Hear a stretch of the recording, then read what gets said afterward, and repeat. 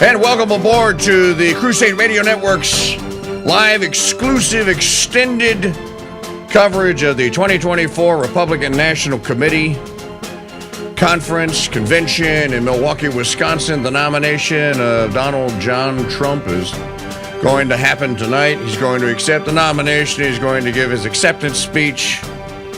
It's going to be epic, super beautiful, I'm sure. All kidding aside, in 2015, it was actually in June the 27th, 2015, Donald John Trump of Manhattan came down the famous escalator at Trump Tower and made his announcement that he was going to run for the presidency. No one took it seriously. As a matter of fact, the broadcast media and in cahoots with the Republican Party reacted with abject disdain, scorn. They laughed. And no one took the campaign or the candidacy seriously. And this is because of the fundamental misunderstanding and underestimation of Trump. I think maybe even in the real estate world and in the business world in New Tenochtitlan City, that Trump was underestimated. All of those years was probably opened up or left some doors open that otherwise would not have been opened. Trump would go on to campaign and begin campaigning earlier than most of the other candidates. He would get out to an early lead because he started saying things that Pat Buchanan had been saying back in the 1980s and 1990s and things that Ronald Reagan had been saying about putting America first. And as soon as he began to gain traction, this is when all the powers that be decided that, Raggy, we got a problem. And decided that, hey, we can't let this, who is this guy? He's an outsider. He's not one of us. He used to contribute to our campaigns. Now he wants to run things? Oh, you can't do that. We run things around here. And, of course, you knew that Trump was for real as a candidate in that first debate. It happened in Iowa in the summer of 2015. He went to the Iowa State Fair, just like everyone else. The RNC had a big, it might have been Fox News, I don't remember, had a big hoop-de-doo debate, and you had all the candidates that were declared at the time, and Trump went on that stage and just destroyed, he destroyed everyone that was on that stage. And he would continue destroying them to the point where, because he was saying things because he didn't care. He was saying things about making America great again because he had nothing to lose and he thought he had a country to save. Fast forward to the late spring of 2016, and it is apparent that Trump is going to be the nominee for the Republican Party. And this is when the deep state realized that it has a major, major problem on its hand. May I just throw in that in January of 2016, in his last year of his presidency, Barack Hussein Obama, our dear leader, Chairman Mao Obama, as I call him, Barack Hussein Obama began to assist the deep state and all of the usual suspects in trying to thwart this candidacy. Now, I want to focus in on something in the early going here in my opening remarks here. At this point in time, Trump is private citizen Trump. He's Donald John Trump of Trump Tower, Manhattan. He is one of the most beloved figures in television. He's a cameo guy in movies. He's bought the Miss America pageant. He's been on the Grammys and sang Green Acres. He's been in dozens of movies and films. He's written 2 best-selling books. He's a regular guest on anyone's talk show. He goes on Oprah. He goes on Maury Povich. He goes on Letterman. He goes on Leno. The usual suspects at that time, because they thought he was one of them, had no problem with him. You know, it was a big name drop to drop. Well, Donald Trump's coming. And then Trump decides that he wants to really do what he told Oprah Winfrey in that famous interview in 1988. Oprah, there's so many problems in this country, so many things that we do so stupidly. And he meant it all back then. He didn't want to do it then. He decided that his country needed him. This is something that I think should inspire every young person, every person, young or old, that's an American, is that Donald John Trump of Mar-a-Lago doesn't have to do anything. He could drop out today. He could tell the GOP, hey, JD, you're on your own. Pick your own running mate. Or, hey, what would have happened had he been killed Saturday? Vance hadn't been chosen yet, so there was no Veep. What would have happened? I don't have an answer to that question. There would have been a jockeying of positions, obviously, to try to gain the nomination. Would they have given it to Nikki Haley? That's what most people are. Oh, Nikki Haley. Well, I really don't think so. But here we are, 8 years later. Can you believe? I feel like how would go sell. Here I am with my co-host, Dandy Don Meredith and Frank Gifford. Seriously, 8 years ago, we all watched a Republican National Committee that was put on by the RNC. Good old boy, RNC, Mitch McConnell Network. The RNC of McCain, the RNC of Bush, and the RNC of Romney. That was not Trump's convention. He was nominated, and he was the star at the end, but it wasn't his convention. This was made completely and totally evident in what Ted Cruz did on Thursday night, if you'll recall. Fast forward 8 years later, daughter-in-law Lara Trump is running the RNC. This convention, there were about 15 minutes last night of just, I don't know what you call that. It wasn't America First. It was Make Israel Great Again. 15 minutes of that, maybe 15 minutes on the Monday night card. Throw all that out, and this has been the Trump families and Trump International and Donald John Trump's convention, and has his hand stamp all over it. It's first class. Everything is done to the nines, as they say. The speakers have been great. He has displayed the greatest political talent, I think, on the face of the earth here today. There are some good people in the. There's some exciting people in the EU. But nothing like I think we have here in the United States. I actually think we're blessed. We have J.D. Vance, we have Vivek Ramaswamy, we have Governor DeSantis, we have Sarah Huckabee Sanders. There's a bevy of young talent out there. This guy's not afraid to display this. Before we go to Richard Barrett, we bring the rest of the cast in here. I just want to make a point about what makes Donald Trump different from all the others. It's not that he's in at the desk. It's not that he answers the 3 a.m. phone call. Those are all part and parcel. He got scammed in 2016. Had he operated Trump International the way he operated his first presidency, he would have been bankrupt in 1988. His instincts on choosing talent and empowering the right people to just be the best that they can be at the right things is what separates this guy, this man, from all the others. It doesn't have anything to do with patronage. It has to do with talent. And he's a good eye for talent. But he was told, look, political talent is different, sir. You need to pick people that know how to do things in Washington. And he fell for it. I don't believe he'll fall for it this time. And with that, I think that the Trump presidency, which has been marked by this convention, the miraculous, and I do believe it was an act of God. I agree with my correspondent from time to time, Joy Pullman, over at the Federalist. You know who was on the security detail Saturday in Butler Township in Pennsylvania? Our Lord, Our Lady, God, St. Michael the Archangel. President Trump does have two statues of St. Michael the Archangel. One now that I know personally. I could tell you the chain of custody, and I could tell you how he got it.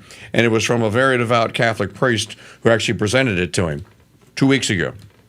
So with that, we await the beginning of the Thursday night card here.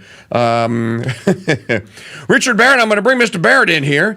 Richard, your favorite tonight is a big night for you and for the Barrett Brief, because the one and only Hulk Hogan is going to step up to the plate. That's right. The prophecy is being fulfilled, and it is about time. But it is a good thing to see. And we are all waiting on pins and needles to see if Real American will be used for Trump. Hopefully, it'll be used for Hogan. But if they don't use it in concert for both of them, it would be extremely disappointing. Of course, Richard is talking about that's Rick Derringer, right? Yes.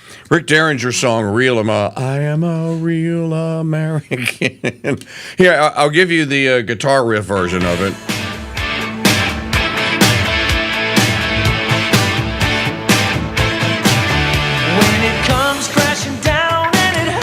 Okay, I had Justin, Richard, just so you'll know, I had Justin find us the best HD version of that video, because it's from the 80s, that he could find, and we have it in Wirecast. So when Hulk Hogan does come out, we actually have the Rick Derringer video, and we have Hulk Hogan actually playing the guitar and playing the intro.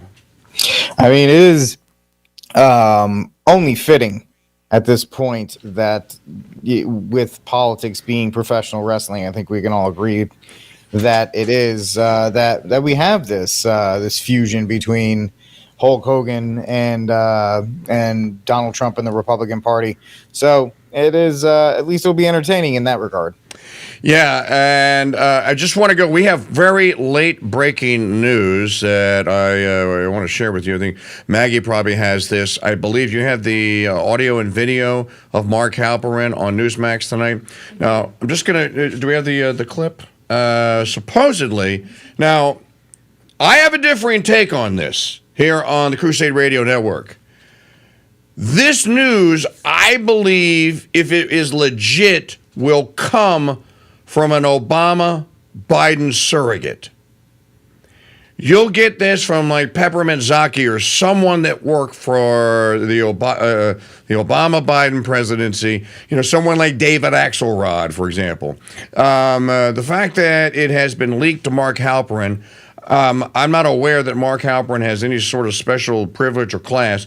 Why you would leak this to Halperin is beyond me. But this is the conversation. This is how it went on Newsmax just about an hour and a half ago.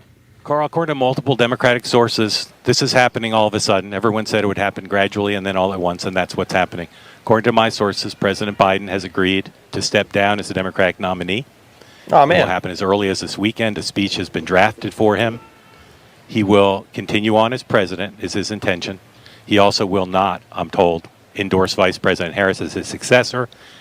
They're hoping that he will endorse an open process in which the convention will be open to Vice President Harris and a few other candidates in Chicago to pick the Democratic nominee for president. The belief is that Vice President Harris is already looking at potential running mates to go to Chicago with a full ticket, including one possibility, Andy Beshear, the governor of Kentucky, and perhaps the governor of Pennsylvania, Governor Shapiro. Other possible candidates who are being talked about include Gavin Newsom, the governor of California, perhaps Gretchen Whitmer, and again, the vice president running. On the first ballot, the regular delegates would be allowed to vote under this agreement that's being talked about amongst the president and high-level Democrat officials.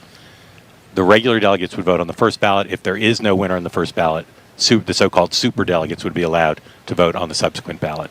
This decision was reached, I'm told, all of a sudden because of the high-level pressure from Nancy Pelosi, Barack Obama, and others, and as well as the decision of many of the President Biden's top aides that there was no path forward for him, that he would not be able to win this election, win the general election. And therefore, he's stepping aside again as early as this weekend. So, Mark, what are the political ramifications for a party that based much of their platform on diversity, equity, and inclusion, and they're passing right over Kamala Harris, and he's not going to be endorsing her, according to your sources? Because she's a loser. According to my sources, he will say very nice things about her. They do not want what some of my sources have been calling a Kamala coronation, that the problem, in part, that they found themselves in was that President Biden was not seriously challenged for the nomination. I'm told by some of her people, I don't know that the vice president thinks this, but some of her people believe she will win this, that she'll choose a strong running mate, that she does have the support of many of the delegates who are Biden-Harris delegates, and that she can win this basically on her own. And at least one of her allies said to me, this is better. Better to not be anointed by Joe Biden, better to show independence, better to show with a strong ticket the capacity to win the nomination on her own. All right, stop. Well, Mark, that said, okay. As early Richard, a couple of things here. Number one, this is the party of diversity, equity, inclusion. There is no pull yourself up by the bootstraps here. There is no achievement here. This is all about patronage. You know this, and that's why it was Hillary in 2016. It's why it was Biden in 2020. So if Obama is the one that's whispering in, Joe, you need to get out, go. You're going to drag the party down the tubes, and Big Mike and I don't want to see Trump back in the White House. And it's not going to be Big Mike. Big Mike does not want this. Where is Hillary? Richard, my question is, where is Hillary? This could be Trump Hillary 2.0. If you're looking for who runs the super delegates, it's the Clintons and the Obamas. It ain't Bashir. It ain't Shapiro. It's not Gruesome Newsom. Or Gavin Newsomabad. It's the Clinton, the Global Clinton Initiative, and Obama has one too. It's the Obamas and the Clintons. So even if it's not Hillary, it will be someone that is acceptable to the Obamas and the Clintons. And that's just the way it is, because they own and run this party lock, stock, and two effing smoking barrels. Yeah. So Monica Page from ONN said she just spoke to the White House to comment on this situation. They said it's quote unquote fan fiction. So what I'm thinking is this is a trial balloon. Absolutely. I think this is absolutely being floated. Two things, Mike. First, it's a trial balloon. More importantly, it's a dig at Trump. Yep. Because what is the Republican Party talking about right now? Are they talking about Trump's speech right now? Or are they focusing? They're taking, it's kind of a savvy move on the Democrats' part. They've taken a tiny bit of the win out of Trump's sails because it's his nomination and so forth. And everybody was looking forward to, hearing him speak first time since Saturday. But this is a nice little way to kind of dig at Trump by floating this out there. And now you have everybody scrambling to speak about that or to speculate on that as well. Now, the idea, they can't run Hillary. I'm just going to go out there and say that she can't run. Big Mike can't run. This is a disaster for whoever is anointed, quote unquote, to be the nominee if they're not Biden. This is going to be the doors are going to get beaten off whoever the Democratic nominee is. I know they're saying that, look at this 538 poll and the Bidens are up and all this other kind of stuff. But the idea here, but it's not. The way this is going, an open convention I'm sure Mike, an open convention didn't work out well for the Democrats last time when they were in Chicago. 1968, open convention, Hubert Humphrey, absolute disaster. There's so many things working here. Number one, as I said in the opening comments, Rich, I know you heard, and for those of you just joining us late, Mark Halperin is not a Democrat. Halperin writes for the Wall Street Journal, okay? He's in that group there. He's one of those like moderates, what you call, Richard, a squish. He's a squish. He's one of these guys that's in the middle. He gets details and dirt from either side. You're not gonna a big announcement like this or a big leak like this is not gonna go into somebody like Mark Halperin. The reason they probably picked Halperin is because he can get on one of Trump's networks, Newsmax. And Newsmax is going to run with it, and Fox is going to pick it up, and they're going to say, well, Halperin is saying this. As I said on Twitter, if you read my at the King Dude on Twitter, I don't buy this for a second. I don't even buy that Biden is going to drop out. I agree with Richard here. Let me see if I can get Joseph Robinette Biden on the headlines, on the news, on the night of Trump's nomination. That's all this is. This is what's the word here? I wanted to say it was shrewd, but it's not really shrewd because, the parties used to have an understanding, Richard. You wouldn't even see the nominee for the other party on the week of the other party's convention. For example, when Clinton was nominated in 1992 by the DNC, okay, because the party in power goes last, right? The party that has the White House, their convention is after the challengers party. So the Democrats had their big hoop-de-doo party. They nominated Bubba, and then when the Republicans had their convention, and they renominated Bush and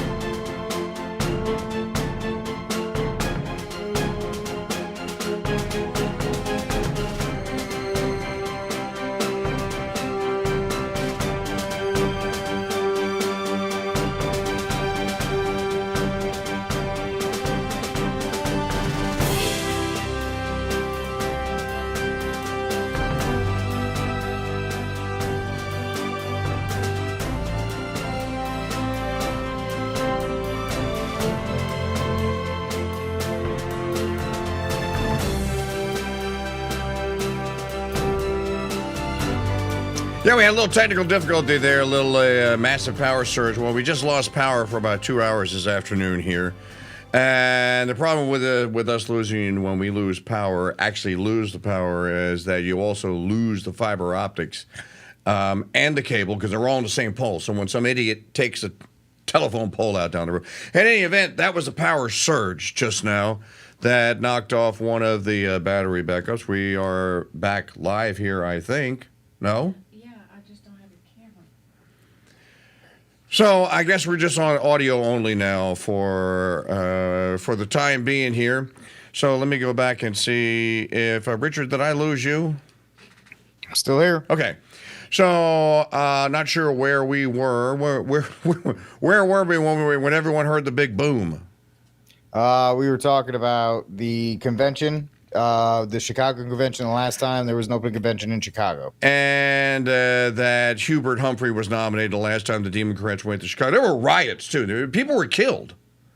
It was an unmitigated disaster, the Chicago convention. So that's, I think, what we were talking about. And how I was saying that there's no way that a middleman like Mark Halperin is getting this kind of a scoop from the Biden regime here. And by the way, how would a Democrat operative get this?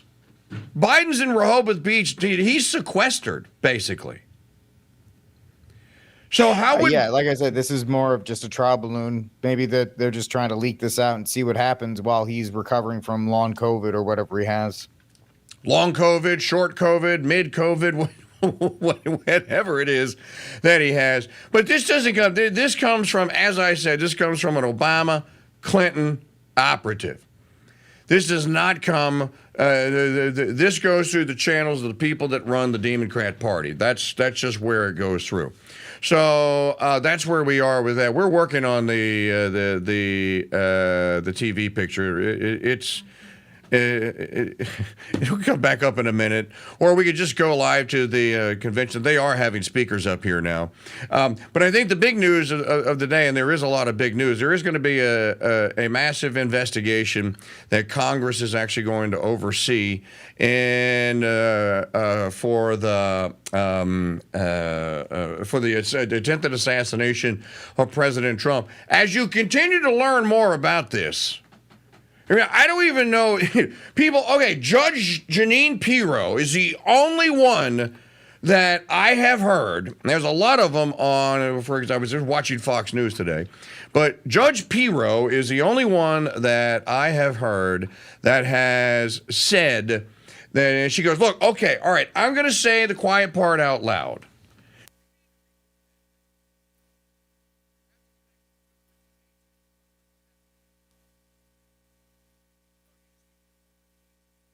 Richard, can you talk for 2 minutes? I have to go do tech support. Absolutely. All right. Yeah. It's on you.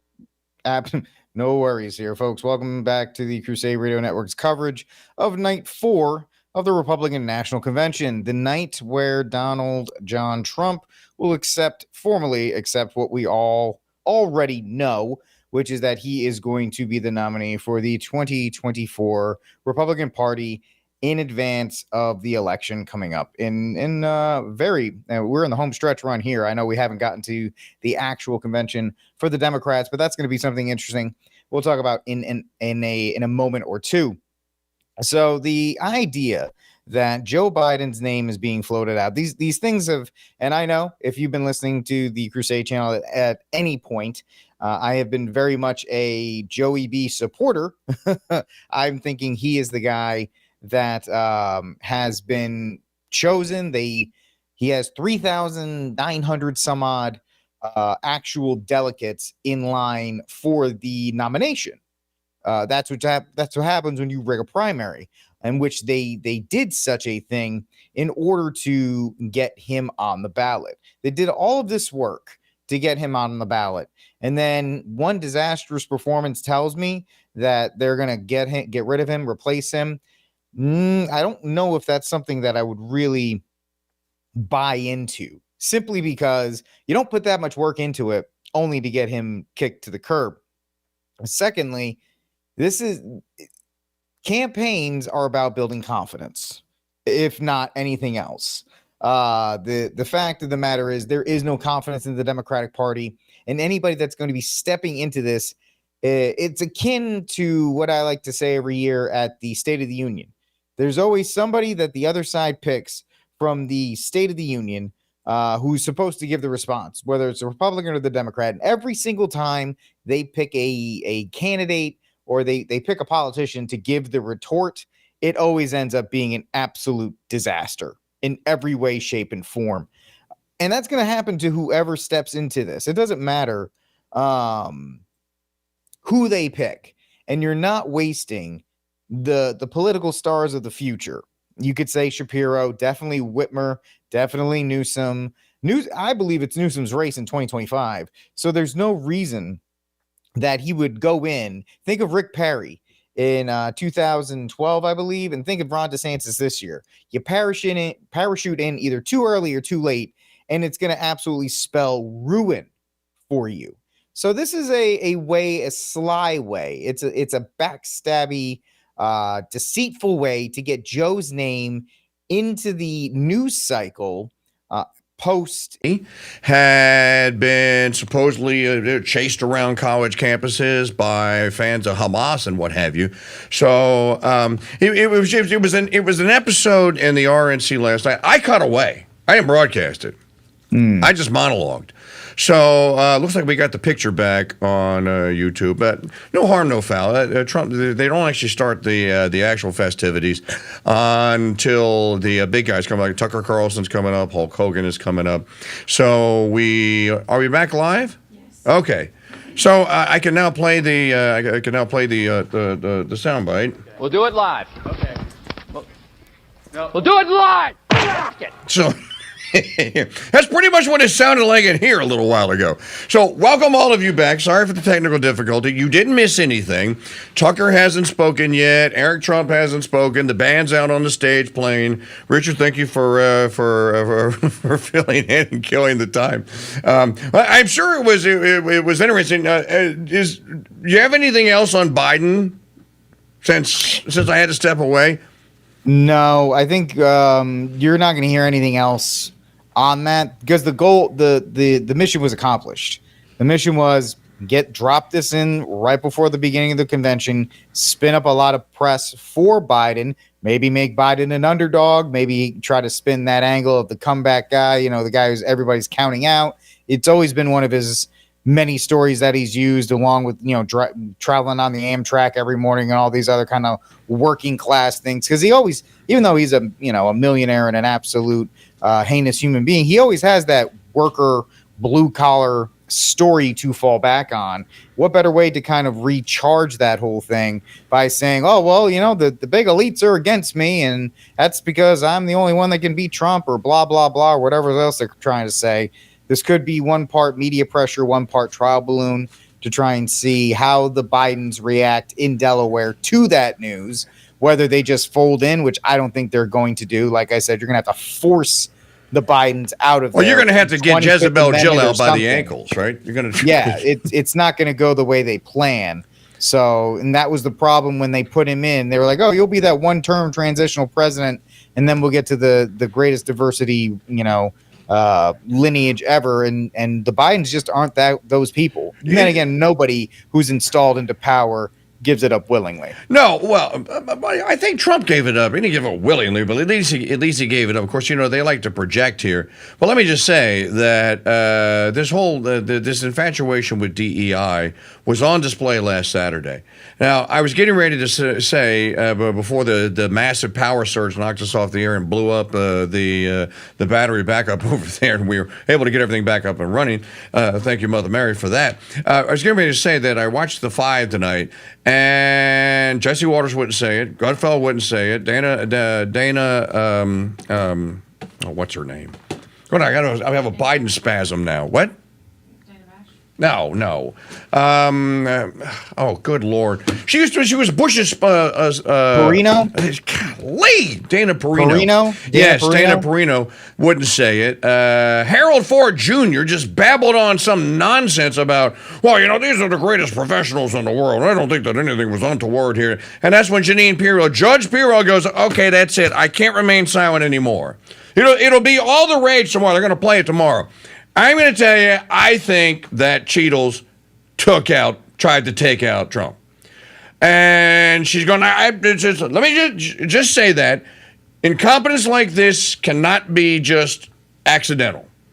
This is, because the whole world saw the images of 5'4" ponytail lady, and then 5'5" Robert De Niro face woman who couldn't holster her weapon, and then the other woman who was 5'6" who was worried about putting her sunglasses on, and then the 5'9" guy. Donald Trump is 6'3". You have to have 6'3" Secret Service agents in order to shield him. That's just simple logic here. Even dummies that practice DEI ought to be able to figure that one out. It's not hard to figure it out. So the fact that you had assigned a troop of Secret Service agents that were like Ewoks compared to Chewbacca Trumps, you have Ewoks guarding Chewbacca. Makes absolutely no sense whatsoever, or maybe it does make sense. And I think that was Judge Jeanine's point, is that, well, maybe they were put there intentionally because they knew something was up. Even if you just left it out there that you had intel that there was a mentally deranged loose cannon, and that the butler that he was in Butler Township. Remember, I thought George Webb made this point brilliantly on Monday's Mike Churchill when he called in. He goes, "Well, Mike, you have to remember." He goes, "Remember that they set up these 6 guys to murder Gretchen Whitmer. Remember this? The FBI went in there and set these guys up and then told them how to kill Gretchen Whitmer, the governor of Michigan. They laid the plan out. They gave them the operation. They even gave them money. They gave them money to go buy the stuff that they would need to pull the crime off. And then when they were about to supposedly pull the crime off, and the FBI agents convinced them that they were doing a patriotic service to their country, right? This is a very not well-known story. It should be more well-known. George Webb's point was, well, we don't know anything about this kid. Maybe he was radicalized by fake Antifa patriots or fake Antifa wackos, right? Who were actually planted FBI agents that had gone into many different areas where the FBI thought Trump might go campaign, and then they went and they were radicalized. See, this is the thing. They were radicalizing, I say radicalizing in the present tense, they were radicalizing young people like this kid. Like, look, you'll be doing your patriotic duty. And don't worry about the logistics of it. We'll get you into the site, okay? We'll get you into the site. But when you get to the site, you just have to have the courage to do America and the world a signal service by taking out this guy who's going to kill democracy. So you start working on impressionable young people that already have mental problems, are probably on all sorts of psychotropic drugs to begin with, and then you can do the same thing to them that the FBI did to those 6 men that were going to kill Gretchen Whitmer. Let me give you one more, and you won't believe this. They did this, they started working on this, and they did this prior to the explosion at the Edgar R. Murrah building in Oklahoma City. You know the story, right? Yep. They infiltrated McVeigh's secession white nationalist group, or whatever that group was. The FBI infiltrated it and radicalized it. There's an entire, I want all of you to know that to its credit, Showtime, or maybe it was HBO, one of the two, either Showtime or HBO, made a series about this, a mini-series about this, documentary series about this, and they documented how the FBI got inside that particular group, and they were radicalizing those guys all along.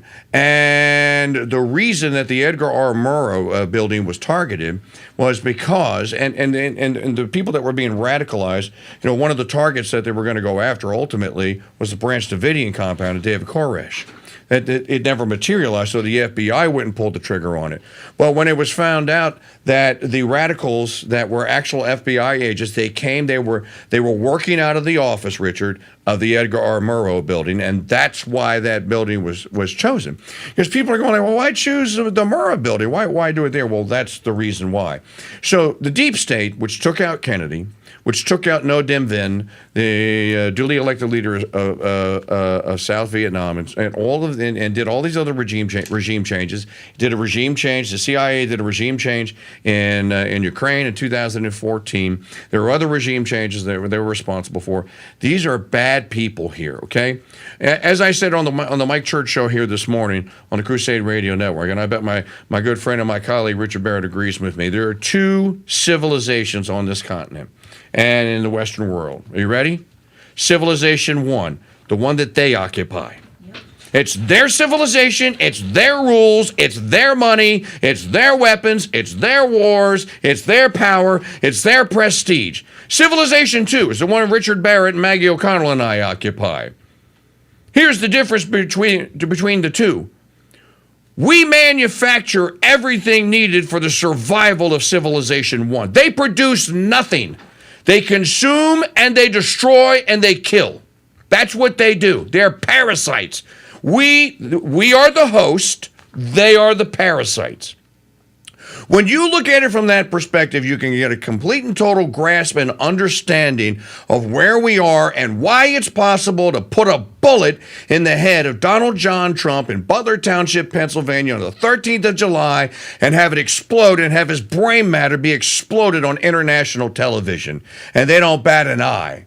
To them, it was just another op, because you know what? They live in that civilization. And that civilization thinks that we exist for them. Okay? Remember the line in the movie Bug's Life, which came out in 1998? The grasshoppers do what? I don't know, have you seen Bug's Life, Richard? Actually, I haven't. Okay, so what? Let's send him a copy, Maggie. Get Richard and Elizabeth a copy of Bug's Life. Okay, so the grasshoppers have terrorized the ant colony. And the grasshoppers have convinced the ant colony that the ant colony will die if the grasshoppers don't protect it. You see where this is going? So the ants all summer long harvest grass seeds, grain, for the grasshoppers. They make a ginormous pile. It's called the offering. And right before the rainy season starts and the ants get washed away because their little colony gets filled with water, the grasshoppers come and they claim the offering. And this one particular year, the offering isn't there because a ant named Flick, who was a screw up, knocks the whole thing over, and it goes. it all falls off the offering table where it's at, and it goes out into the ditch. So the grasshoppers come and they go like, okay, we're going to give you another month. You gather the food for us, or we're not going to provide any protection for you. And there's a line in the movie with the queen of the ant colonies, played by Phyllis Diller. Phyllis Diller says, well, there's nothing we can do about it, because who's going to believe a bunch of ants? The ants outnumber the grasshoppers like 1,000,000,000 to 1. 1,000,000,000 to 1. But yet the grasshoppers have the ants convinced that their survival depends on the grasshopper protection. Richard Barrett, does that sound familiar? Very, very. It almost feels like it was ripped from reality. Well, Pixar kind of does that. They did it with Cars. They did it with Wall-E. Pixar's pretty good at this, at kind of sending subliminal messages going like, and they did it with Monsters, Inc. Monsters, Inc. is all about child sex trafficking. So yeah. So when you think about this, ladies and gentlemen, and welcome to all of you that are watching here on the Crusade Radio Network, wherever you may be watching. Richard Barrett, my colleague, and I are your host here for this evening, and we're going to go live to the RNC. I guess when the next speaker comes up, because the band's playing some cheesy country song right now, we'll cut over. When you think about it in this term, this helps explain why they are also so insulated. Why did Angelo Codevilla write the book that sold millions of copies called The Ruling Class, The Ruling Elite? And what did this is back in 2011. What did Codevilla what did he expose, or what did he what was the book about? It was like the two civilizations. Theirs is a complete ecosystem. But the ecosystem fails if the ants, that's us, ever say no. If we ever pull a Caesar from Planet of the Apes 1 and say, was it the first one? Which one was Mark Wahlberg in? That was the reboot. That was like early 2000s. Right. Wasn't the ape named Caesar that said no? No, that was one with Franco. That was the beginning of the Franco trilogy with Caesar. But there was one that said no, right? Yes, that was the big moment at the end of the first of that trilogy. Okay. I think it was Dawn or something, the Planet of the Apes, when he says no. That was the big moment there. Okay. Well, Trump said no. Trump said no. Not apes, ants. So the same thing.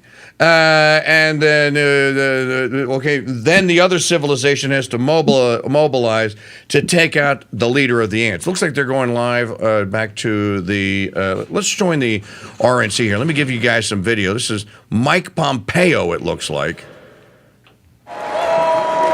Good evening. Good evening, my fellow Americans. It's great to be with you. A special shout out to Kansas over there, my good friends from Kansas. You know, I had the incredible privilege to serve as President Trump's CIA director and Secretary of State. It was my greatest honor to work with him every single day to serve you, the American people. Now you all are paying attention, so you know what the Trump administration achieved, but it's worth going through a few of these accomplishments. Let's start with this.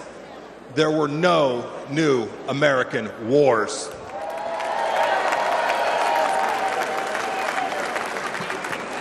Our border, our southern border, closed.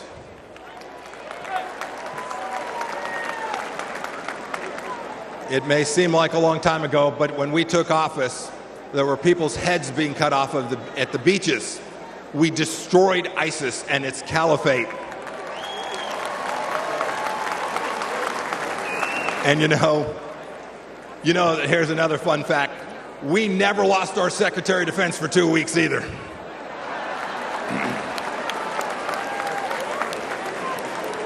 You'll remember, for those 4 years, the evil of Vladimir Putin was held at bay.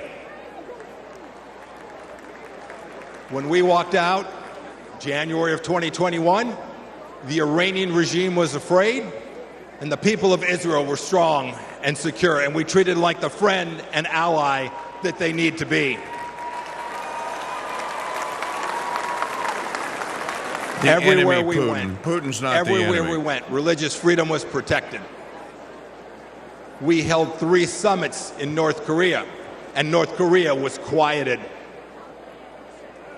We'd begun an honorable exit from Afghanistan, and not a single Chinese spy balloon flew across the United States of America. 4 years.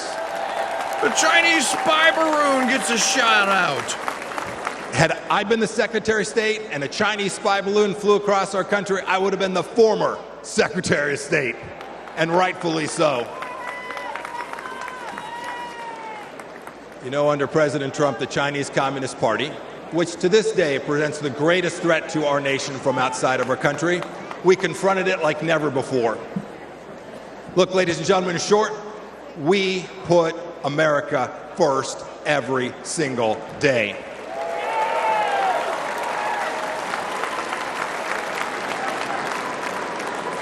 "42 months on, what has Joe Biden and Kamala Harris done? And their leftist handlers, what have they delivered to us for security and prosperity? Almost nothing. Let's start with this. You saw some of them last night. 13 new Gold Star families from Afghanistan. As an Army veteran, I want to speak to everybody who served in Afghanistan. I'm disgusted by the Biden administration's incompetent pullout from that country.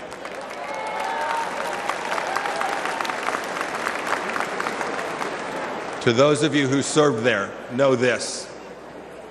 Know that your service was honorable, that you saved American lives, and that the Pompeos love and admire you for what you did for America. Thank you, and God bless each and every one of you.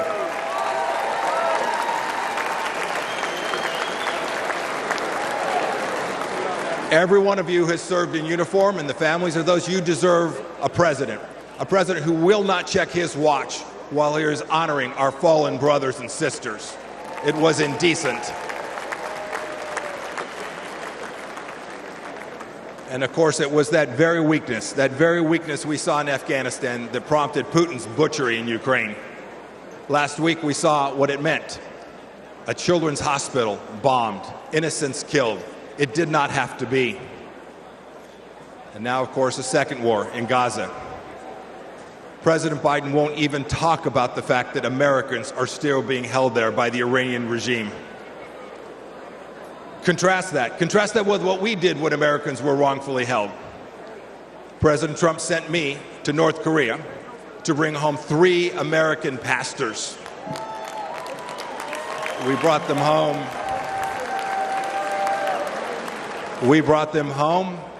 Along with dozens of other hostages, and we did so without paying one single penny to the terrorists.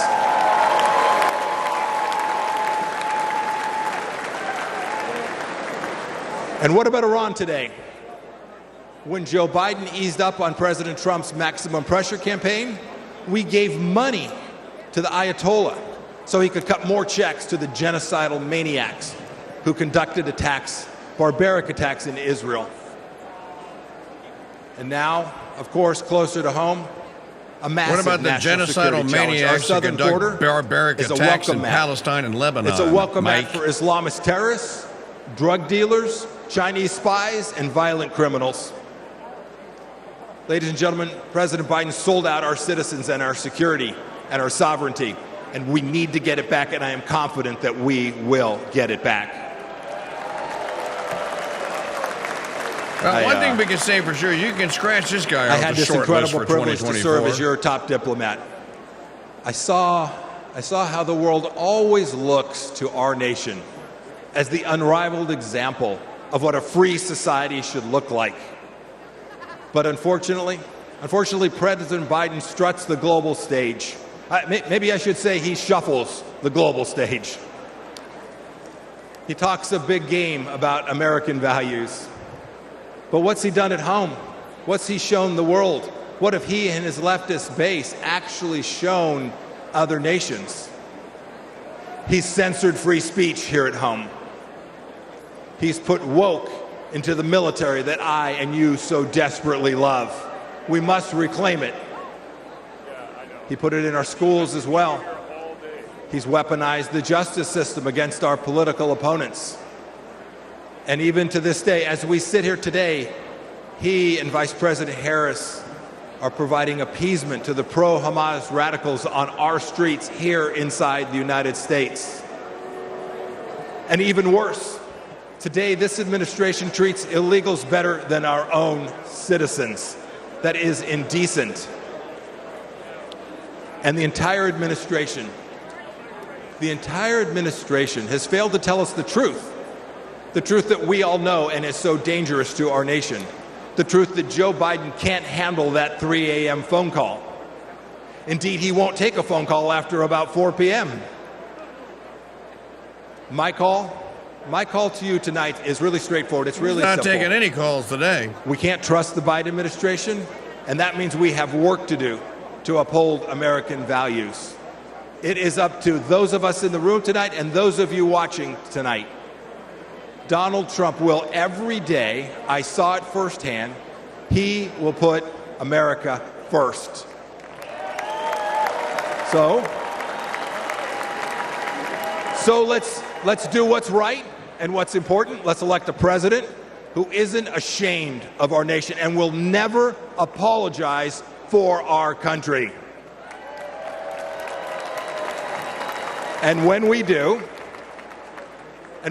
we will put a strong America First leader back in the White House, will re-elect Donald J. Trump, and we will make America special, exceptional, and of course, great again.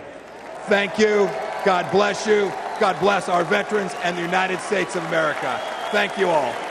Thank you so much. Ladies and gentlemen, please welcome All right, that was Pastor Mike Pompeo Lorenzo here. Sewell from Michigan. It's our live coverage of the Republican National Convention here tonight. Trump's going to speak later and accept the nomination here on the Crusade Radio Network. My name is Pastor Lorenzo Sewell. I have the honor and the privilege of being the senior pastor at 180 Church. And we were blessed last month to have President Donald Trump come to Detroit, Michigan. Let's go! Can you imagine it? Can you imagine President Donald Trump coming to a city and calling a pastor like me, a pastor who was born and raised on the east side of Detroit? I was mentored by murderers. I was a student of the street. But I had a radical experience with Jesus Christ that changed my life forever. Come on, if you believe that Jesus still changed lives, come on, put your hands together and give our great God great glory.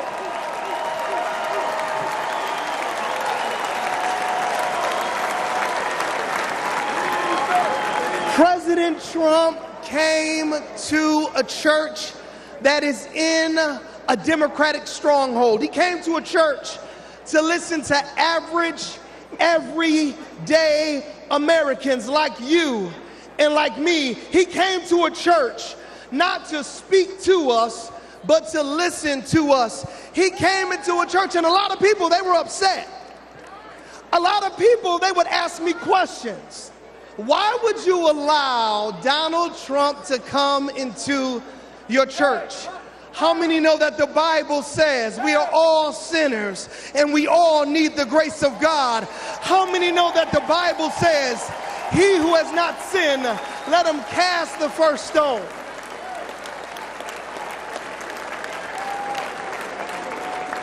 President Donald Trump, he came during his birthday weekend. Let me ask you a question. Grand old party, what would you do for your birthday if you were worth $6.7 billion? What would you do for your birthday? Would you come to Detroit? Would you come into the hood? He came to the hood because he cares about average, everyday Americans. You mean real Americans? Grand old party, I need to ask you a question. What would you ask for your birthday? If you could go to Mar-a-Lago or if you could go to New York, what would you ask for your birthday? He asked for prayer.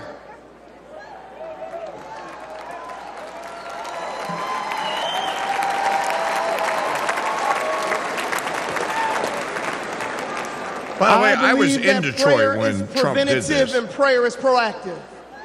I believe that praying in the name of Jesus changes everything.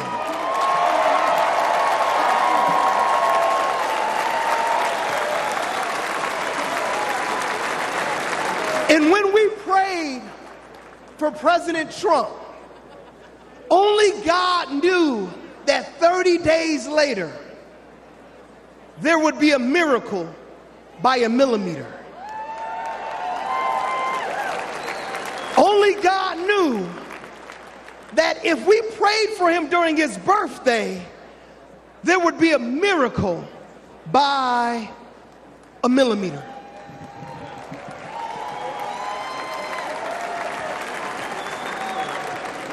If President Trump had moved 1 millimeter, he wouldn't have been here on Monday to talk to us about how America was going to be made wealthy again. If President Donald Trump would have moved just a millimeter, he wouldn't have been here on Tuesday to talk about how he was going to make America secure again. If President Donald Trump would have moved just a millimeter, he wouldn't have been here on Wednesday to tell us how he was going to make America strong again.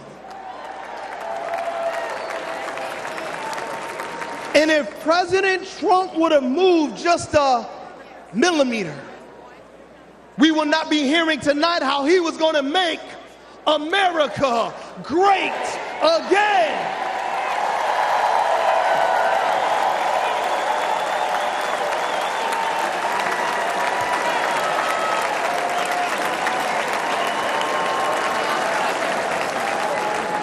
Before I take my seat, I just got to talk to you about something called providence and something called sovereignty. God's sovereignty is his ability to be able to do what he wants when he wants because he's God.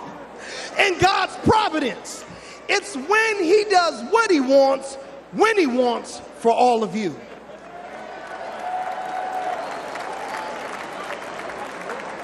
Did you know that President Trump was shot on 6/11?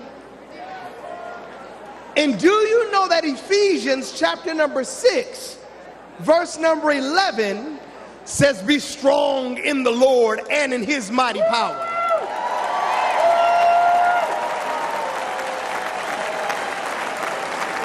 To all my Democrat friends, I want to ask you one question. Do you know anybody that was the 45th president? He was convicted of 34 accounts. He raised $53 million in 24 hours and could be the 47th president of the United States in America. And he was shot one time. Do you know anybody like that? I like this guy.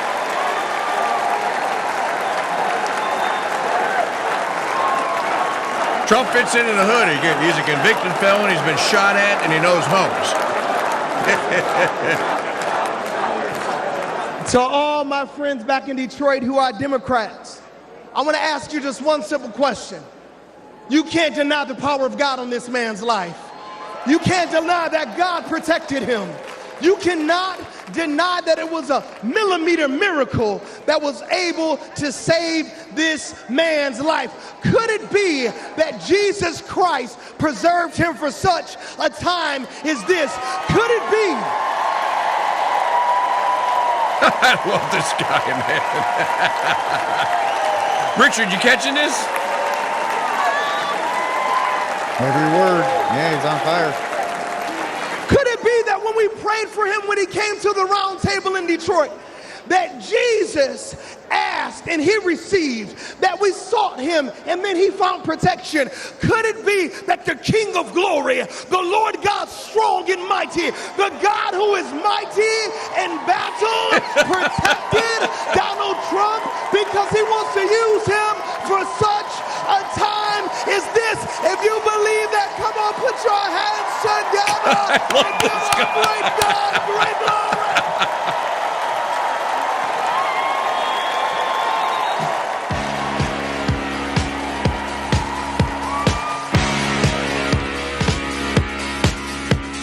All right, so they do this in the interim. They give you a Trump dancing meal. Let's go back to Richard Barrett. All right, I have Richard now on the full screen screen here on StreamYard. The Reverend, what was his Soul? This is Sorrell, Reverend Sorrell of that church. Bob Kopka told me where that church was. I said when we were in Detroit for the People's Convention that weekend, Richard, and I said, "Do we want to go see it?" He goes, "No, we don't want to go. We don't want to go in that part of the hood." I said, "Is it that bad?" He goes, "Trust me, it's that bad. We don't want to go there." But apparently, President Trump is like, why don't we just take a little detour? Here they want to talk. They're willing to listen. And they actually did. Listen, there was a very, should be famous photograph that came out of that. I mean, speaking of famous photographs, Richard Barrett here is my colleague, host of the weekend edition of the Barrett Brief. He is L-armed Catholic on the Twitter. Richard, anything about the ballistics? What little we know now about the shooter that you want to maybe add, since we talked on Monday about the incident in the Butler Township?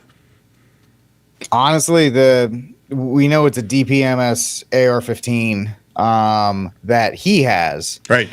We know that the parents called in to the police and stated that they were worried because their son had not come home by 1 and he was supposed to go to the shooting range.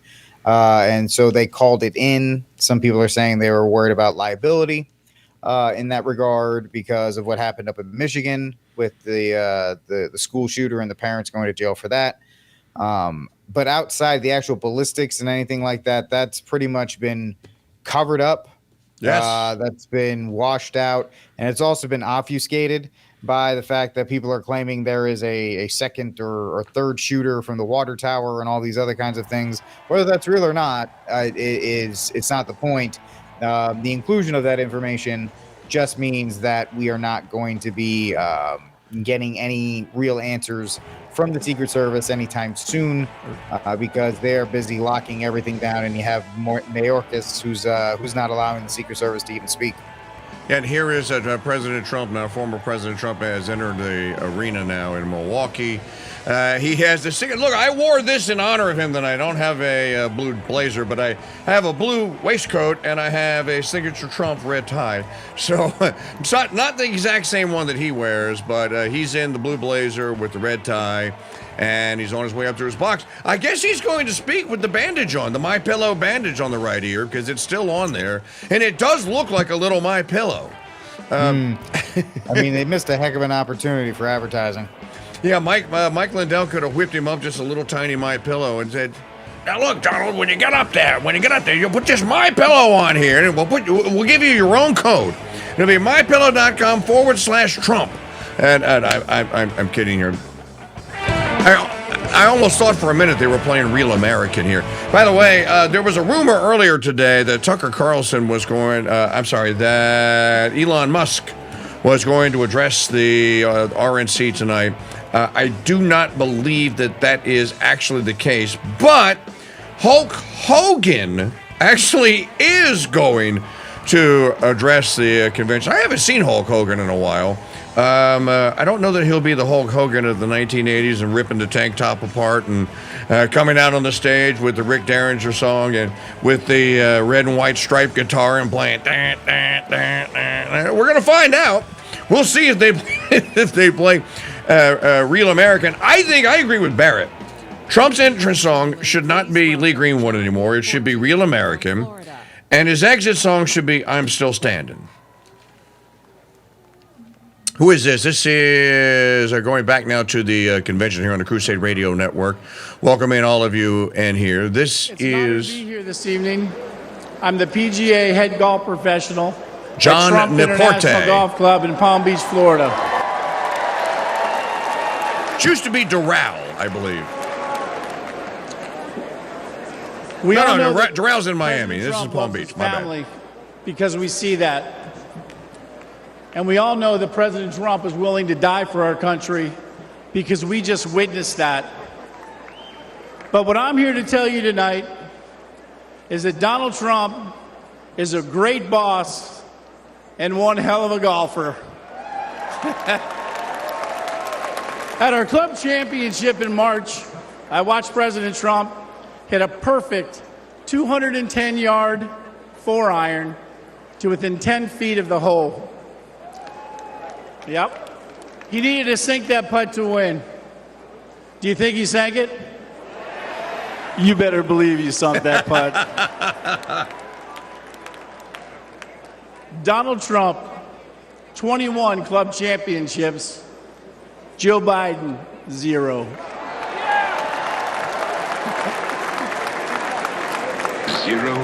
For non-golfers out there, that's a pretty good record. That's real good. That's not good, that's great. 25 years ago, I was working multiple jobs, and one of those jobs was caddying at Trump International, and that's where I met Mr. Trump. My caddy job eventually would turn into a full-time job.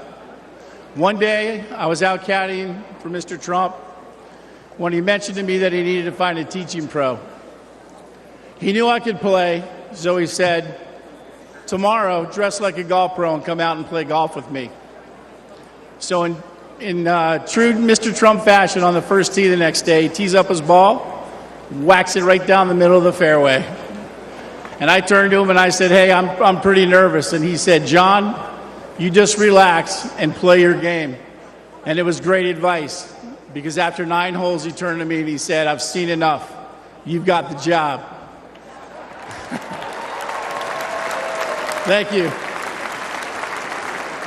Later, I went on to become the head golf professional, and I'll never forget that moment with Mr. Trump. He truly changed my life. That's who Donald Trump is. For 25 years, I've seen his generosity and his remarkable character firsthand. His entire family reflects these values as well. With all the hate the president gets, I think to myself, how can someone go through all this? He could have chosen a quiet life. He could have played more golf. But he cares so deeply about America and our people. He just keeps working, and he does it for us.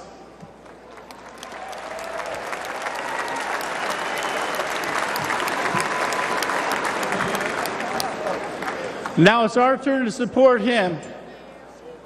So let's help him. Let's hear it. Make America great.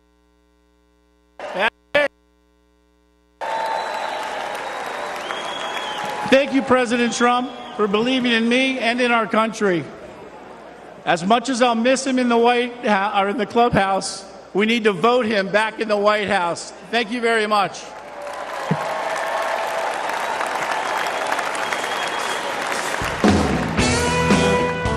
This is a theme, Richard Barrett, that you and I talk about often here. You've been to Trump International Resort in Las Vegas, maybe another one. Everyone that works for the man has nothing but praise for him. Yeah, my favorite story I like to tell about that, it was during 2020. We were actually at the Las Vegas Trump, with the one we go to whenever we go to Vegas. Love it. It's a beautiful hotel. And just, you know, you want to talk to the staff. They're like, you really like the guy? You know, and they're like, nah, he's coming next week. And he was coming next week because it was part of the campaign. They're like, we can't wait to see him because the guy's fantastic. Yeah, everybody's always happy to see him. You and I, Mike, have talked at length about how Trump actually enjoys, because he's, you know, when you're swimming in wealth, that much wealth, you tend to find a lot of phony people, yes, a lot of fake people.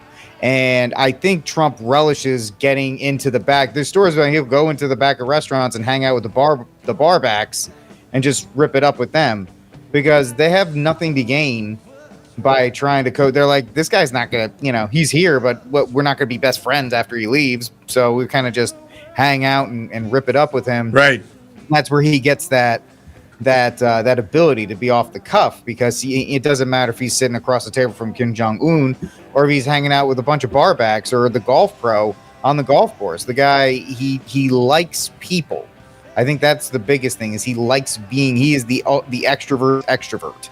Yeah. He also likes people that build things. And when I say build, doesn't mean you have to have a router table or a miter saw or anything. When I say build, he could be building a cocktail, Richard.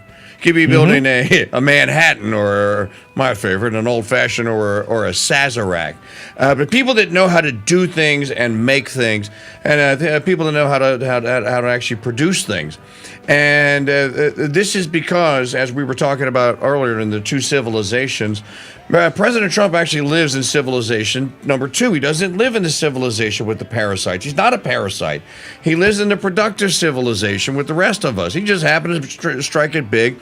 But the thing about it, to me, one of the big signatures, and I love the video that somebody posted today. It might have been Jack Posobiec's wife. You'd put it up there, of little Baron Trump with Melania in the office. Didn't you put that video up? And little Baron Trump can't wait to go to school, but he's not gonna have a backpack. He's gonna have a briefcase because he wants to imitate Daddy. So I gotta go to school, and I'm gonna do this, and I'm gonna carry my bag. And he brings the briefcase out, and Trump from across the room in his office, Melania's there. He goes, "You're gonna go to school and do what?" "I'm gonna do this and that." And Trump's going, "You're going to go study. You're gonna go study." And then he said, come here, give me a kiss, and Barron kissed me. Let me tell you how this is gonna go down, okay? I want nothing but A's. Oh, and one more thing. No alcohol, And no cigarettes, okay? Oh, wait a minute. Before you go, Baron, no tattoos. I don't want to see a tattoo on you. And then the video kind of ends. All right, back to the Republican National Convention here on the Crusade Radio Network.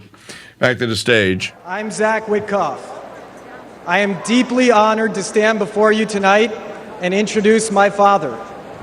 This moment holds special significance as I'm about to become a father myself. Thank you. The nation my son is born into in December will be shaped by the choice we make this November. I saw my father's remarkable journey from relying on a small loan to becoming one of the country's most successful developers. He showed me that success comes from hard work, not handouts. When I joined his business, I started at the bottom, literally, handling plumbing jobs and repairing sewage lines late at night in New York City. That's how he started too. I vividly recall him spending New Year's Eve fixing a broken sewage tank with a bear of a man named Shecky. You see, they couldn't afford to call in a crew. They were the crew. Years later, Shecky was still by my dad's side, and he became my first boss. He once told me he would run through a wall for my dad because my dad never asked him to do anything that he wouldn't do himself. And that's exactly how my family feels about our dear friend, President Donald J. Trump. We have seen him stand shoulder to shoulder with the American people, time and again, even when it wasn't easy, even when he could be doing something else. Even after getting hit by live sniper fire, he stood with us, my fellow Americans, and that is why we stand with him. And you know what? He makes it fun, too. President Trump and the First Lady were the guests of honor at my wedding at the beautiful Mar-a-Lago Club.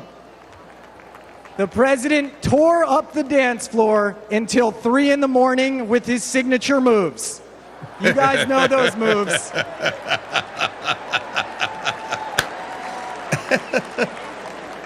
The essence of what my dad taught me: hard work, unwavering loyalty, and perseverance. That is the essence of Donald Trump.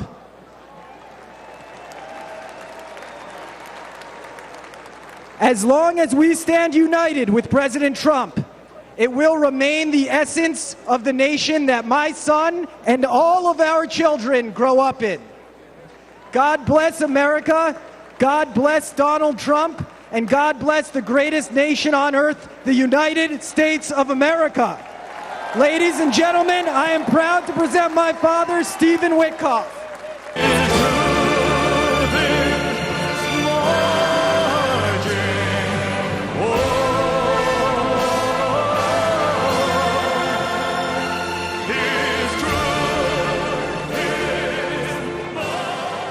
Nice little Elvis, never hurts that.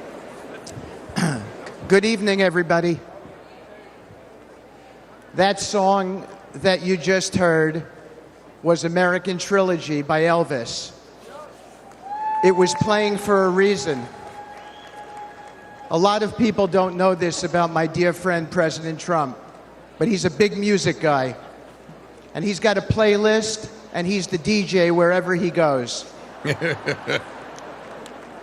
See, I stand before you tonight, not just as a speaker, not just as someone who came up as a builder with the president in the world of real estate, but as someone who has had the profound privilege of calling President Donald J. Trump a true and dear friend for many, many years, in good times and bad times.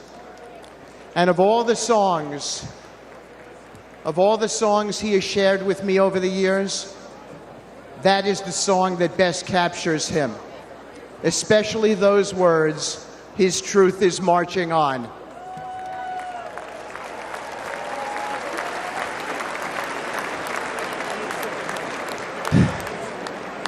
I thought of that song after my dear friend was shot a few days ago. I gave him a call. I expected to leave him a voicemail, so it surprised me when he answered the phone. His first words surprised me as well. He'd just come within an inch of his own life ending, but he picked up the phone and said, "Hi, Steve. I'm really glad you called. How are you? How are your kids?" It surprised me, but it shouldn't have. I know this man very well.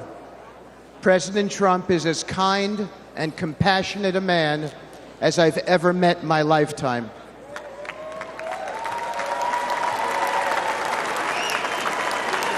Live coverage of the 2024 Republican National Convention. Tonight's the night that Trump gets nominated. Stephen Witkoff, friend and businessman, is currently speaking here.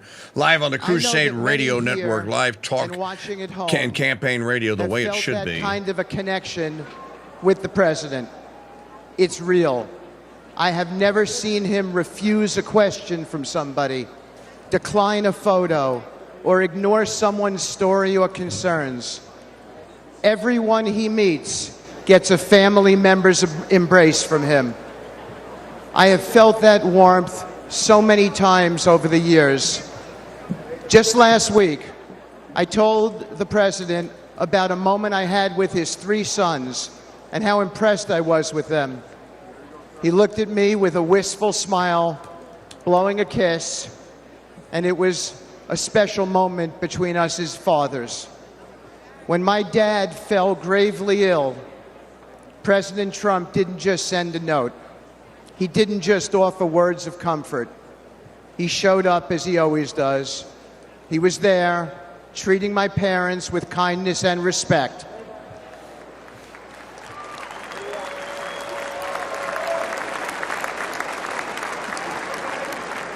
Including my mom, who's 91 and here tonight dressed in red and is going to be voting for the president.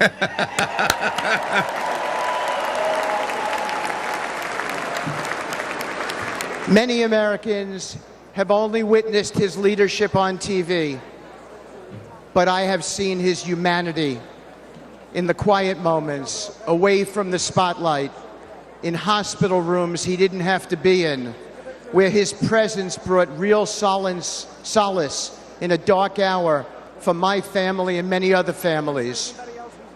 That's who he is.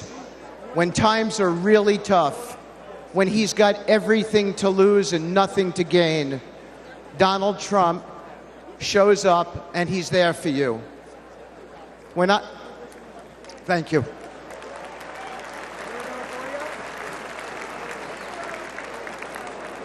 When I lost my boy Andrew to an opioid overdose, the pain was unbearable.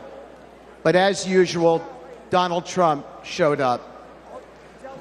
After he became the President Trump, even amid all the responsibilities of his office, he reached out and invited me to speak about Andrew at a conference on opioids hosted by the First Lady, providing a platform to honor my son's memory.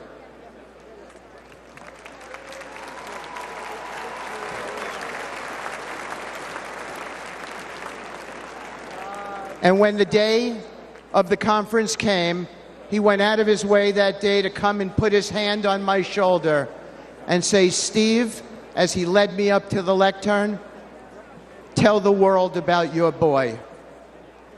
My boy was the best of us. Where we lived in New York City, a Trump building, 502 Park Avenue, there were 12 homeless people who stayed outside by the church next to the property.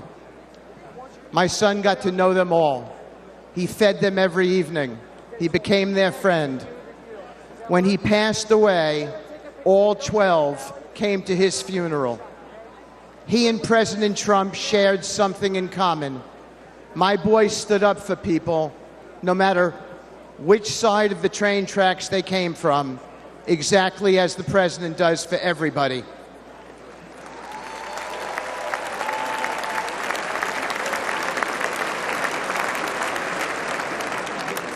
Standing here today, I still feel my boy's hand on my shoulder. After Andrew passed away, I found myself clinging to my son's memory, even his things. His college ID is in my pocket right now. I wear his ring since he died. And I came today with his watch on. I kept his guitar too, and thought I would keep that guitar forever. But I gave it to my dear friend, Andrew's friend, and fellow music lover, Donald Trump.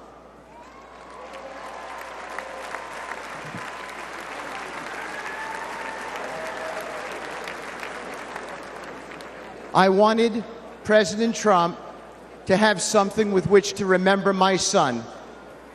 President Trump didn't say something nice to me and put it in a closet somewhere. He put it right out front at his Trump International West Palm Beach property, where he and I both see it whenever we walk in and play, and where everyone who walks into that beautiful building sees it as well as an acknowledgement to my boy, a sacred tribute to a true friend who's gone, and a cause that remains opioid abuse.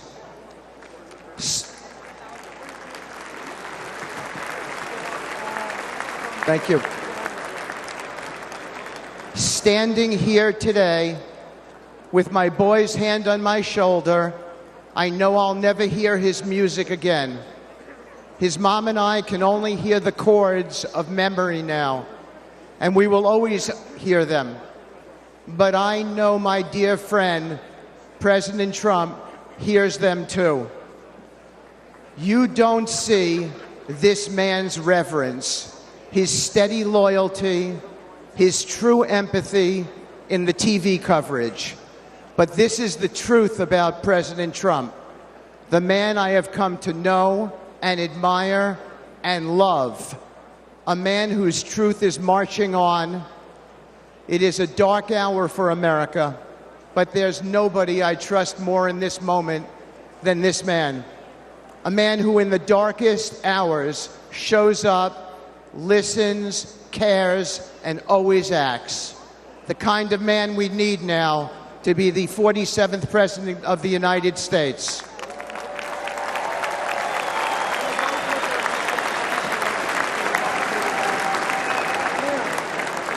Thank you.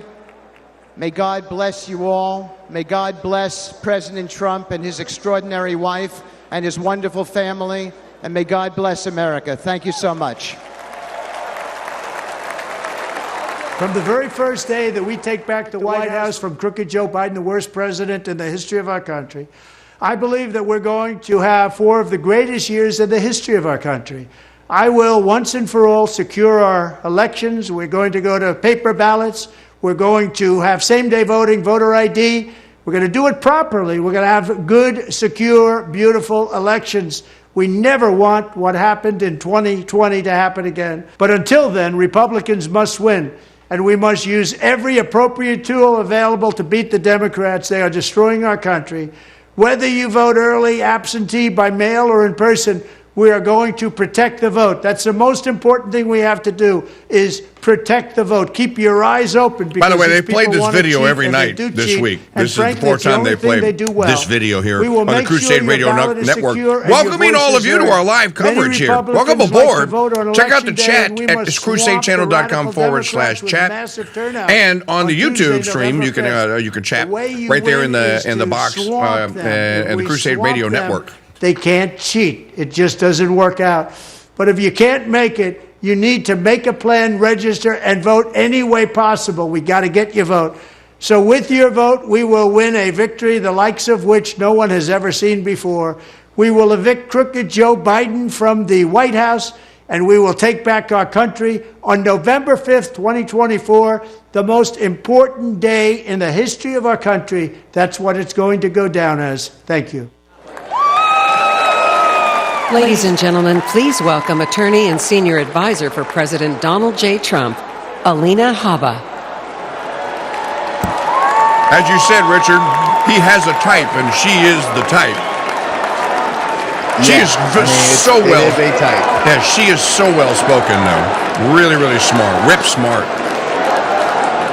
Good evening, America.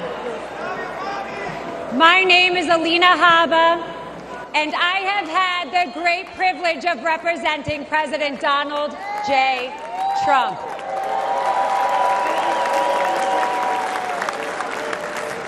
Now, I know you're all used to hearing me shouting outside a courthouse.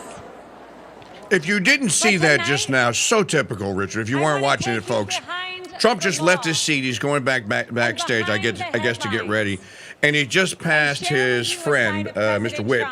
And he looked over at him and he said, pointed at him and said, good job. That's the kind of guy he is. And his commitment to saving this great country.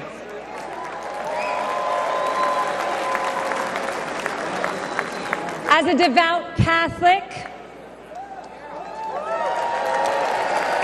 there it is, from the stage. A proud first-generation Arab-American woman, and a feisty Jersey girl who is fed up with far-left corruption in Washington. President Trump championed my journey, empowering me to be who I became today. His unwavering support not only shaped my career, but has inspired other young women with big dreams. President Trump loves this country. He does. And he lifts up those around him. To my children, Luke, Chloe, and Parker. He's the man with one heck of a golf swing that lets them ride in a golf cart with some of the world's most famous golfers so they feel included in mom's job. And by the way, he can kick some of those guys' butts. Ken. To my husband, whose family members have survived the Holocaust, he is a champion of the Jewish faith. To my Iraqi parents, he is a mentor to their daughter. But to me, he is my friend.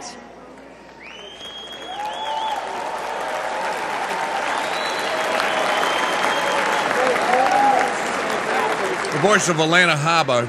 She represented Trump in the Maltetia James case, the case for the alleged fraud that he perpetrated. Trump, in the middle of Manhattan after one of our trials. Little did that man know that I was on the phone with the president himself. And he immediately asked me to pause, give the man my phone, and spent time speaking to him and thanking him for his support.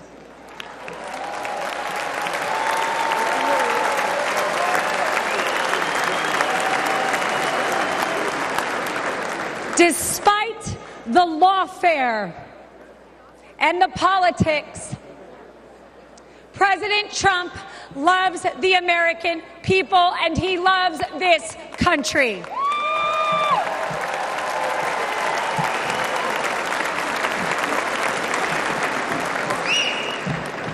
For decades, the Trump Organization transformed skylines and created thousands of jobs. His buildings and businesses are a testament to his commitment to excellence and his drive to turn dreams into reality. But his greatest construction project was yet to come. The left has tried to demolish President Trump, but there is no bulldozer big enough or strong enough to remove the legacy that he has built or the future he is creating.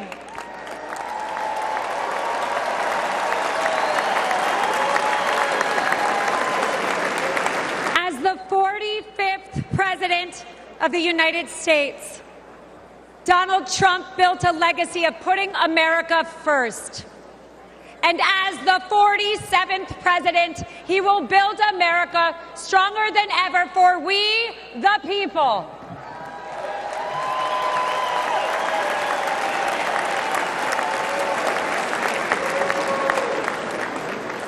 As we stand on the brink of a new chapter in America's story, I am reminded of the country my family fled 4 decades ago.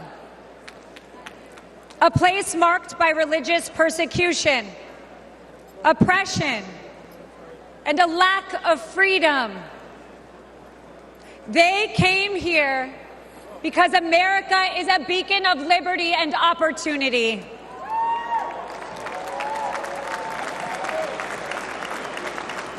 It is now our duty to protect the values that define us and keep this the greatest nation on earth. Amen.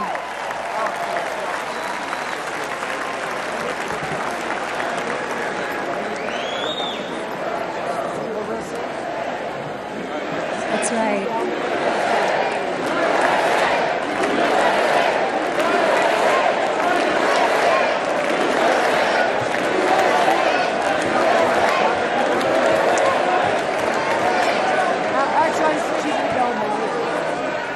Every attack on President Trump only strengthens our movement.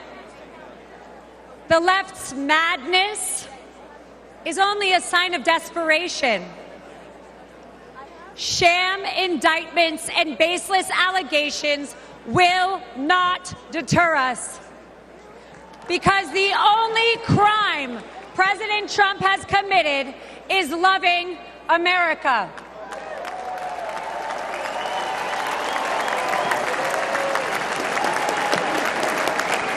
And America, we are winning.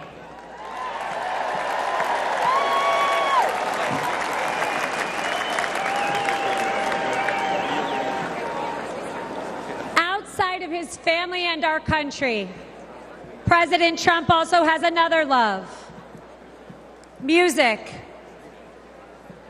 A few years ago, he wanted me to hear a new song he had selected for an upcoming rally. I could hear it blaring in the background at Mar-a-Lago. He landed on a song called "Hold On, I'm Coming." You know the song, apparently, Mrs. O'Connell. America, we no longer have to hold on. We just have to show up.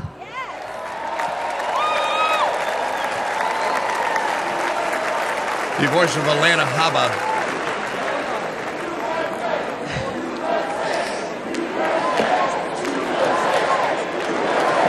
She represented him in the trial in Judge Ingmoron's court, where he was charged with fraudulently valuing properties and fined $475 million. She was his primary attorney. The Democrat destruction. And if you're eager to unleash the best America has to offer, then let's send Donald Trump and J.D. Vance to the White House in November. I'm ready.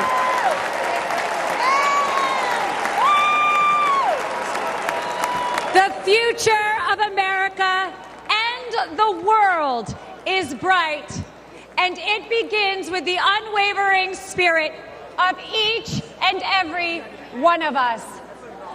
Because of the resilience and the leadership of my friend, President Donald J. Trump.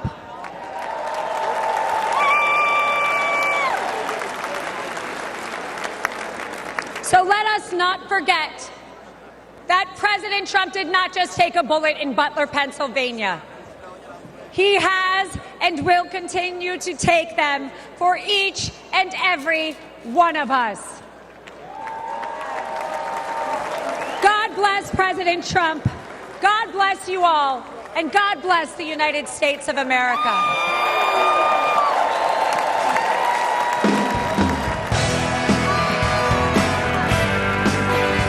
right, tonight's theme is Make America Great Again, or Once Again, I believe, is the theme. Again, Tucker Carlson is going to speak. Oh, that's the song?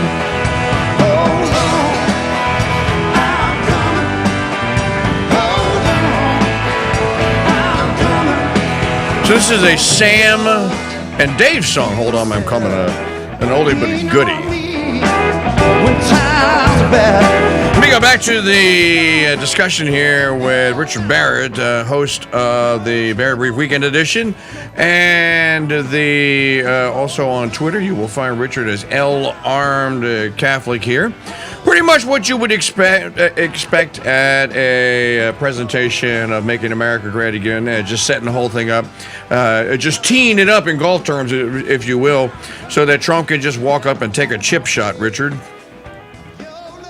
Yeah, I completely agree. And always the big thing is to humanize your opponent. Yes. Or humanize the candidate. Not your opponent, but to humanize your candidate, especially as Trump is always spoken about negatively in the press. So the best thing to do is to humanize him the best way, and the best way to do that is one of his strengths, which is just common people who absolutely love him.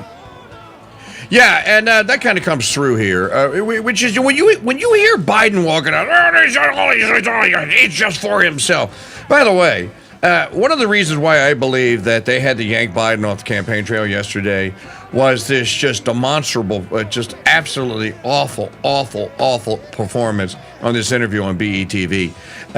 He could not remember the name of the Secretary of Defense, Lloyd Austin. And like he couldn't remember what comes after all men are created equal.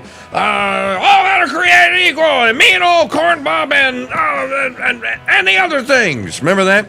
Well, today was the Secretary of Defense, the black thing, the black guy. You know the black guy?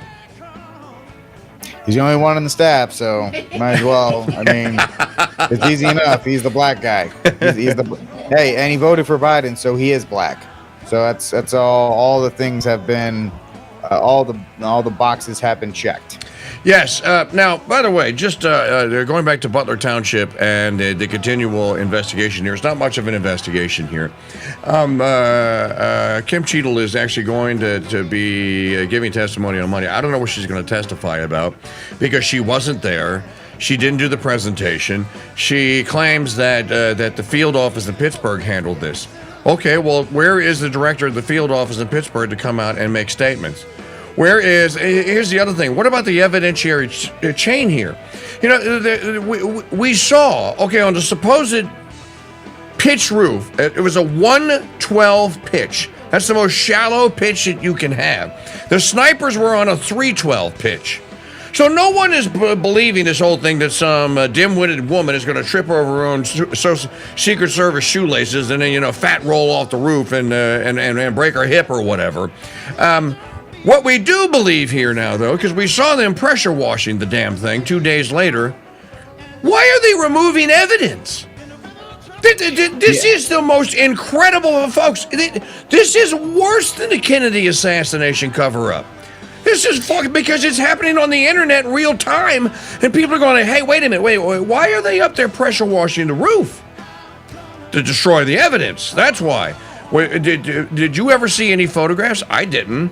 Of the little numbered yellow triangle cards that denote the pieces of evidence, 1, 2, 3, 4.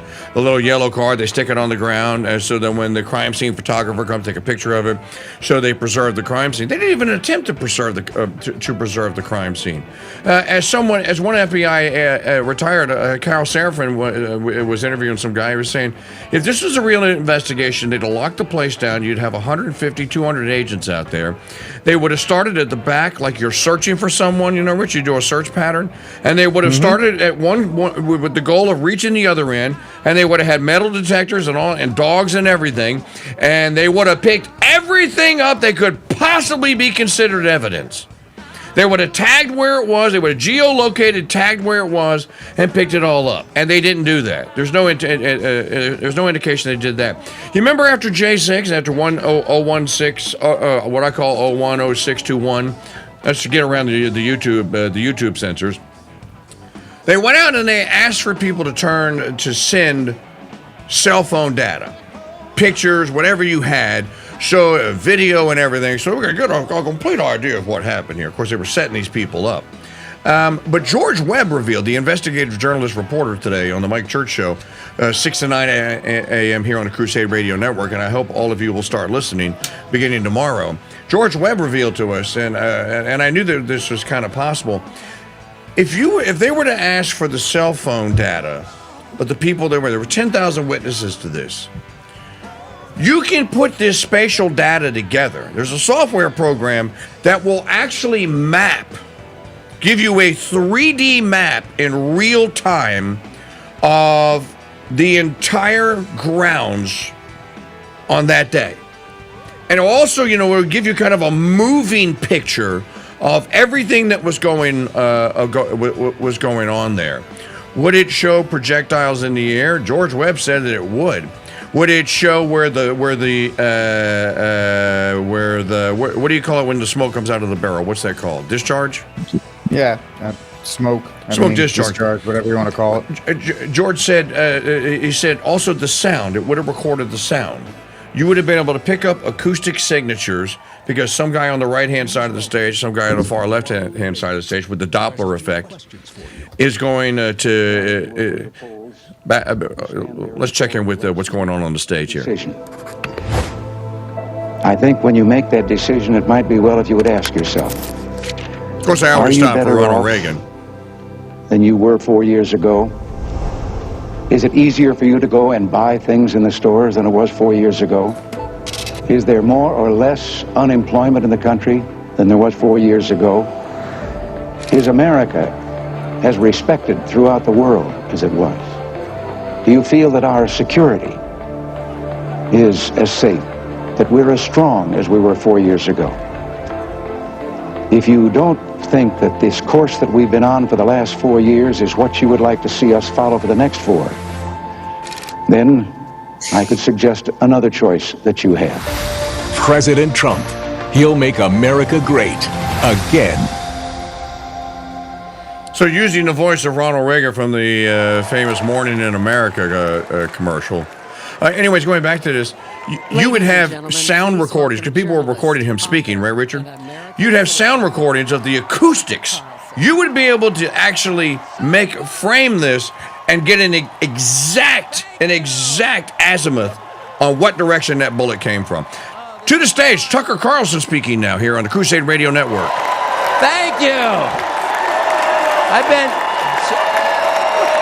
Good to see you.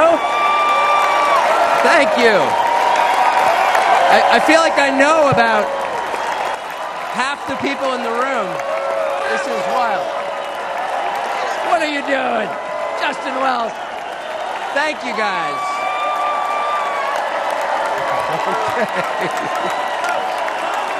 Can I just say, Peter Navarro is back. Welcome to Peter Navarro. Suffering the fate that has happened to so many who are friends with Donald Trump. Thank you for having me. I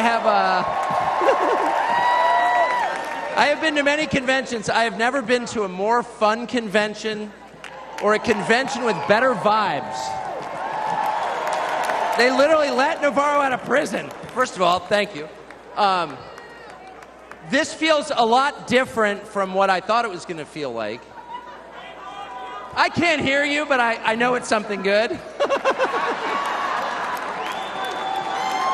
So, I watched the video of what happened in Butler, Pennsylvania about 50 times. I think I was one of about 8 billion people around the world who watched it. And the more I watched it, the more it struck me that everything was different after that moment. Everything. And this convention is different. The nation is different. The world is different. Donald Trump is different. When he stood up after being shot in the face, bloodied, and put his hand up, I thought at that moment, that was a transformation. This was no longer a man. Well, I think it was divine intervention. But the effect that it had on Donald Trump, he was no longer just a political party's nominee or a former president or a future president. This was the leader of a nation. And I think there's a difference. I've spent most of my life in Washington, where the president is at the top of the pyramid. Everyone wants to be the president. But if you think about it, the presidency comes with great power, obviously. But if you think about it, that is a title that is bestowed by a process of some sort that can be subverted.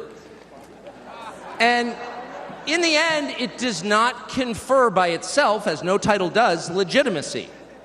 Just because you call yourself the president doesn't mean that much inherently. I can call my dog the CEO of Hewlett-Packard. It doesn't mean she is. It's true. And you hate to say it, but it is also true, as a fact, that you could take, a mannequin, a dead person, and make him president. No, you could. You could. I'm just saying theoretically possible. With enough cheating, that could happen. But being a leader is very different. It's not a title. It's organic. You can't name someone a leader. A leader is the bravest man. That's who the leader is. That is true in all human organizations. This is a law of nature. And in that moment, Donald Trump, months before the presidential election, became the leader of this nation. That was the most obvious to me. And I have to say, I think it changed him. I reached out to Trump within hours of it that night. And what he said to me that night, having just been shot in the face, he said not a single word about himself. He said only how amazed he was and how proud he was of the crowd, which didn't run. And I thought two things. The first thing I thought was, well, of course they didn't run. His courage gave them heart. A leader's courage gives courage to his people. And the second thing I thought was, this is the selfish guy I've been hearing about for 9 years? Really? Not a word about himself? About his people, period. And the second thing I noticed, which I don't think anyone has remarked upon in public, but I'm just going to since I don't have a script, like why not, is that he turned down the most obvious opportunity in politics to inflame the nation after being shot. To inflame the nation, which is an opportunity that almost every other politician I've ever met, that's and a his great opponents would have point. taken instantly. Great And they would have point. said, well, what is this? How did he get shot? Welcoming all of you to Crusade this Radio happen? Network. Yeah, CNN and Newsmax have cut Tucker off. You'll find him here, babe. The moments, the days, the week after the shooting, he did not say that. He did his best to bring the country together, and I thought, this is the divisive figure, this is the irresponsible person. No. This is the most responsible, unifying behavior of a leader I think I've ever seen. So the question is, where is he leading us? And I could go on for hours, but let me just sum it up. I do think the entire point from the famous escalator ride 9 years ago until today of Donald Trump's public life has been to remind us of one fact, which is a leader's duty is to his people, to his country, and to no other. That's the point. That's the only point. And another word for this is democracy. Democracy, in case you're a little sick of being beaten in the face with democracy on television, actual democracy is the proposition that the citizens of a country own that country. They're not renters, they're not serfs, they're not slaves, they are the owners of the country. And for that to be true, their leaders have to represent them, which is another way of saying they have to do what the people want them to do, or a close approximation thereof. But if they completely ignore what people want, not just 1 year, but generationally, say for 50 years, then it may be, I don't know what, it's not a democracy. And so I think the entire Trump project, paradoxically, is attacked as an enemy of democracy, is to return democracy to the United States. Hey, let's pay attention to what people actually want. And the lack of interest in that question in Washington is something that ultimately drove me out of the city after 35 years. Lawmakers stepping over the prostrate bodies of their fellow citizens ODing on drugs to go cast votes to send money to some foreign country. Yeah, actually. We've lost more Americans from drugs in the past 4 years than we lost in World War II. Yeah. Our bloodiest war. More than we lost in World War II. Does anybody care? It is pathetic. It is pathetic. And do you hear a single word from Washington about doing anything about it? We know where the drugs are coming from. We know the supply routes. The U.S. military spent billions bombing the Ho Chi Minh Trail. You don't see our commander-in-chief suggesting that we use our military to protect our country or the lives of its citizens. No. That's for Ukraine. And it's too much, actually. It's too insulting. It's too insulting. It's a middle finger in the face of every American. It's a very clear statement, which is unmistakable. And that is, we don't care about you.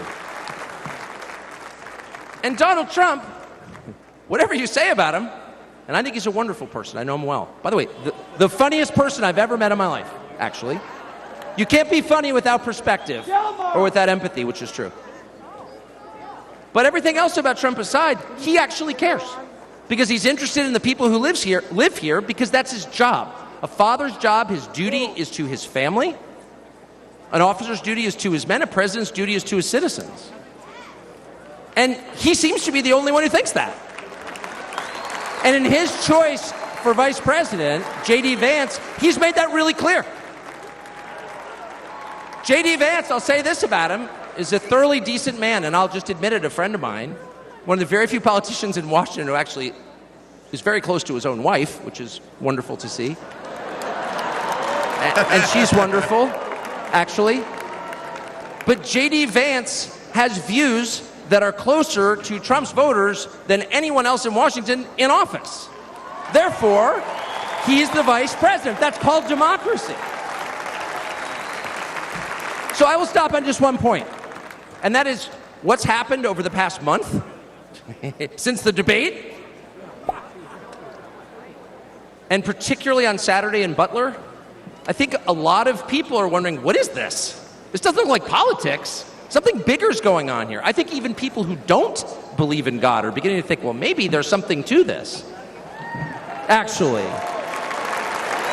And I'm starting to think it's going to be okay, actually. I do think that. In the day after the midterm elections in 2018, Antifa came to my house. The Democratic Party's militia, okay? I was at work. It was obvious when I was at work because it was public. My wife was home alone. They tried to come in through the front door. They terrorized her. She hid in our pantry. It was on television. It was horrible, actually. It was, I'm not whining about it. I wasn't getting shot in the face, but it wrecked our day. And the next morning, we're lying in bed, and the phone rings for my wife, and it's Donald Trump, who's not like a regular text buddy of Donald Trump's. She picks it up, hello? Susie, it's Donald Trump. And it's coming through, I could hear it. I'm lying in bed. Oh. Susie, it's And the first Donald thing he Trump. says is, I'm going to stand guard outside your house. And she goes, oh, that's so nice. And he says, I'll never forget this as long as I live. He says, there's a lot of hate out there. And she said, there is, Mr. President. And then he says, but there's a lot of love. There's a lot of love. And we are seeing that love. I don't think it's human love. And I'll just stop with this. I'm not always convinced that I'm on the right side. I've been on the wrong side many times. You'll never hear me say, I'm on God's side, or God's with me, or even I'm with God. I want to be, not sure I am. But I will say this unequivocally and conclusively. God is among us right now. And I think that's enough. God bless you. Ladies and gentlemen, Tucker please Carlson, welcome ladies and General gentlemen. Manager, Trump National Doral. You can subscribe to the Crusade Radio Network and help us get to 1,000 subscribers tonight. We just launched this thing in late April here, and this has all been an organic growth. Thanks to all of you who are watching tonight. But please, right below if you're watching the person on screen right now, right below her right shoulder, there's a bell there. If it says subscribed, you're good to go. If it says subscribe, tap the bell, please, and thank you in advance. You can also make a contribution to our crowdfunding efforts on YouTube. You'll see the link for a $10 and $100 donations. And in the Crusader Stadium chat room, same deal. 3, and a woman of faith who's been fortunate to work side by side with Donald Trump and his amazing family.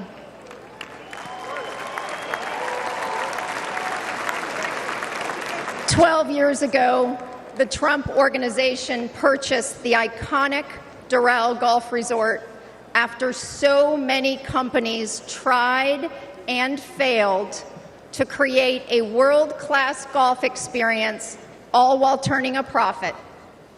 With his keen eye for business and uncanny ability to make things better, Donald Trump got to work.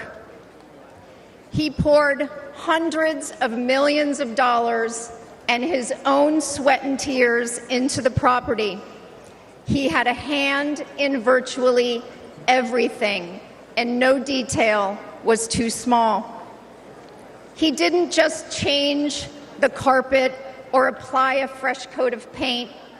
He stripped this legendary resort to its core and rebuilt it the right way.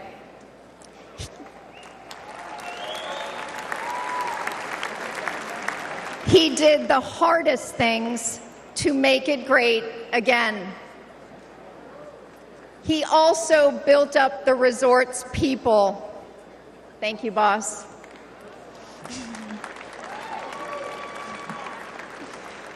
He empowered us. He listened to us, all of us, and he still does. No matter your role, he asks questions. He wants different opinions.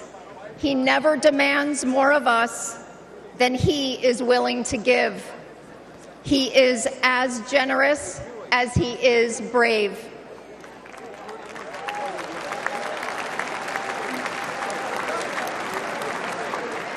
And to those who work for him, he provides unwavering support. When he promoted me to the resort's golf general manager position, it was an out-of-the-box choice in a historically male-dominated industry. I am not a golf professional. I cannot break 90 yet. But none of that mattered to President Trump. He looks at things differently. He welcomes the unconventional.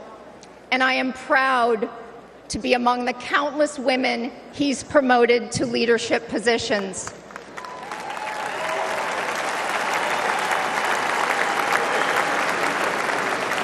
I might add, he did it all while no one was looking. The simple truth is, no one can match President Trump's vision and unrelenting drive to make things better.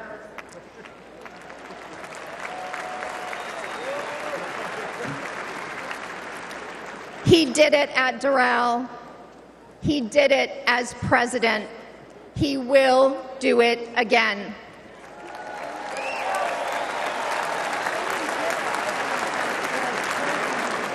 May God continue to bless President Trump, and may God bless the United States of America. Thank you.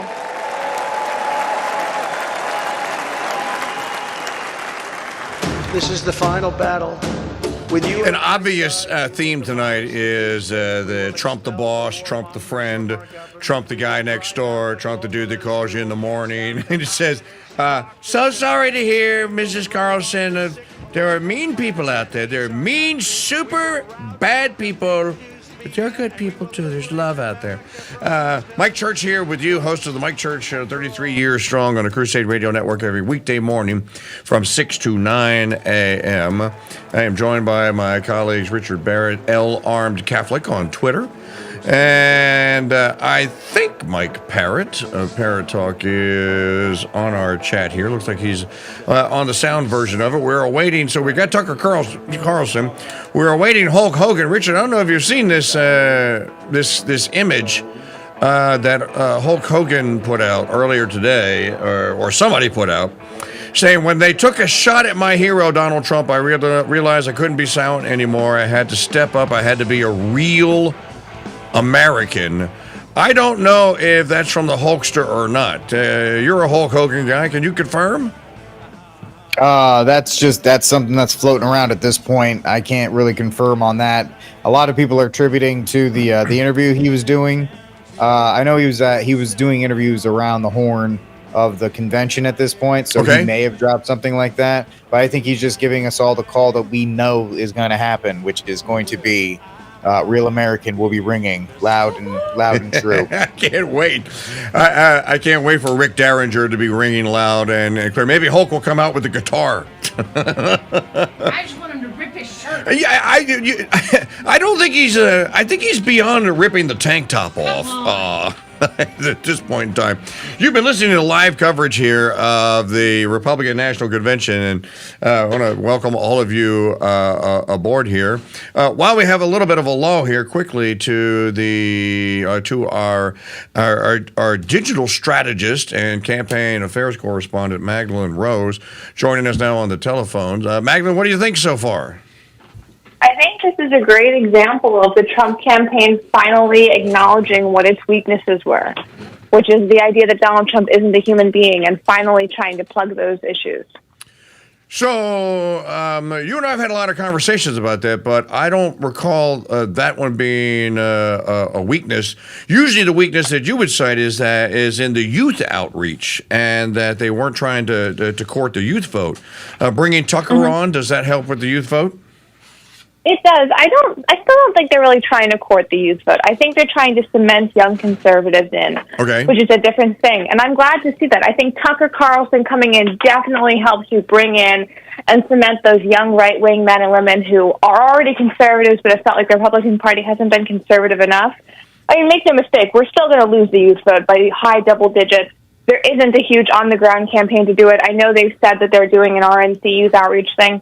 The person in charge of it, Brinlin, he's tried, but there's not really anything that's come from it. That's okay, though. We're not trying to win over millions of young people in this election. We're trying to bring back all the disenfranchised Republicans, and that seems to be going well. Well, with the Democrat Party in the state of disarray that it's in, and look, you said the funniest thing last night about the DEI chief, the lesbian DEI chief of the Secret Service, where there is no room for anything other than skill and accomplishment.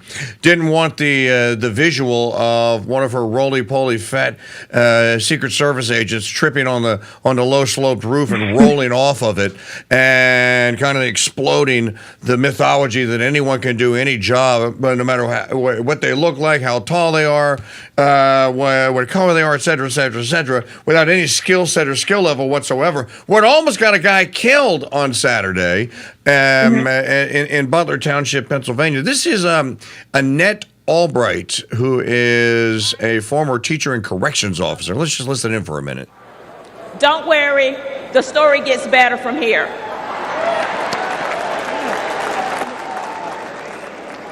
After completing a degree in criminal justice, I started a career working with the North Carolina Department of Corrections.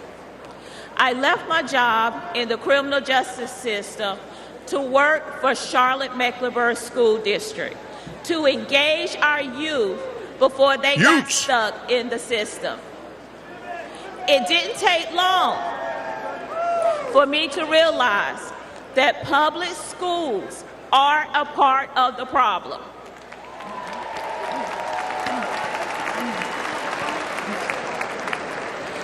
Sadly, too many of our schools are more like prisons than places of learning. There you go. That must change.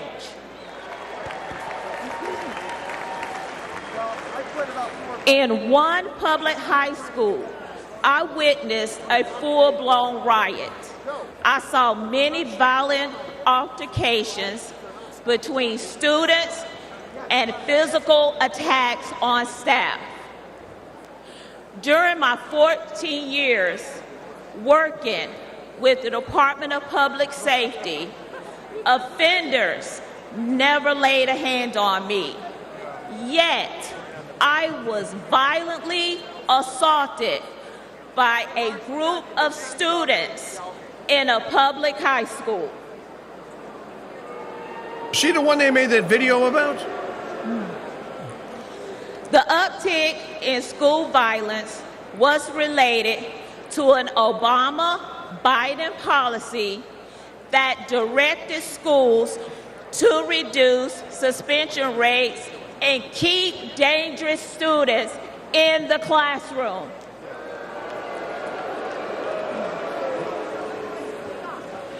President Trump reversed the Obama policy and put the safety of our kids first.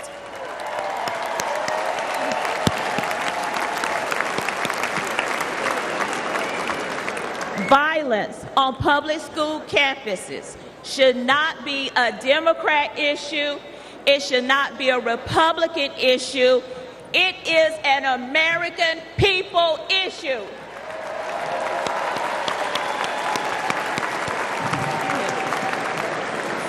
Sadly, I've repeatedly seen that the Democrat Party cares more about appeasing the teachers' union than they do about prioritizing the needs of our kids.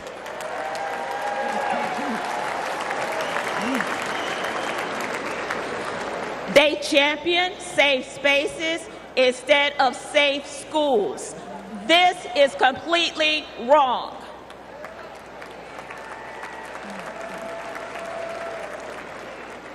Little by little, I began to see the truth. While Democrats spend more money on a broken system, Republicans are empowering parents and fighting for school choice.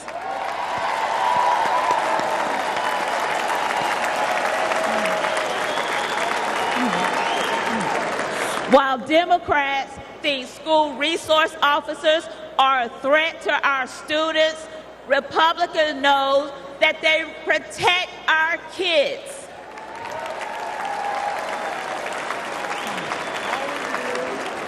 While Democrats won't admit that our schools are failing, Republicans will fix the system and make our schools safe.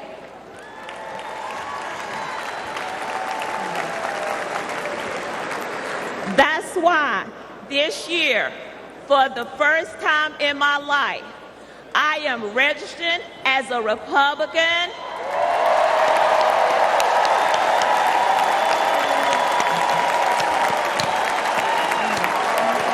Thank you. Thank you. And in November, I will proudly cast my vote for Donald J. Trump.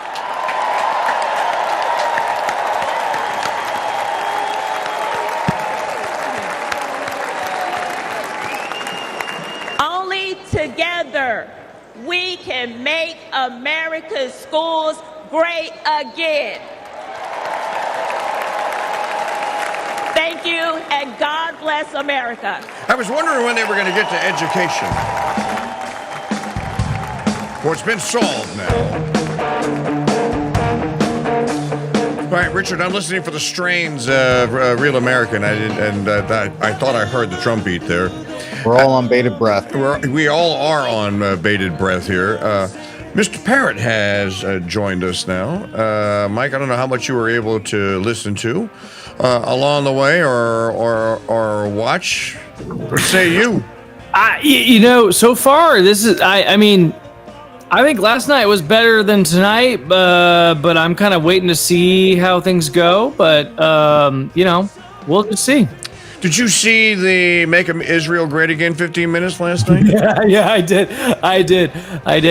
The Zionism is, that's my favorite thing in the whole Republican Party platform. I think I'm the guy that loves it the most. Well, I didn't broadcast it, so I cut it off, and I did not show it on the tube. I haven't seen any sign of it. Alina Habba did pronounce herself as a devout Catholic. The opening prayer. Maggie said the opening prayer was the St. Michael prayer. Richard, did you catch that? I mean, I caught parts of it. Not really the whole thing. Okay. Mike Parrott, did you catch that the opening prayer was the St. Michael prayer? I don't think I heard that. If you heard it, I believe it, but I didn't hear it. No, Maggie said she heard it. Okay. Well, you got Michael the Archangel, defend us in battle. Be our protection against the wickedness and snares of the devil. May God rebuke him, we humbly pray. And do thou, O Prince of the heavenly host, by the power of God, cast into hell Satan and all the evil spirits who prowl about the world seeking the ruins of souls. Amen, and God bless President Trump. Dude, I will freaking take it. You start your night off. But maybe it's because Trump's going to be on the stage and he's kind of a target. So, hey, St. Michael, hey, bro, got that flaming sword ready? You know, we could use a little help down here. I would tell you this. The most interesting thing about all of this, and Magdalene, I want you to jump in on this, Magdalene Rose. The most interesting, Mike Parrott, you two, and Richard, all four of you, all three of you. That was a Biden count, all four of you. You know, the guy over there, the white guy, that's you, Parrott. Richard's the Rhode Island guy. Magdalene, you know, the girl, the woman. Since he couldn't remember Lloyd Austin's name yesterday. The most interesting thing to me, and the thing that stands out the most, and I know I've said this, I'm going to sound like a broken record, but if you want to make America great again, then hire someone or elect someone that's good at making things great again.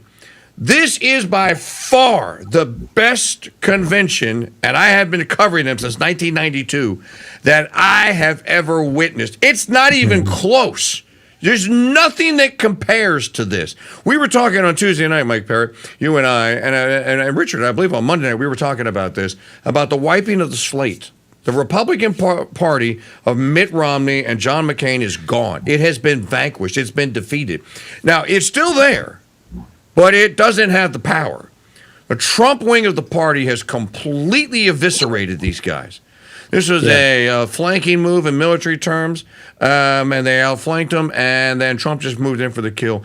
And in the most unlikeliest scenarios, with the guy being chased all over the country by every judge and every tin-horn Democrat prosecutor across the United States that tried to bankrupt him, and it has to be providential. He just keeps getting stronger. I mean, they try to murder the guy, and he survives here. But Magdalene, you and I talked just a little bit about this last night. This convention has the imprimatur of, and Richard, you've been to Trump International Hotels. Mike, have you been to one? I've been to the Trump in Chicago. Okay. So this has the imprimatur of a Trump property. Yeah. I've been to the winery. I've been to Trump Tower twice, and I've been to the winery in Charlotte. And the winery in Charlotte is unlike any of the other wineries. There's 100 and some odd wineries in Virginia in that area. You go to Trump's winery and you go like, okay, they run this thing. Actually, Eric Trump manages that property. Magdalene, best convention of your very short adult life.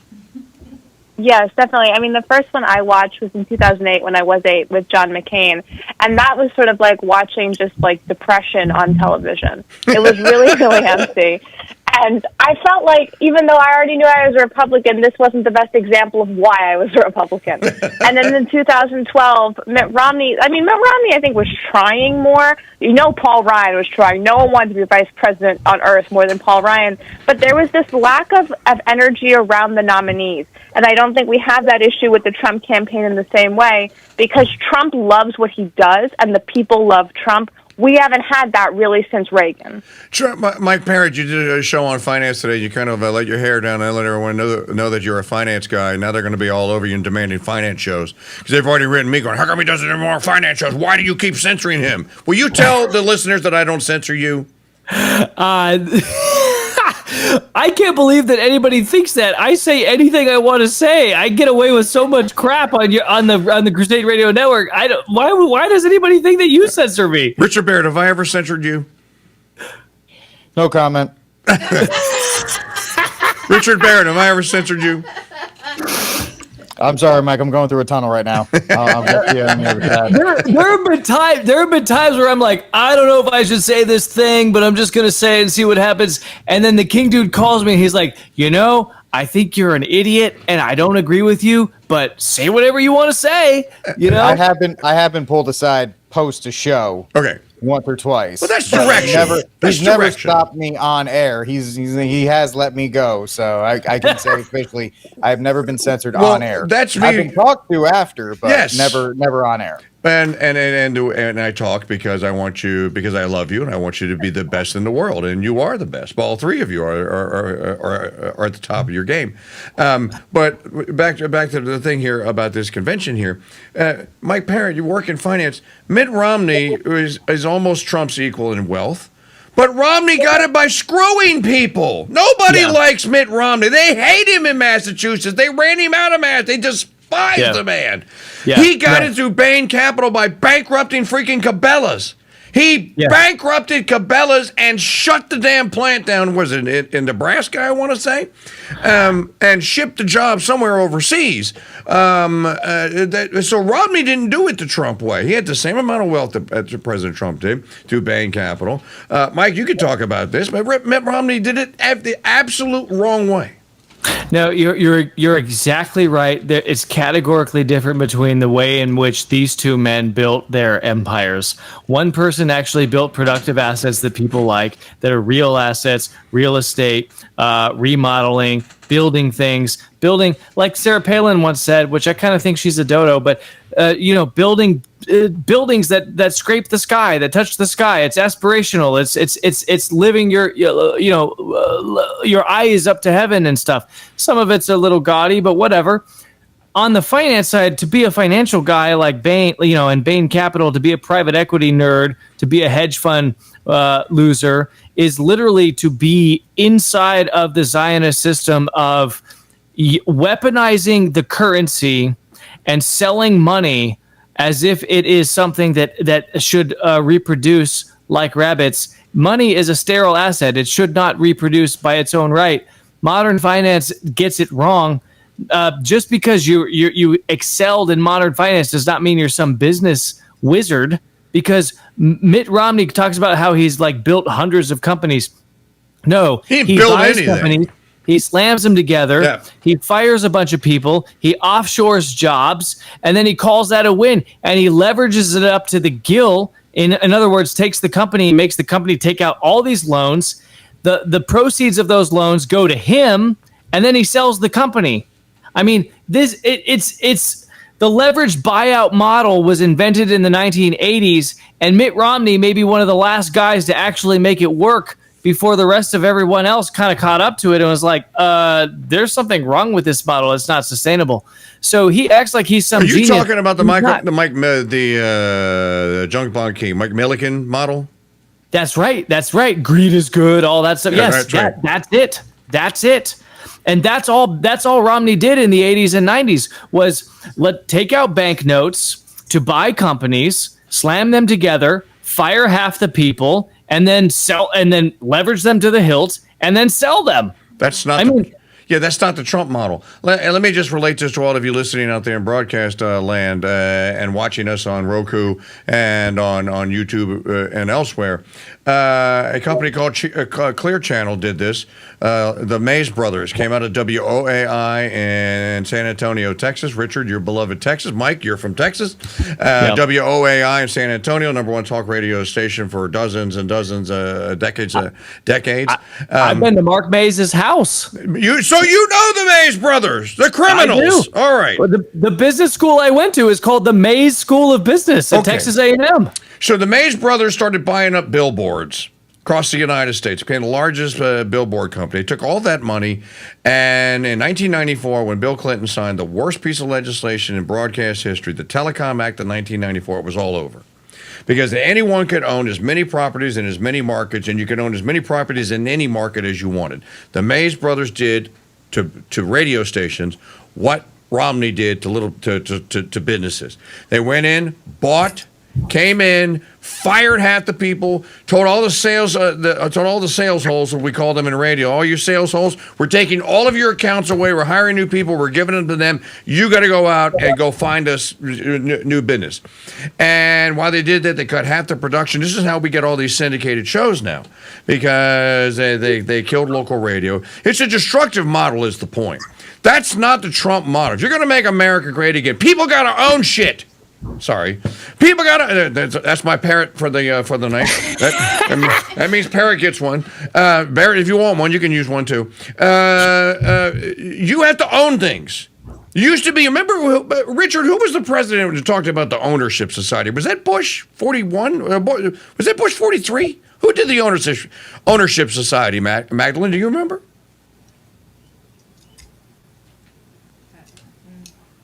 Okay, I think she's gone. Richard, you remember who did the... No, I'm back. I think that was Bush 41. I think it was. We want to talk about the ownership society. I owned a baseball team once. No, you didn't. No, you didn't. You managed a baseball team. In any event, Mike Parrott, Richard Barrett, you got to own things. You own that franchise that you go around painting and renovating people's houses. But they own the houses. Without them owning the houses, they're not going to pay you to come paint it. They don't care. Yeah. Without ownership, it ultimately comes down to ownership, doesn't it? Yeah, people. That's Catholic economics. That goes to Leo the 13th, and it goes to Pius the 11th and Quadragesimo Anno. The false dichotomy between capitalism and socialism. No, there's a third way. It's called distributism. Yes. And Chesterton writes about it. Belloc writes about it. Father Pesch writes about it. It can be hard to imagine that there actually just is a third way, not in between the two extremes. The mean, the via media always lies between the two extremes. And the fact of the matter is that every single family, every man should own productive assets. Yes. And that's the 8th commandment. We can't steal stuff from each other because we own stuff. And both the extremes of laissez-faire capitalism with huge multinational corporations that are completely unchecked, the 4th branch of government, which is BlackRock, and socialism, which is where the government owns everything, and communism, which is the worst variant of that, those don't work for people. And people are getting back to the land and they're getting back to productive assets and they're saying, hey, I need to be in charge of my life and I need to be able to provide for my family regardless of what happens. So people are talking about durability and survivability and passing on things and skipping college. And you were talking about education. It finally just came up. Nobody's talking about education at the RNC. I think that's actually a good thing. We shouldn't even be talking about higher ed because it's debunked now. It's debunked. Well, you didn't really hear anything about higher ed. Only thing you heard was about the high schools. If you read the GOP platform, I don't know, Mr. Barrett, you're the one that alerted me to it, that it had bullet points in it. Did you read it, Richard? Did you get a chance to read it?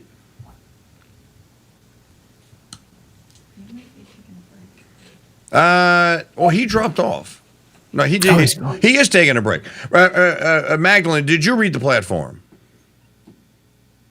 I did, and actually I've seen some of Barrett's coverage of it where he was discussing the fact that they had really strayed away substantially from pro-life policies and pro-Second Amendment policies, and that was really at the direction of the Trump campaign, and that is what it is. I mean, I think that's the point we're at right now. The Trump campaign just wants to get him back in office. But they had done a lot of backroom dealing with the delegates, pretty much saying to everybody, you're going to pass this platform, you're going to do it now, we're going to move on. And I think this is a really good example of how Don Jr. and Kimberly Guilfoyle's takeover of the RNC in about 2019 has really yielded these kinds of results, because prior to that, you wouldn't have had that happen. But once they were able to cut out all the staffers they wanted, they were able to do it. Okay, so one of the things that's in the platform, Mike Parrott, is that you would definitely approve of this because this is right up your alley. It is the platform says on the education page in the first statement, there are 8 statements in it. It says we will upon entering office, we will abolish the Department of Education. It doesn't say make a deal with it. It doesn't say we're going to streamline it. It doesn't say we're going to make it smaller. It doesn't say we're going to give it back to the people. It says abolish the Department of Education and send its services or its duties or its responsibilities or whatever back to the states. That's what it says. Read a little farther down. It says we will empower. We will use Title IX and every tool at our disposal to empower homeschoolers to claim what is rightfully theirs, and then to give the homeschooler the complete and total, as you should have. There shouldn't be any question about this. The complete and total right to choose if you want to homeschool your children. You homeschool your children, but it ought to be economically beneficial as well. I think it's completely and totally a ripoff and a scam for people like Mike Parrott and others to have to pay state income taxes and property taxes to pay to educate other people's kids, which basically amounts you have to fund a daycare center for the bald guy neighbor who took you to court, who wants to kill you and your wife. Right. And that daycare center that I'm paying for just happens to want to pervert the children and like castrate them chemically or via surgery or whatever.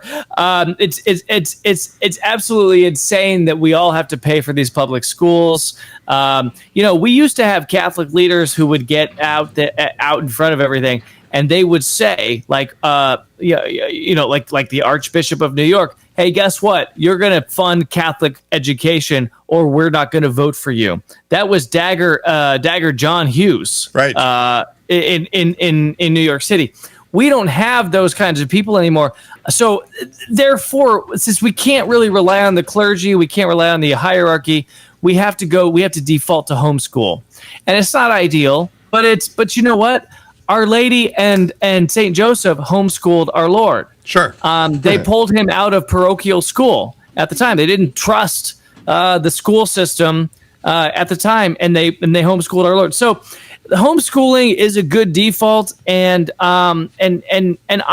if the Republican Party really wants to eliminate the Department of Education, which, remember when the Texas governor, Rick Perry, could not remember that he wanted to eliminate the Department of Education 5 agencies. In that debate. Right, 5 agencies. He turned to Ron Paul and he goes, I'm going to eliminate and he was like, energy. which one? And he looks at Ron Paul and he goes, and Ron Paul goes, your plan, not mine. That was, and then it turns out he had like a slip disc and he was on morphine or something, and he was like pending surgery. Whatever, Governor, good hair, sayonara. Then they put him in charge of Department of Energy, by the way, which was the one that he forgot. Trump is a master troller. Put the guy in charge of the agency that he couldn't remember that he wanted to eliminate. That's the guy. But Perry actually did a good job as Energy Secretary. Not that we need a Secretary of Energy. However, I will say to you that, and I have written to my governor, Governor Jeff Landry. I have written my governor, and I have told him, or I've asked him. I have asked him, Governor, in 1951, the federal government of the United States sued the state of Louisiana. This is at the beginning or near the beginning of the boom in Gulf of Mexico oil and gas exploration, okay? The federal government comes in and says, well, the Louisiana boundary, you say it ends here in your 1812 Constitution. Nah, it's been eroded. It ends here now. And the state of Louisiana said, just because we got a little water over it doesn't mean it's not ours. A 10-year court battle ensues.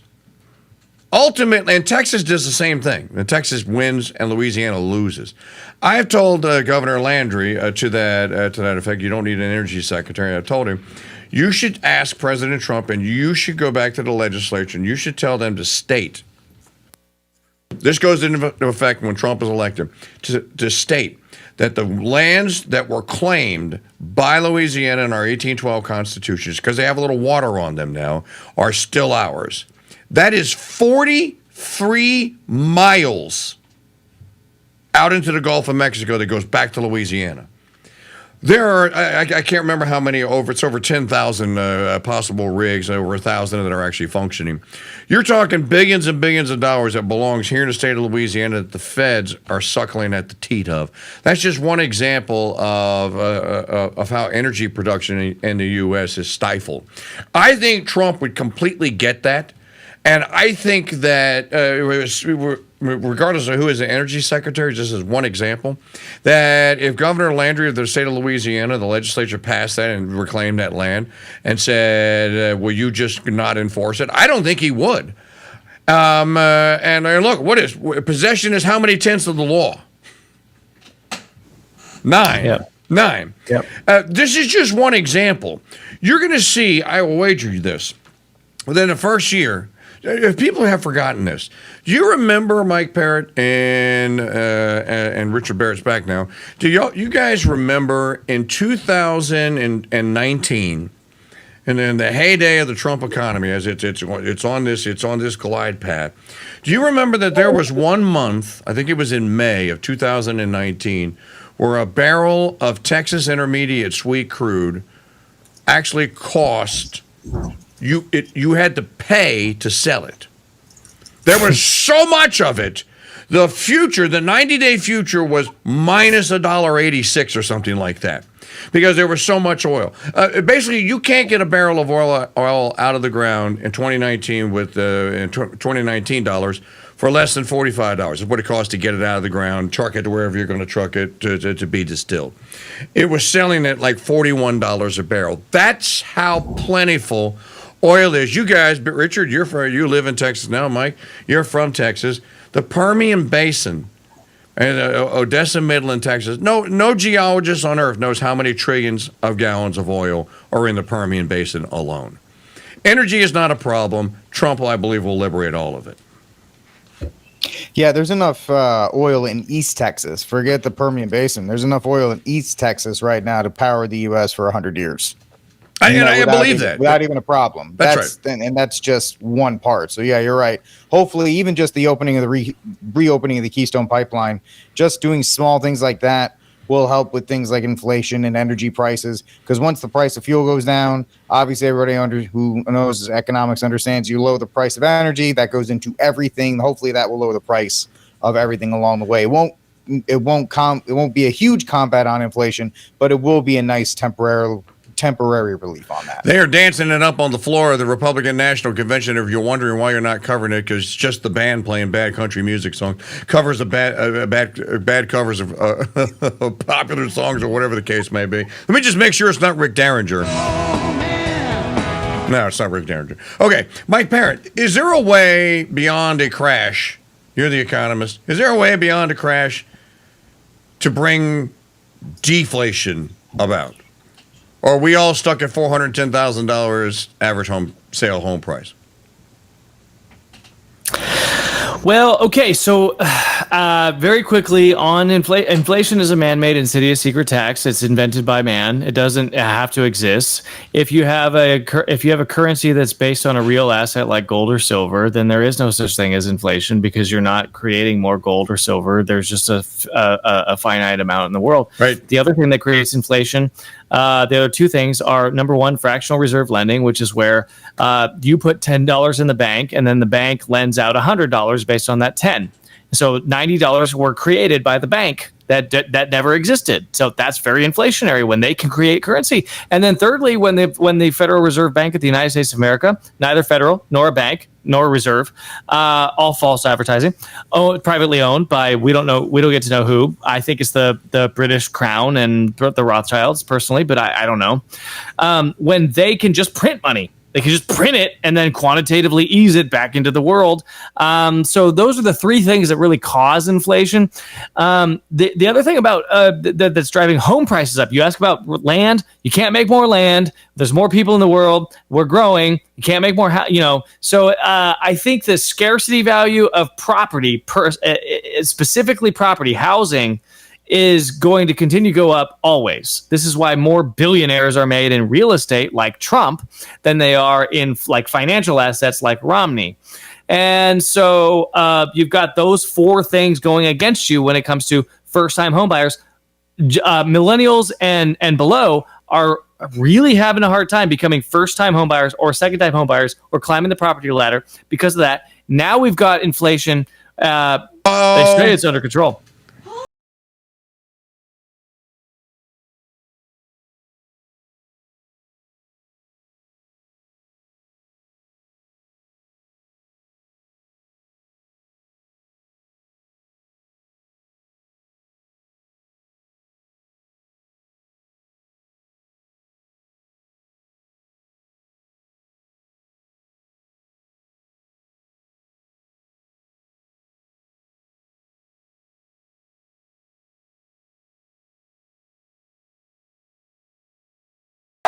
Here comes Hulkamania, ladies and gentlemen. Nothing could have prepared you for this.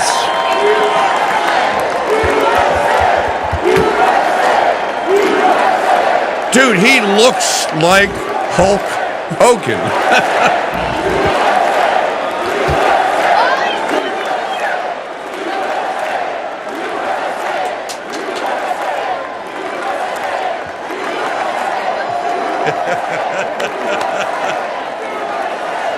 Is that Hacksaw Well, Jim let Duggan? me tell you something, brother.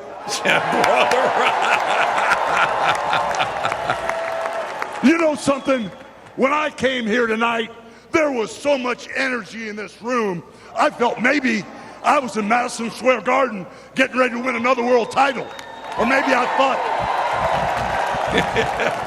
the vibe was so intense. The energy was so crazy, it felt like maybe I was gonna press that no-good stinky giant over my head and slam him through the mat, brother. But what I found out was I was in a room full of real Americans, brother.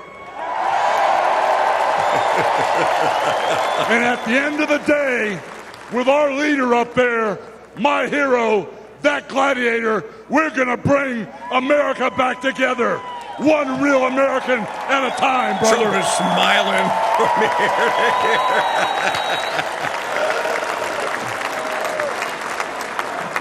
ear. You know something? I've seen some great tag teams in my time.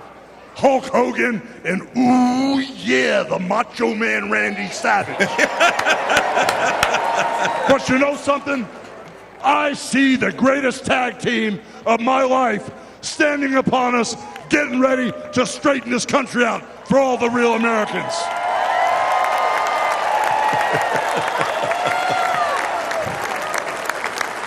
You know, even though you guys are real Americans, you better get ready. Because when Donald J. Trump becomes the President of the United States, all the real Americans are going to be nicknamed Trumpites. Because all the Trumpites are going to be running wild for 4 years. So with the power of Donald J. Trump and all the Trumpites running wild, America is going to get back on track. And like Donald J. Trump said, America is going to be great again. Brother! You know, when I look out and I see all the real Americans, I think about how Donald Trump, his family was compromised. When I look out there and I see Donald Trump, I think about how his business was compromised. But what happened last week when they took a shot at my hero? Oh, here he comes! Here he comes! And He's they gonna tried do to it! kill the next President of the United States. Enough was enough. And I said, let Trumpomania run wild, brother. Let Trumpomania rule again. Let Trumpomania make America great again.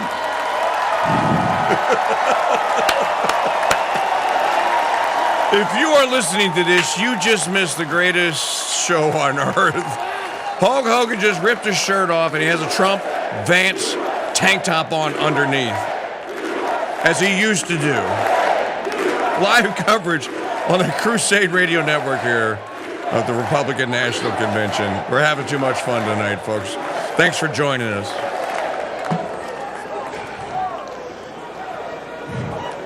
You know something, Trumpites? I didn't come here as Hulk Hogan, but I just had to give you a little taste. You know, my name is Terry Bollea. And as an entertainer, I love you too. And as an entertainer, I tried to stay out of politics. But after everything that's happened to our country over the past 4 years, and everything that happened last weekend, I can no longer stay silent.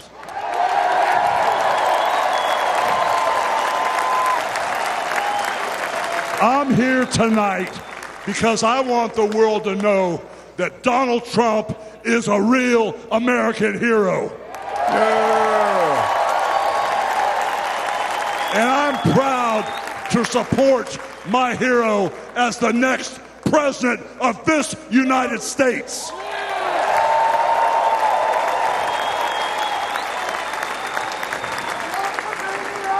You know, guys, I've known Donald Trump for over 35 years.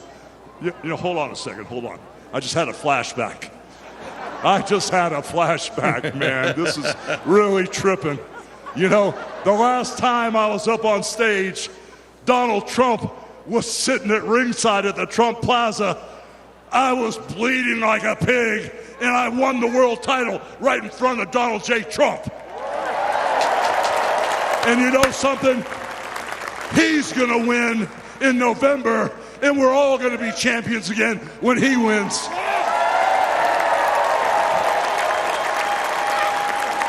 And like I said, I've known that man for over 35 years, and he's always been the biggest patriot, and he still is. He's always told you exactly what he thought, and he still does, brother.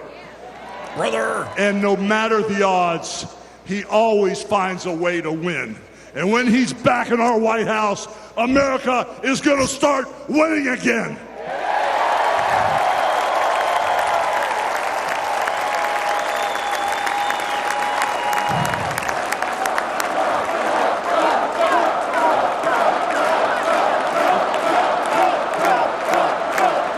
People at this convention are going to remember this for the rest of their lives because there's never going to be another one like this. You know, guys, over my career, I've been in the ring with some of the biggest, some of the baddest dudes on the planet. And I've squared off against warriors, ooh yeah, savages. And I've even, like I said, body slammed giants in the middle of the ring. And I know tough guys. But let me tell you something, brother. Donald Trump is the toughest of them all. This is great. They've thrown everything at Donald Trump. All the investigations, the impeachments, the court cases, and he's still standing and kicking their butts. All you crusaders are Trumpites, too. You know, we never had it better than the Trump years. Back then, we had a thriving economy. We had strong borders. We had safe streets. We had peace and respect around the world. But then we lost it all in a blink of an eye. Crime is out of control. The border is out of control. The price of food and gas and housing is out of control. And the only person who can clean this up is Donald Trump.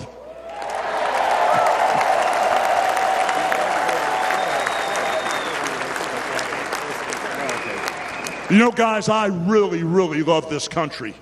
And I've lived the American dream. And I want my kids, your kids, and all those little teeny Hulkamaniacs out there to live the American dream too.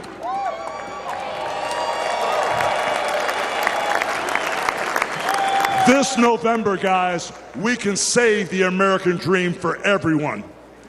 And Donald Trump is the president who will get the job done. So all you criminals, all you lowlifes, all you scumbags, all you drug dealers, and all you crooked politicians need to answer one question, brother. What you gonna do when Donald Trump and all the Trumpomaniacs run wild on you, brother? God bless you, and thank you.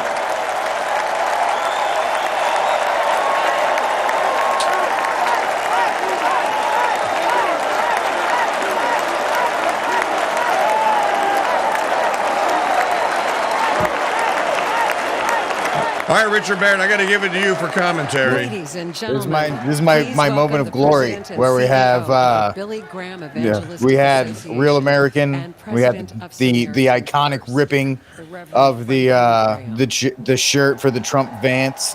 I mean, come on, America, Team America World Police, play that in the background, because that's what we're going at this point, because I love it. And it also, Mike, you were talking about a typical Trump production. Trump's always got to have celebrities too, right? Just because he has the working man and he has the celebrity, because he can do both. And it's just that touch of class that he can do. But okay, should bring Hulk Hogan in there. You think of, there are things that are like iconographic. Hulk Hogan is an icon, literally. You think of an icon in a religious sense. Eastern Orthodox icons, they're very well structured, not a lot of colors. Almost the Fox News babes are almost like iconic because of how simple, the monocolor cheerleader uniform or what have you. But Hogan comes out of nowhere, and just because he gets his act and figures out, I'm going to call myself this name, and then just persona. They don't make guys like these guys. All these guys that are all tatted up and all nose bone rings and everything that are the UCW and all that. They are just packing. They are hack wannabes when it comes to Madman Randy Savage. When it comes to Hulk Hogan, Andre the Giant, these guys that made Ed McMahon a and by the way, McMahon is a big booster of Trump's. McMahon, if you go to a WWE event, McMahon is there. There's a very good chance that Trump will be in that same box. His wife was part of Trump's first cabinet. That's right. She was. So you're right about the entertainment part. But let's just kind of focus on the icons here. And yeah, it may be kind of trivial. And come on, this is the presidential election. Do we want to have Hulk Hogan come in? Yeah. Yes. Yes, we do. Look, everyone likes this idea here that we all got to lose all the time so we can win once every 1,000 years is just bogus. There's nothing wrong with interjecting a little bit of mirth into this. Maggie says this has been the best. You and Richard share something. Best night of Richard's broadcasting career. Best night of your broadcasting career. Richard, you got to cover Hulk Hogan. After this, it's all downhill. It's all downhill from here. You got to cover Hulk Hogan coming to the Republican National Convention. Now, look, Mitt Romney had a couple of guys, some famous people. Clint Eastwood came in and talked to the chair, and it was a funny bit and all that. But again, nothing like this. There's just nothing like this. And they are nominating a president. But again, the Trump mold, folks. Enjoy tonight. Seriously. You're going to a glass of wine or popcorn or whatever your favorite candy is or whatever you don't drink, whatever it is that's your pleasure or your treat, enjoy tonight because you're never going to see anything like this again. Not in our lifetimes. There's never going to be another Donald Trump.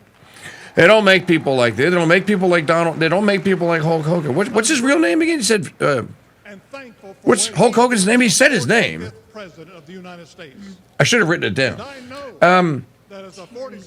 Terry something or other. But they don't make men like that anymore because you live in a country now where... Terry Bollea? Terry Bollea. You live in a country now that is filled with diversity, equity, and inclusivity lunatics who think that achievement is something that you aspire to that you're not. No, that's fantasy. That's RPGing. And the idea here that you can accomplish things just because you put someone into a position of power and you anoint them. They are saying a prayer here at the convention. Thank you Franklin Graham. for saving the life of President Donald J. Trump. In his own words, it was you and you alone who saved him. We pray for the others that were injured on Saturday. for the family who lost their loved one. Put your loving arms around them. Comfort them, and may they sense your presence. We stand before you tonight. We say thank you for the provisions you have given to the United States of America. You have blessed this country more than any country in the world. Sadly, as a nation, we have forgotten who is responsible for all the freedoms, the liberties, and the bounty that we enjoy. It has all come for you. Thank you. This evening, our nation is in trouble. We're divided politically, racially, economically, with millions of people seeking refuge and hope in our dry and thirsty land. You're the only one who can fix the complexity of the problems that we face today. We pray for President Trump that you would give him wisdom, strength, and a clear vision for the future of this nation and the task that is at hand. Continue to protect him from his enemies. I pray that you would surround him with men and women who will give him sound counsel and guidance. We pray for Melania, for Barron, and for all the President Trump's children and grandchildren. We pray for Senator J.D. Vance, his wife Usa, along with their young family. We're thankful for his strong stand for defending life. As your word instructs, we also pray for the leaders of our nation, whether they're Republican, Democrat, or Independent. We know that all authority comes from you. You are a great God, and we ask that if it be thy will that you will make America great once again. And we ask that you'll unite our hearts, bring us together, one nation under God, indivisible, with liberty and justice for all. And we pray this in the mighty name of my Lord and Savior, Jesus Christ, the King of Kings and the Lord of Lords. Amen.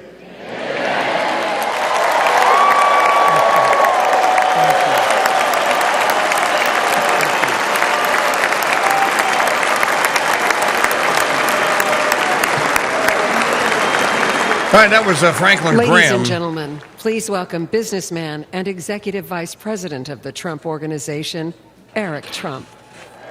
We'll send you back to the stage now, live coverage of the Republican National Convention in Milwaukee, Wisconsin. Please subscribe to the Crusade Radio Network page on YouTube if you're watching it on YouTube with us. And thank you in advance.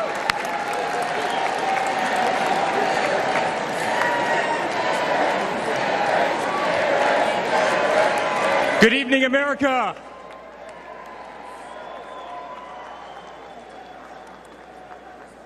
Eight years ago, my father sat our family down. He spoke of a nation in decline, of dreams slipping away, of a future endangered by failed leadership and broken promises. It was in that moment I knew my father had made a decision that would forever change our lives. We realized he had chosen to step into the arena, to fight for the soul of America. He had decided to leave behind the comforts of an unbelievable business empire, to leave behind everything he had ever built, to answer the call to serve our nation. Unlike his predecessor, it was not a decision born out of necessity. Unlike the current president, it was not a decision that would enrich his family. Rather, it was a decision made out of love for this country and a deep concern for America's future.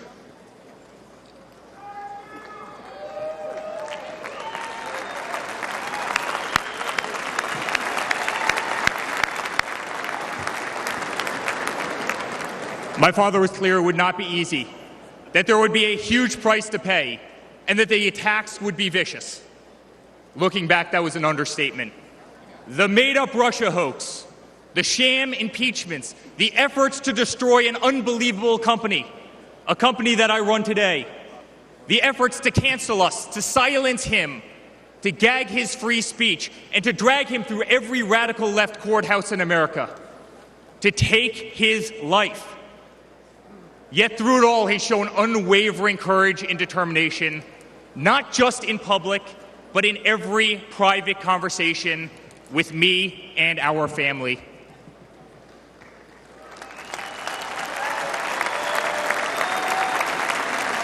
By the way, President Trump has one of his grandchildren on his knee, one of Eric's children. But by a profound love for this country and a love for all of you, the American people. That man is my father. That man is the 45th president and soon to be 47th president of the United States. That man is Donald J. Trump.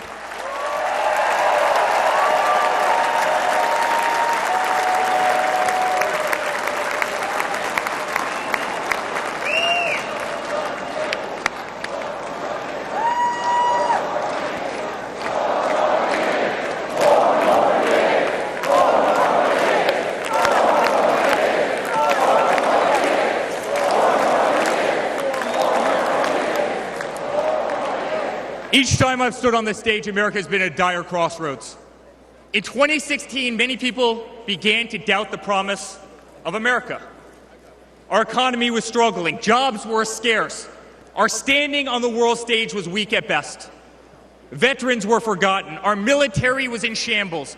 Our educational system was broken, ranked 30th in the world.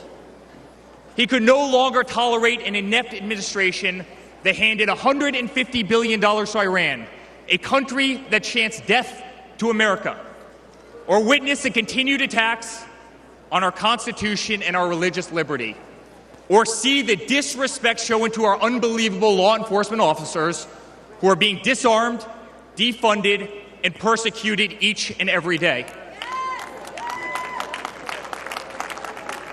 He could no longer stand to see words like Christmas stripped from public use or the Pledge of Allegiance removed from our schools. But my father saw potential where others saw despair. Donald Trump built the New York City skyline. He did so during a time when businesses were turning away from the city he loved. Crime was rampant. The streets were dirty. But he had the Midas touch, and he turned those streets and neighborhoods into gold. He faced every challenge with tremendous vision and grit. As he did during the 2016 election, he rolled up his sleeves. He remained unapologetic. He did not care to be politically correct.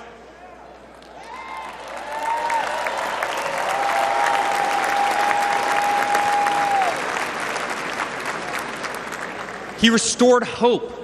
He restored a voice to millions of Americans who had been ignored. He restored the American dream. Under my father's leadership, the economy climbed to record heights. Jobs were created at an unthinkable pace. Unemployment reached historic lows across all demographics. Wage growth soared. He cut taxes for hardworking families and businesses. He slashed regulations. We saw the greatest 401k increase in American history.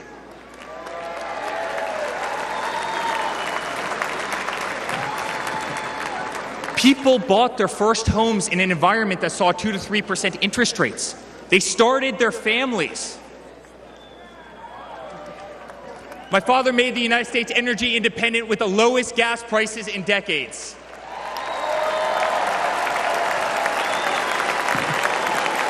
My father made the United States safe. Our borders were closed. There was peace in the Middle East. Soleimani, al-Baghdadi, the terrorists were dead.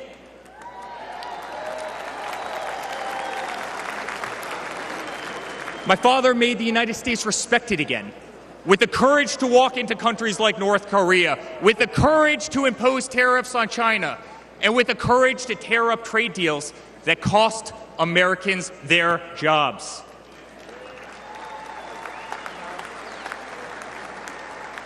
He brought manufacturing back to America. Small businesses flourished. He did what he promised. He put America first. We were winning. Donald Trump made America great again.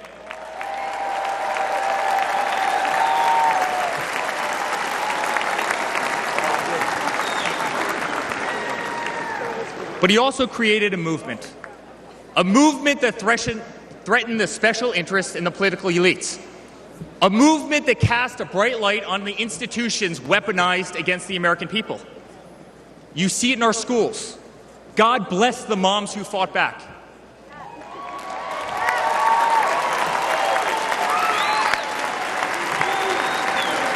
You see it in your workplace. You see it on every news station, in every newspaper. You see it in the military. The most iconic military installations on planet Earth are stripped of their identity and renamed. Fort Bragg, Benning, Fort Hood. You see it in Hollywood. You see it in our two-tier judicial system. They don't even hide it anymore. My father has been censored. The former president ripped off to Twitter, Instagram, and Facebook while terrorist organizations remain intact. My father has been persecuted, targeted by far-left Democrats funded by special interest groups and hand-picked judges. My father has been pulled off the ballots of states, radical justices attempting to defy the will of millions of Americans who adore who he is and what he stands for. My father even became the target of an assassin who almost killed America's single greatest hope for our future. The swamp is terrified of this incredible movement. They're terrified of it. They're terrified of you and the tens of millions of people watching us on TV right now. They've tried everything to keep him from you, everything, to destroy his legacy, to destroy his family. They have failed, and they will not win.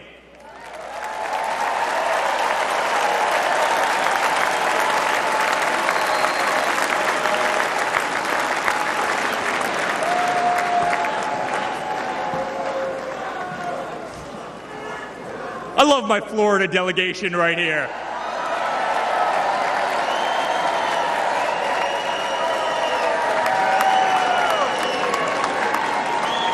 Thank you, guys. My father stands before you with the most votes of any Republican candidate in the history of our nation. He has defied the predictions of every political pundit. He fills stadiums across our country. He energizes Americans to the issues facing this nation and does so with unvarnished honesty. He is not a threat to democracy. He is a threat to those who despise our republic, many whom are bought and sold, bribed and coerced, people who have never signed the front of a check and who have been dependent on the government their entire adult lives.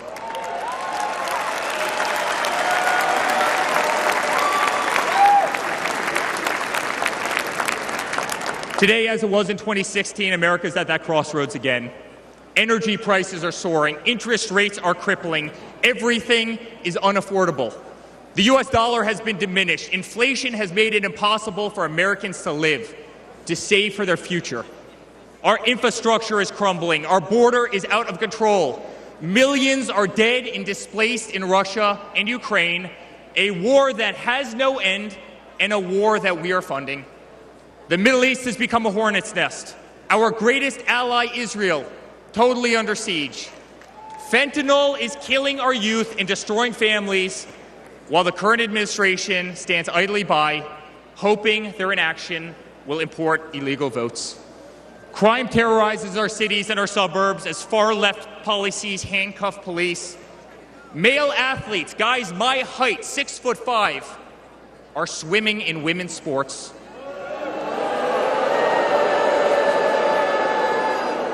Destroying the dreams of young girls who have trained every minute of their lives.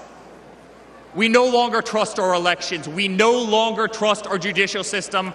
And we no longer believe that our government is working in our best interest.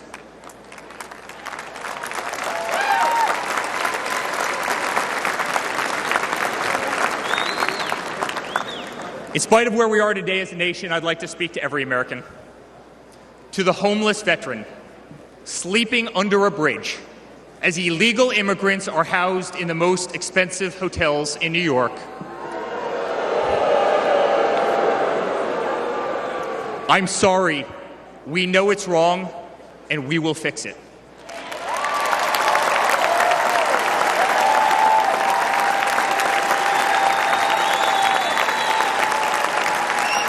To the single mother who can no longer afford her rent, afford groceries, and has been forced to work 3 jobs. I'm sorry, it does not have to be this way. To the parents who lost a son or daughter to fentanyl, including the incredible woman that spoke the other night, while an administration does absolutely nothing, I'm sorry, your government can do so much better, and it will.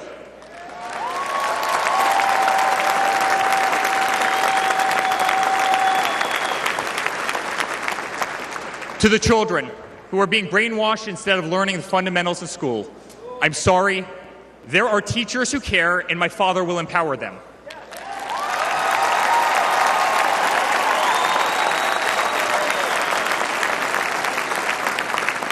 To the law enforcement officers, our brave Border Patrol, Secret Service agents who work every single day to protect our communities, knowing damn well that the system will throw you under the bus, I'm sorry, we will stand behind you.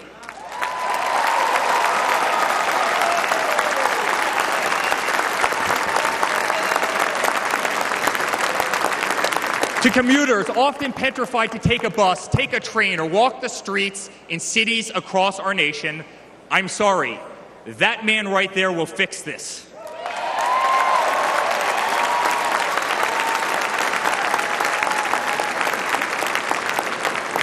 To the construction workers, to the middle-class families, to the families with children with disabilities, families who can no longer afford medical benefits or to take a vacation, I'm sorry, we will make America great again.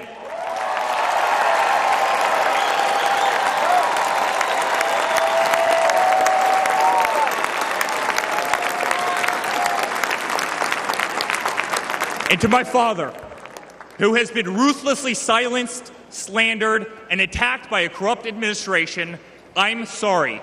We know, and America knows, that they're not just after you, they're after all of us, and you just happen to be standing in their way.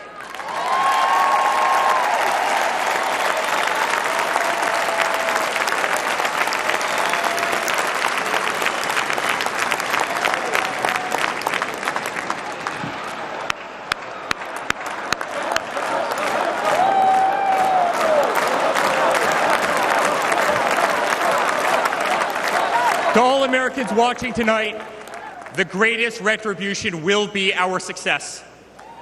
Success not just for ourselves, but for our grandchildren and our children. Under President Donald J. Trump, the swamp will be drained. America will be respected. Our cities will be safe. Our streets will be clean. And our border will once again be secure.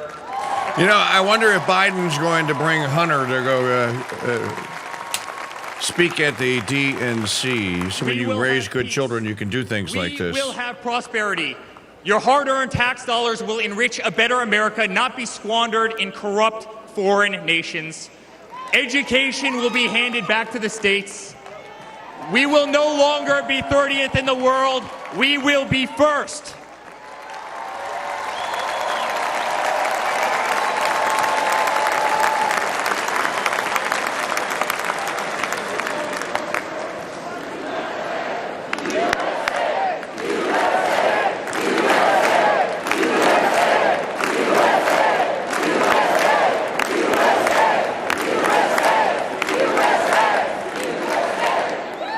Our children will understand family, our children will have values, and our children will love God.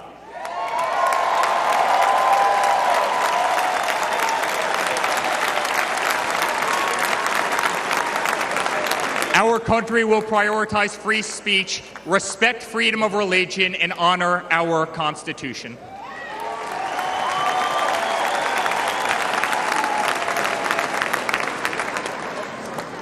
As his son, I've never been more proud of a person in my life. A man who has defied all odds more than once. A man who believed in the promise of America when others turned away. A man who saw a nation in need of a champion and answered that call with unwavering determination and courage. A man who survived a bullet that was intended to eliminate him permanently from our future and from our family. Never have I been more proud to be a Trump.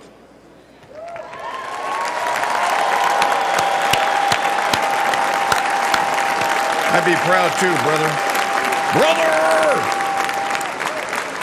Never have I been more proud to stand by my father's side. I remain incredibly honored to be part of this journey, a journey with all of you, a journey to save the greatest country on earth, a journey with the most incredible people I have ever met. Dad, 5 days ago, Laura, Luke, Carolina, and I held our breath as we saw blood pour across your face. By the grace of God, divine intervention, and your guardian angels above, you survived.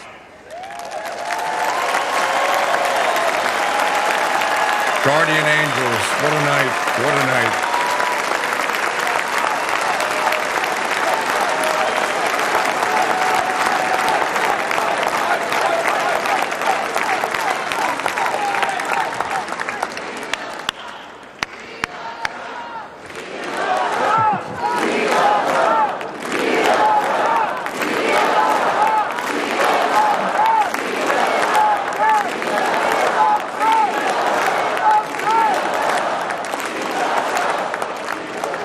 You are the greatest fighter I have ever seen. You are strong, you are full of life, and you are unapologetic. Your optimism is contagious. Your backbone is unbreakable. Your conviction to fight for what is right and against all that is wrong is truly next level.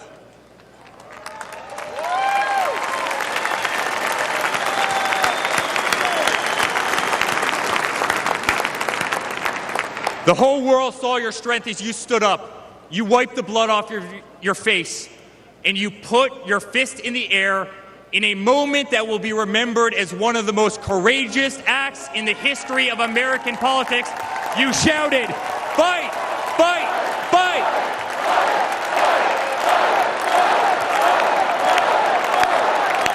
You're listening to Eric Trump at the Republican National Convention here on the Crusade Radio Network.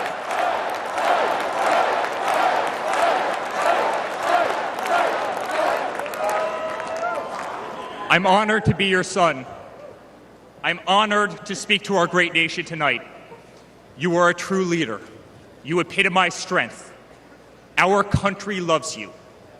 Our country appreciates you. Our country misses you.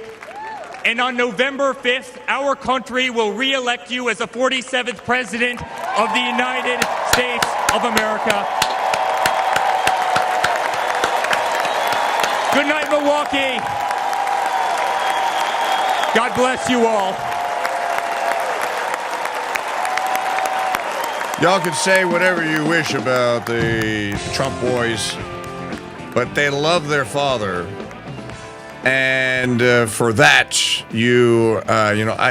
what is the answer? The Democrats are going to bring Hunter Biden out on stage.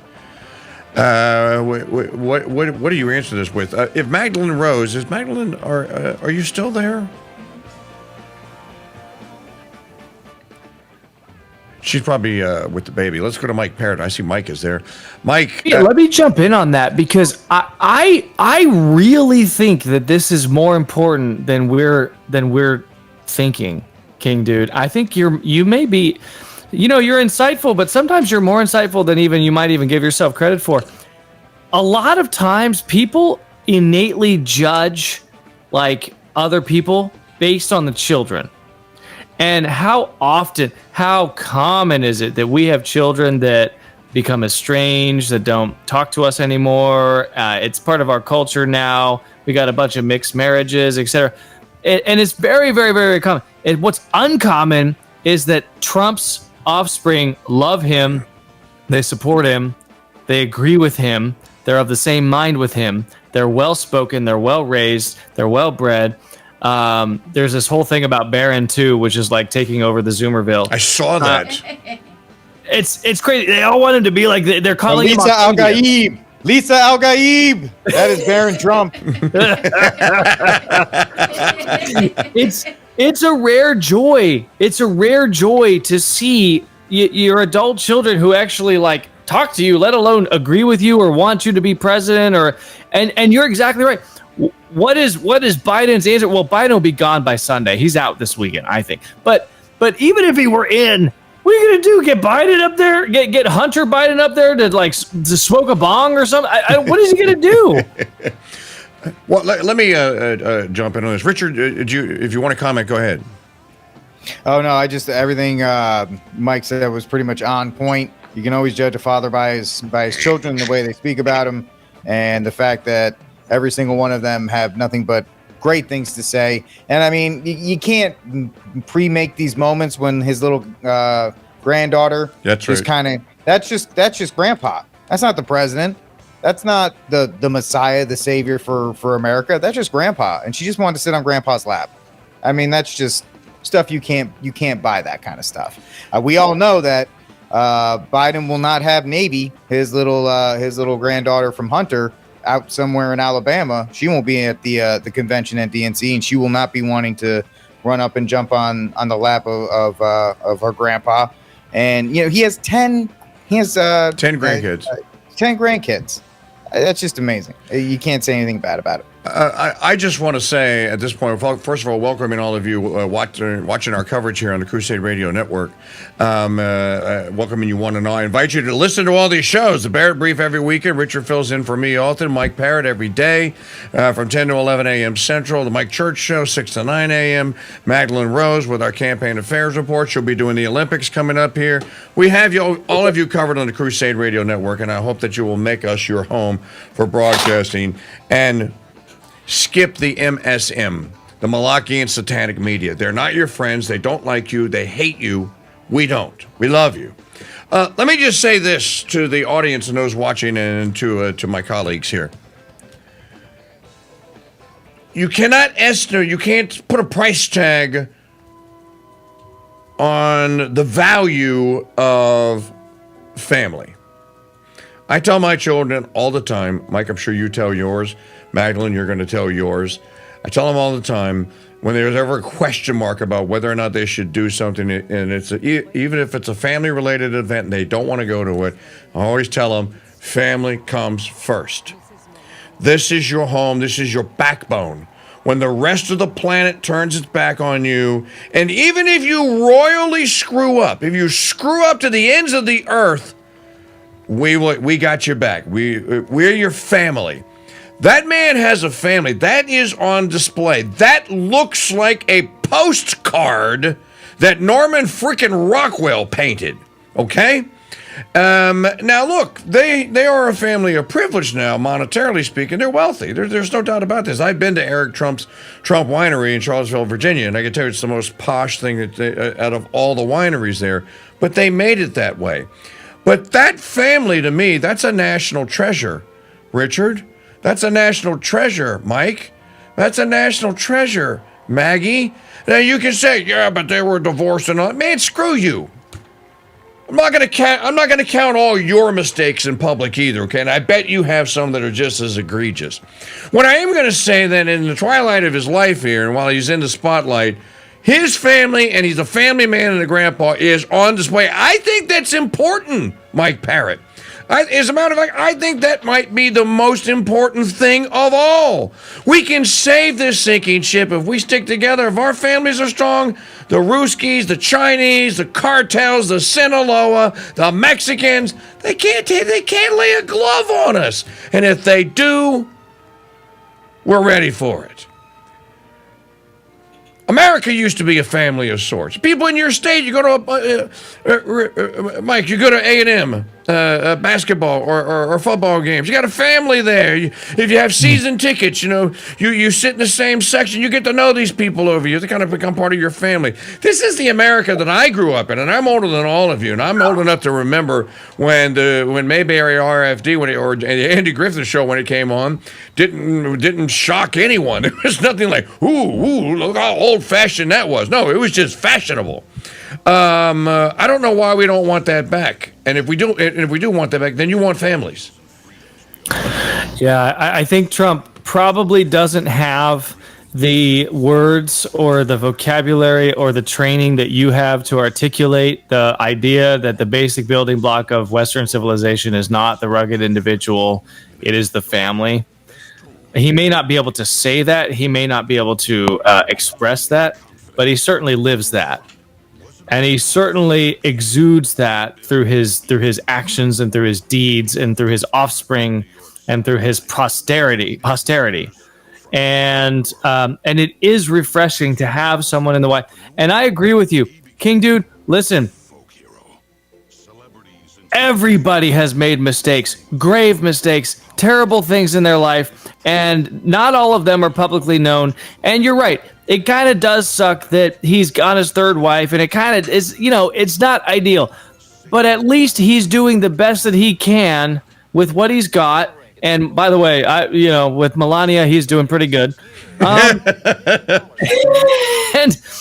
And she's there, and the children are there, and the grandchildren are there, and you can't pay adult children. Look, if Eric Trump or Don Jr. or any of them, if they really wanted to make money, they could defect. Yes. They could go over to MSNBC and be like, yeah, I got the goods on my dad. He was a weirdo, or he was mean, or he beat us, or he neglected us, or whatever it is. None of them have done that. None of them have done that. You can't buy that level of loyalty. The only way that happens is actually he's a pretty decent guy. Well, and I think that Magdalene is back now. Magdalene, you're the youngest of us. How important is that family picture to you? It is really important, and I think that that's one of the reasons we've seen this big resurgence of stay-at-home moms and things on the conservative side, because Trump really put that in focus. And if you think back to 2016 or 2015, rather, when he was down that escalator on stage with everybody, that picture of him and his children and their wives or spouses and grandchildren, it was the first time we'd really seen that. Romney had tried to do it, but it always had like this creepy undertone with Romney in some way. It never really hit. Trump made it a big deal. And I think that that's what's led to this big focus in like the Christian circles on families, on traditional marriage, on those kinds of things, because Trump's made it attractive again. No, he did, and just showing the highlight reel of kind of Trump's life here. And the other thing is, Richard and Mike and Magdalene, he kind of has lived kind of the charmed, the storybook hero life. I mean, did you hear the golf pro tell it earlier? And I didn't know this. The guy has won the club championship at his golf club 21 times.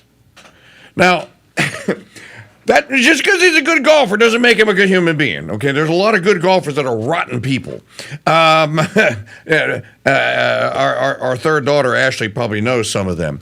But the fact that he even when he's not at home, he's at a club. He used to call the country club. People used to make fun of it, but to him, the people that know him at the club, they treat him like he's a family member. I think this whole thing comes down to families. My favorite essay ever written in the history of mankind is not one by Chesterton. It's not one by Belloc. It's one by a young lady whose name is Grace Emily Stark. She wrote an essay back in 2017 at the dawn of the Trump administration. It was called, what was it called, Maggie? Babies Make Families. Grace Emily Stark was a radical nutcase, left-wing, bone through her bottom of her nose, pierced up and everything, radical nutcase feminist in college. Hated men, didn't want anything to do with men or family or anything. And then one night, I guess in a drunken stupor, somehow she wound up with a dude, and then she wound up pregnant. And she went to her family in tears and distraught, and her mother and her father took her back in and said, you should raise that child. Well, come to find out, the father of the child really had the fancies for her. They ultimately got married, even though she didn't really want to do it. She was told for the good of the child, do this. And the most amazing thing happened to Grace Emily Stark. She fell in love with being a mom. She fell in love with being a wife. And she fell in love with that baby. And she discovered something that you can't put price tags on. All of a sudden, out of nowhere, after that child was born, when they decided to baptize her, And they invited people to the baptism. Uncles she hadn't seen in 20 years showed up. Cousins whose names she had forgotten showed up. Friends came who she hadn't talked to since high school. And then all of a sudden, out of nowhere, and same thing for her new husband, all of a sudden they had this giant family. They had 30 people at the baptism party afterwards. And it dawned on her, this was all because she made the choice to have that baby. And it was like a 600, 700 word essay. Look it up, folks. Babies make families. Grace Emily Stark, probably the best 700 words you'll ever read. And what was the conclusion out of that? The last line of the piece was, and I discovered that babies make families. This is the message that you want coming out of this convention here. This is the message that the Trump family kind of oozes here. You could say, well, I think they'll see a little bit more of it. I want some homeschooling families up there with 12 children. Blah, blah, blah, blah. You know, you can want one hand and crap in the other. This is what you got, and I think it's pretty damn good. And I also say this, and I agree with Magdalene. There are a lot of young people. Maggie and I know them. They go to our church. Mike Parrott, you know them. Richard, you go to Mass. You got large Catholic families, young families, very young families. 5 kids, 6 kids, 7 kids. Some of them have 8 kids. The mom's in the early 30s. It's happening. The revival has already begun. The ship has already turned. It was headed out into a dark sea where it was going to get bombarded by meteors and rain and hurricanes and typhoons. It was probably going to sink, but it made the turn to port. And it's headed back to the port. Safe port, the safe harbor. That's a good thing. And I don't think you can accomplish that without order at the very top. And I think Trump brings order. He commands respect and he brings order. He ain't perfect, but so what? I ain't either. So I think that kind of a proper perspective on this, you want a leader that's got a family like that because people look up to them. They're going to go like, hey, the Trump family has it pretty well. Maybe you emulate them. By the way, what's wrong with them as a role model? Now, you don't want the divorces for certain, but in the current condition, Don Jr. brings his daughter, Kaya Madison, out to go speak 2 nights ago because she decides to do it.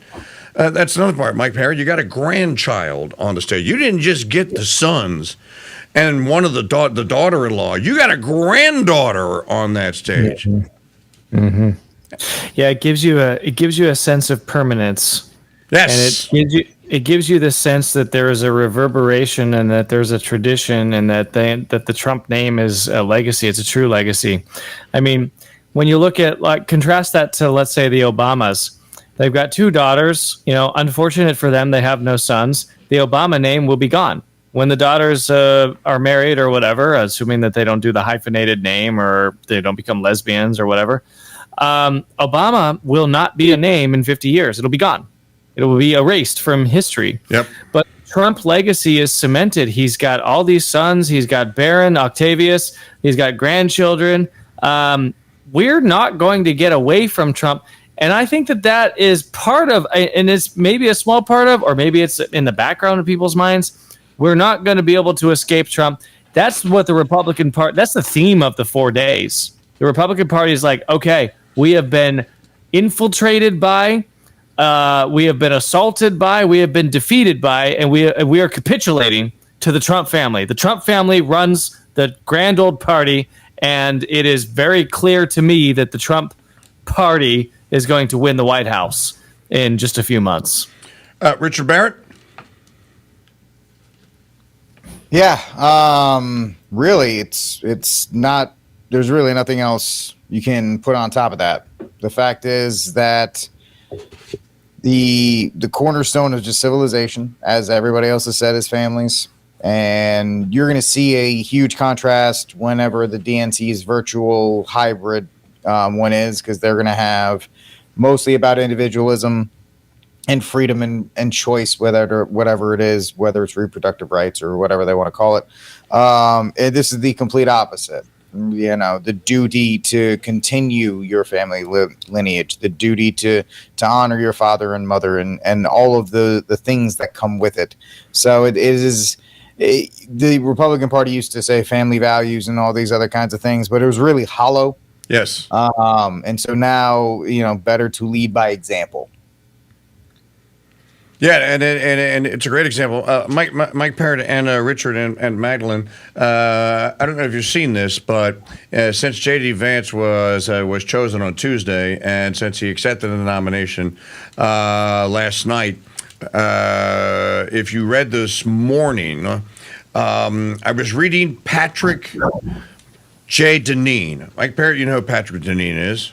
Yep. Okay, Richard, you know who Patrick Deneen is? I do. Okay, Magdalene, you may know who Patrick Deneen is. Deneen said, Deneen wrote something that is, I think, pretty incredible. And if you go read it, you can read Rod Dreher's blog from this morning, and you can read what Deneen wrote. And Deneen is talking to his ortho bro, Rod Dreher, going like, do you realize that your buddy that you made famous is going to be the most, second to the Pope now, is going to be one of the most powerful Catholics in the world? And then Deneen goes on to say, I've met Vance. Vance is the real deal when it comes to the faith. People are underestimating what this guy's commitment is to kind of the tenets of the faith and what attracted him from his hillbilly Protestant background to becoming a full-fledged Catholic. Mike Parrott, you know this. There is a certain, and Richard, you know this because you came to tradition. There is a certain thing that comes to and with the acceptance and then the embrace of tradition. And the best way I can describe it, guys, and I try to describe it to our audience, is the way David Simpson described it to me once. Once you get it, it's a love affair. You just fall in love with it, and it becomes part of your life. And I don't think politics will divorce JD from that. If anything, because he'll be under fire, it may even strengthen him. Who is this that is on the stage? Oh, all right, Richard. Speaking of, who's the guy who is the head of the Dana White? Dana White's on the stage. So 2 weeks ago, I got a call from President Trump asking me if I'd be willing to speak tonight. As usual, there was no pressure, no demands. He asked me as a friend, and of course I said yes. Then, after I accepted his offer, he sent me a text message, and I just want to read to you a little piece of what President Trump wrote to me. Dana, I'm so honored that you will be doing the introduction at the National Republican Convention. Think of it as the biggest fight you ever had, a fight for our country and even the world. I only wish you didn't have to interrupt your family trip, but I hope they understand, they love you, and they know how important this is. Now think about this. This man's running for president of the United States. He's fighting for the future of this country, and he's concerned about interrupting my family trip. That's the President Trump that I know. A man who truly cares about people. The mainstream media likes to push the narrative that he doesn't care about anyone but himself. I absolutely know that's not the truth because I've been friends with this guy for 25 years. And for the people who know me, they'll know this is true. I just want to make something very clear. Nobody in the Trump campaign has ever told me what to say. Nobody tells me what to say, and I'm nobody's puppet.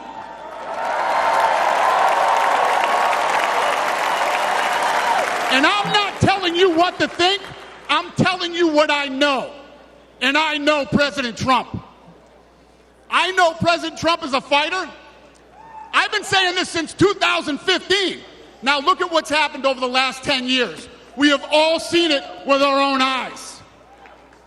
I'm in the tough guy business, and this man is the toughest, most resilient human being that I've ever met in my life. The higher the stakes, the harder he fights, and this guy never, ever gives up. So what's at stake here? The answer is in President Trump's text, and I quote, "A fight for our country." I know why he's running for president again. Why else would he put himself through everything he's dealt with just to get back here? We all know he doesn't need this. This guy's got a great life. He has a beautiful family. and he has achieved everything that you could possibly achieve in life. I know President Trump is literally putting his life on the line for something bigger than himself, and he's willing to risk it all because he loves this country.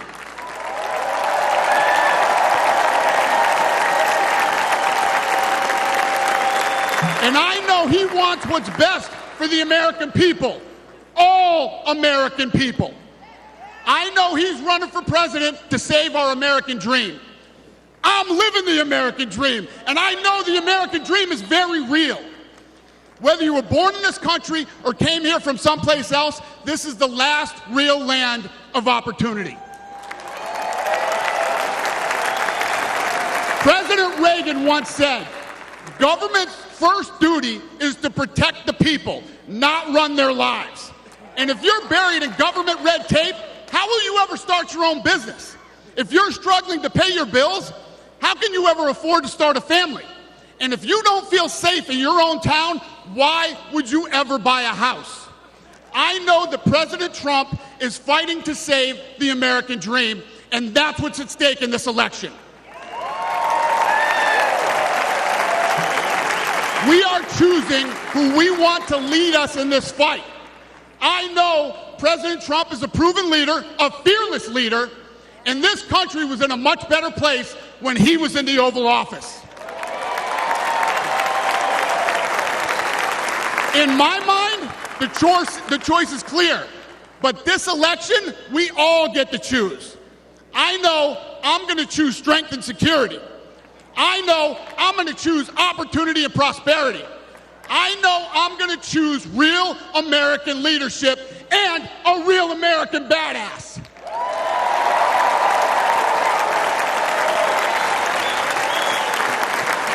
And I'm not telling you what choice to make, and I'm not telling you what to think.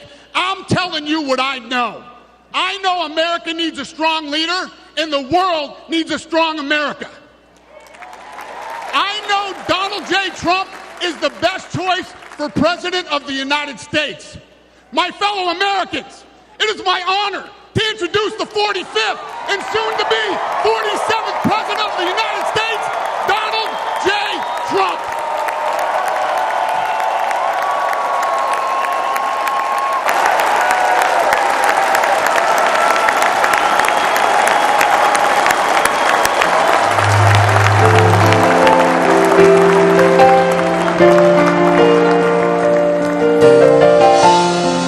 So Dana White did the introduction of President Trump.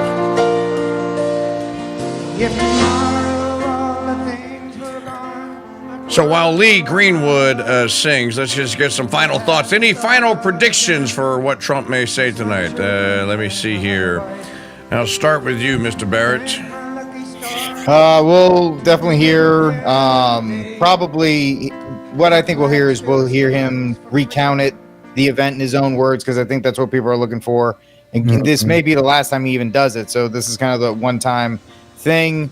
And he's just going to lay out his agenda for what he wants to do when he gets back into office.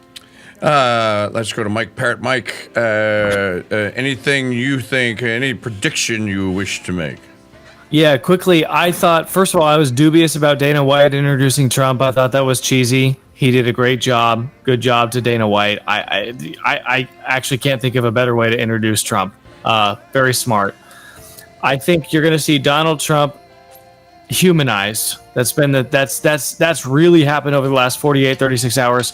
And I think he's going to talk about hearing the bullet, the feeling of it tearing his ear open, and how that bullet changed his outlook on leading the American people. I think he's finally able now, maybe because of that, to strike a tone of unity, and we'll see if he can do it. Magdalene Rose. I think that this is the speech that a lot of Republicans may have hoped for over the years, that is unifying, that shows that he can be strong and presidential, and really makes the case to suburban women especially that they can vote for him and feel good about themselves. I'm going to make the prediction that he is going to talk about we're going to get term limits for Congress, and he is going to make permanent. He one of two things here, but I'm going to go bold here. Go big or go home, Mike. I'm going to go, he's going to say by the end of his 4 years, he's going to abolish the IRS. You can replace the income tax with duties, tariffs, and imposts. He knows that you can do this. He's got guys on his staff. They fiddle with the idea. Your boy Bug Hall's the one that told me this. And I think that in after assassination attempt Trump, that's what he does. Who wants to go down as the guy that cut taxes when you can go down as the guy that eliminated them? So, to me, that's the biggest, boldest move he could make. And with that, I mean, our guy is on stage, folks. I could not be more proud of our crew, of Maggie for running the video, Justin for doing some of the graphics, Magdalene on the phone, Richard and Mike in the bullpen here with me these last 4 days. And all of you out there for listening, this is the moment here. We're all going to remember this. You're not going to forget this convention because all the rest of them are going to stink compared to this one. You're all going to remember this. And I agree with the sentiment. God bless America. Here's President Trump. Let's listen in and watch.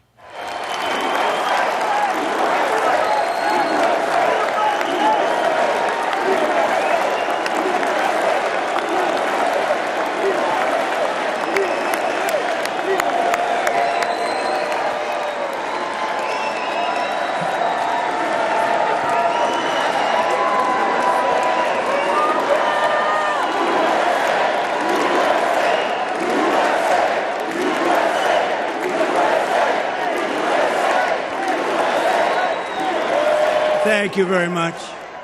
Thank you very, very much. Wow. And thank you, Dana. Thank you, Kid Rock, sometimes referred to as Bob. And thank you, Lee, right from the beginning. Thank you very much. What a talent. What a beautiful, beautiful song. Thank you. Friends, delegates, and fellow citizens, I stand before you this evening with a message of confidence, strength, and hope.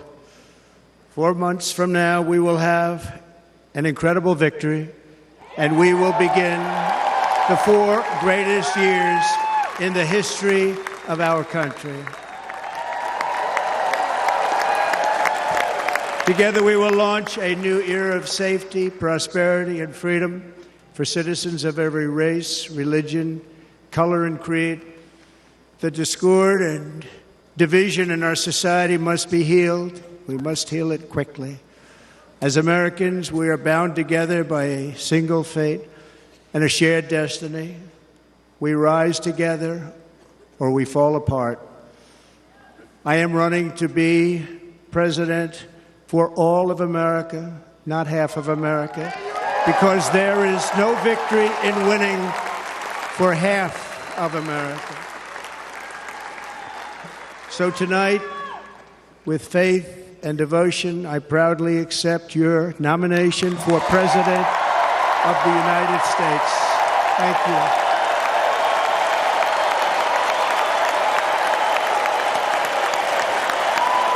And folks watching at home, I'm seriously, remember this moment. This is precious and beautiful, and it doesn't happen very often. Just remember the feeling. Feels good to be a part of a big, large family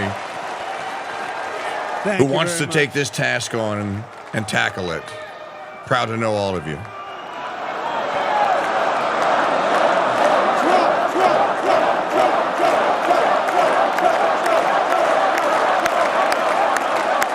Thank you very much.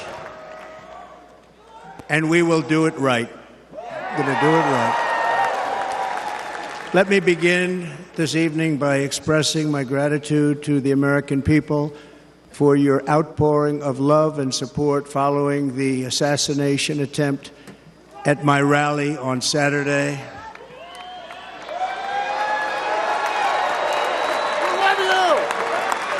As you already know, the assassin's bullet came within a quarter of an inch of taking my life. So many people have asked me, what happened? Tell us what happened, please.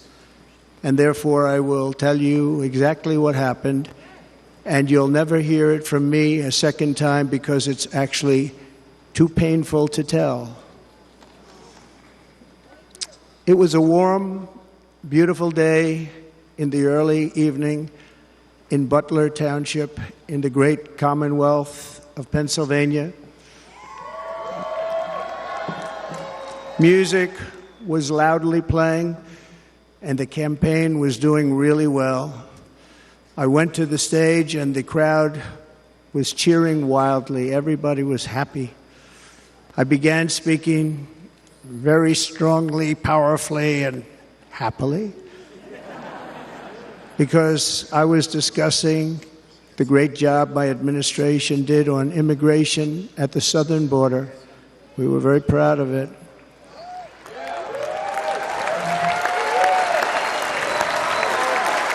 Behind me and to the right was a large screen that was displaying a chart of border crossings under my leadership. The numbers were absolutely amazing.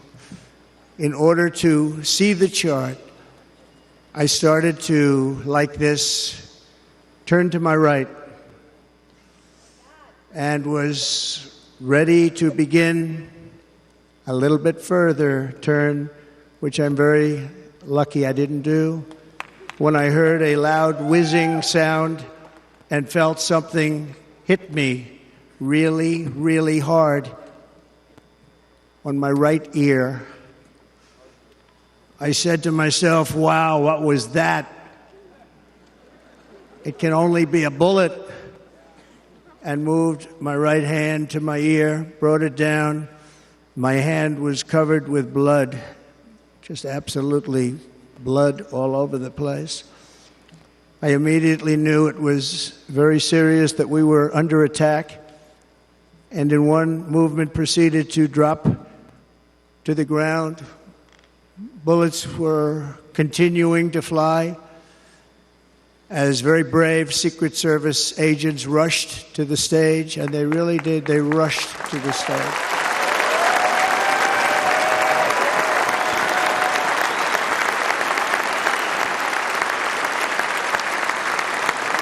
These are great people at great risk, I will tell you, and pounced on top of me so that I would be protected.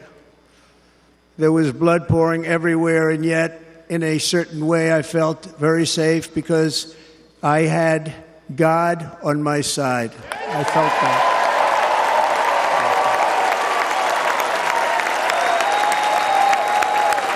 If you're listening to this on the radio, you can't appreciate the amount of people in the crowd that are just crying, bawling their eyes out. The amazing thing is that prior to the shot, if I had not moved my head at that very last instant, the assassin's bullet would have perfectly hit its mark, and I would not be here tonight. We would not be together. The most incredible aspect of what took place on that terrible evening in the fading sun was actually seen later. In almost all cases, as you probably know, and when even a single bullet is fired, just a single bullet, and we had many bullets that were being fired, crowds run for the exits or stampede, but not in this case. It's very unusual.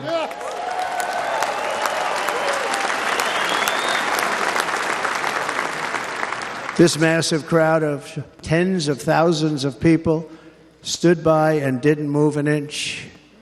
In fact, many of them bravely but automatically stood up looking for where the sniper would be. They knew immediately it was a sniper. And then began pointing at him. You can see that if you look at the group behind me. That was just a small group compared to what was in front. Nobody ran, and by not stampeding, many lives were saved. But that isn't the reason that they didn't move. The reason is that they knew I was in very serious trouble. They saw it. They saw me go down. They saw the blood and thought, actually most did, that I was dead. They knew it was a shot to the head. They saw the blood. And there's an interesting statistic. The ears are the bloodiest part. If something happens with the ears, they bleed more than any other part of the body. For whatever reason, the doctors told me that. I said, why is there so much blood? He said, it's the ears. They bleed more. So we learned something, but they just, this beautiful crowd, they didn't want to leave me. They knew I was in trouble. They didn't want to leave me. And you can see that love written all over their faces. Incredible people. They're incredible people. Bullets were flying over us, yet I felt serene. But now the Secret Service agents were putting themselves in peril. They were in very dangerous territory. Bullets were flying right over them, missing them by a very small amount of inches. And then it all stopped.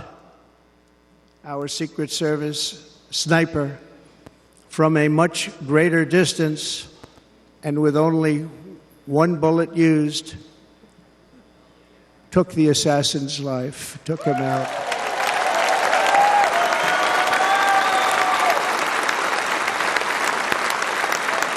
I'm not supposed to be here tonight. Not supposed to be here. Yes, you are. Yes, you are. Yeah.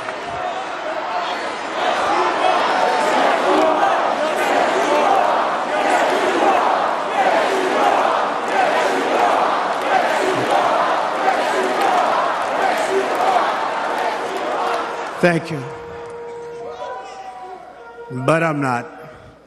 And I'll tell you, I stand before you in this arena only by the grace of Almighty God.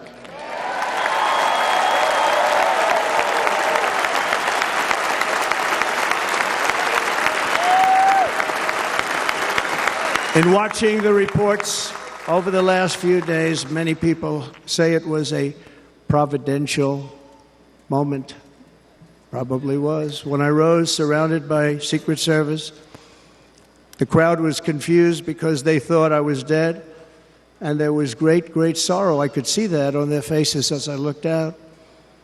They didn't know I was looking out. They thought it was over.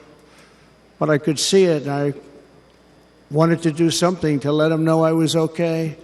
I raised my right arm, looked at the thousands and thousands of people that were breathlessly waiting, and started shouting, "Fight, fight, fight."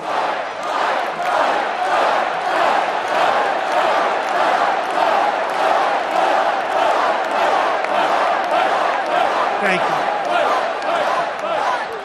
you. Once my clenched fist went up, and it was high into the air. You've all seen that. The crowd realized I was okay and roared with pride for our country like no crowd I have ever heard before. Never heard anything like it. For the rest of my life, I will be grateful for the love shown by that giant audience of patriots that stood bravely on that fateful evening in Pennsylvania. Tragically, the shooter claimed the life of one of our fellow Americans, Corey Comparator. Unbelievable person, everybody tells me. Unbelievable. And seriously wounded, two other great warriors. Spoke to them today. David Dutch and James Copenhaver. Two great people. I also spoke to all three families of these tremendous people. Our love and prayers are with them, and always will be. We're never going to forget them. They came for a great rally. They were serious Trumpsters, I want to tell you. They were serious Trumpsters, and still are. But Corey, unfortunately, we have to use the past tense. He was incredible. He was a highly respected former fire chief, respected by everybody. Was accompanied by his wife, Helen, incredible woman. I spoke to her today, devastated, and two precious daughters. He lost his life selflessly acting as a human shield to protect them from flying bullets. He went right over the top of them and was hit. What a fine man he was.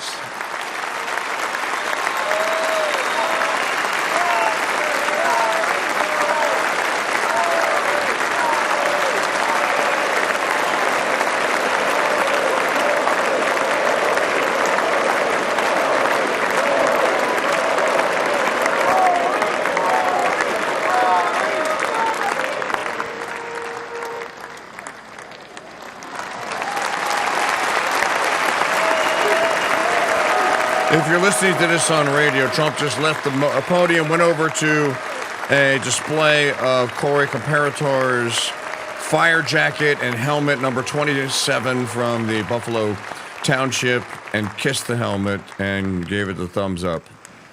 I want to thank the fire department and the family for sending his helmet, his outfit, and it was just something, and they're going to do something very special when they get it. But we did something which cannot match what happened, not even close.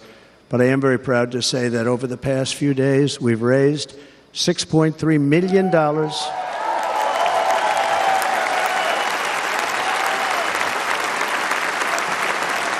for the families of David, James, and Corey, including from a friend of mine just called up. He sent me a check right here. I just got it. $1 million from Dan Newland. Thank you, Dan. And again, when speaking to the family, I told them, I said, well, I'm going to be sending you a lot of money, but it can't compensate. They all said the same thing. You're right, sir. We appreciate so much what you're doing, but nothing can take the place in the case of Corey. And the other two, by the way, they were very, very seriously injured, but now they're doing very well. They're going to be okay. They're going to be doing very well.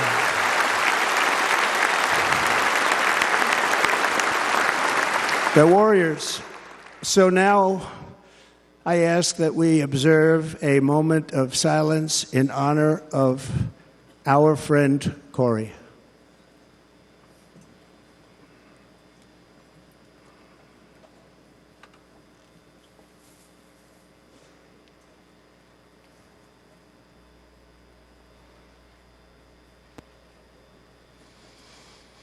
There is no greater love than to lay down one's life for others.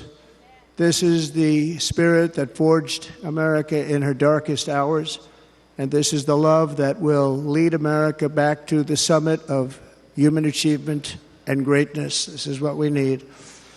Despite such a heinous attack, we unite this evening more determined than ever. I am more determined than ever, and so are you. So is everybody in this room.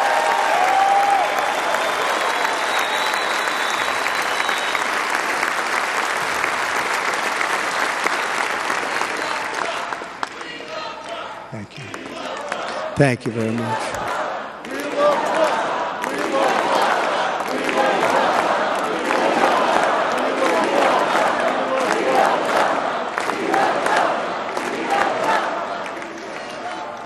Our resolve is unbroken and our purpose is unchanged to deliver a government that serves the American people better than ever before.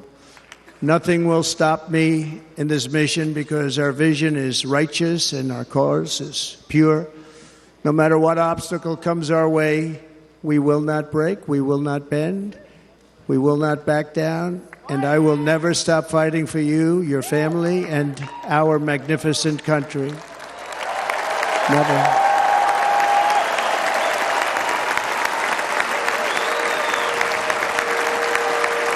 And everything I have to give with all of the energy and fight in my heart and soul, I pledge to our nation tonight. Thank you very much. I pledge that to our nation. We're going to turn our nation around, and we're going to do it very quickly. Thank you.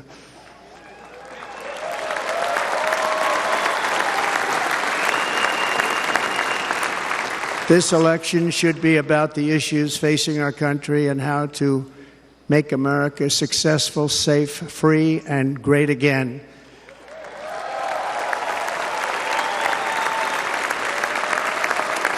In an age when our politics too often divide us, now is the time to remember that we are all fellow citizens. We are one nation under God, indivisible, with liberty and justice for all.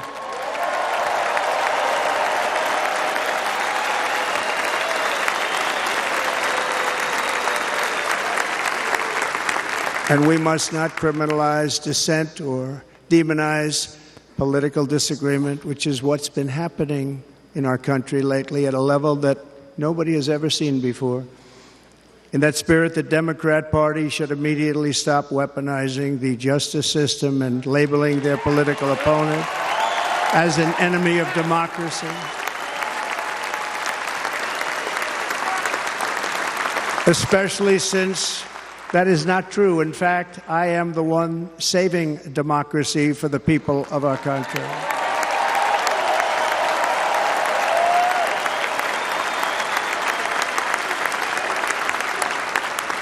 And very big news, as you probably just read, on Monday a major ruling was handed down from a highly respected federal judge in Florida, Eileen Cannon, finding that the prosecutor and the fake documents case against me were totally unconstitutional, and the entire case was thrown out of court. With all of that publicity, thrown out of court. If Democrats want to unify our country, they should drop these partisan witch hunts, which I have been going through for approximately 8 years. And they should do that without delay and allow an election to proceed that is worthy of our people. We're going to win it anyway, but worthy of our people. On this journey, I am deeply honored to be joined by my amazing wife, Melania.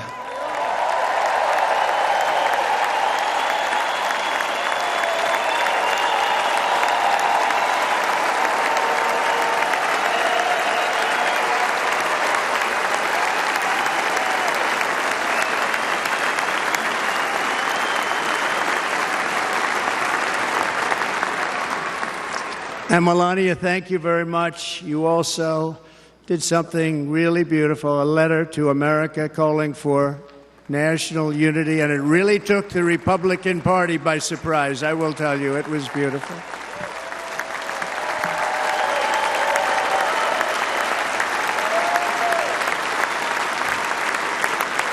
In fact, some very serious people said that we should take that letter and put it as part of the Republican platform. That would be an honor, wouldn't it?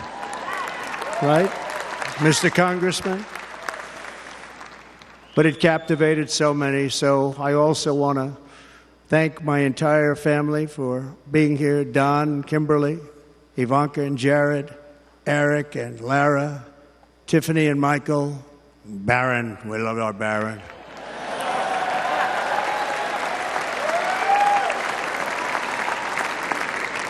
And of course, my 10 wonderful grandchildren. You saw a few of them up there on my lap before.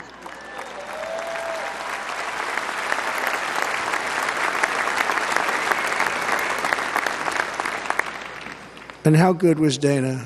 Was Dana good? I mean, was he good? You know, he was on probably the only vacation he's had in about, maybe ever, because he works, but about 10 years with his wife, very far away. I won't tell you where, but very, very far away, beautiful place. And my people called, and he said, yeah, I won't be able to do it. This is many, many years. I promised my wife I can't do it. And they came in, they said, Dana won't be able to do it, because he was my first, second, and third choice. I said, well, you know, that's too bad, but I understand he's away, and it's good. It's good for him. And that was it. About 30 minutes later, she came back in, sir, Dana just called, he's going to do it. And his wife, she said, you can't turn him down, you just can't do it, you have to go. That's a good wife.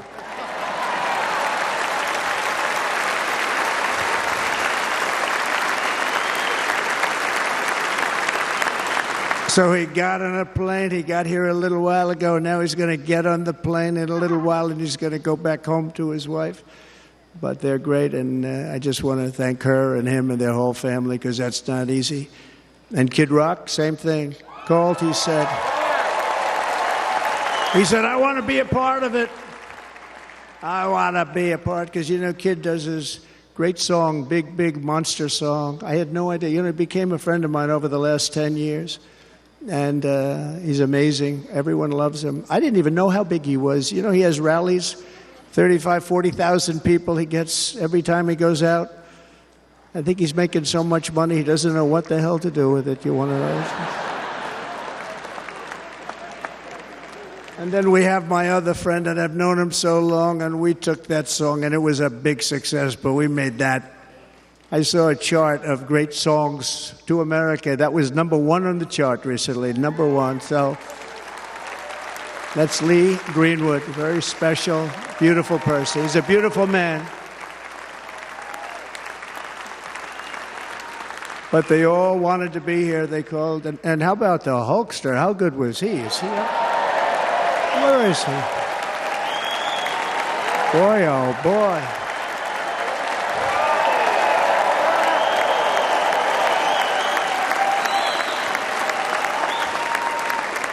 You know, they may call that entertainment. I know about entertainment, but when he used to lift a 350-pound man over his shoulders and then bench press him 2 rows into the audience, I say, maybe entertainment, but he is one strong son of a gun. I will tell you, I watched it many times. There aren't a lot of entertainers that can do that, right? You were fantastic. Thank you very much. Followed by Eric. What was that all about? Boy, that was good. I didn't want to really come up here. But he was so great, and he's such a good young man. He went through a lot of trouble, and Don last night was incredible. They went through so much trouble. They got subpoenaed more than any people probably in the history of the United States. Every week they get another subpoena from the Democrats, crazy Nancy Pelosi, the whole thing, just boom, boom, boom. They've got to stop that because they're destroying our country. We have to work on making America great again, not on beating people. And we won. We beat them and all. We beat them on the impeachments. We beat them on indictments. We beat them. But the time that you have to spend,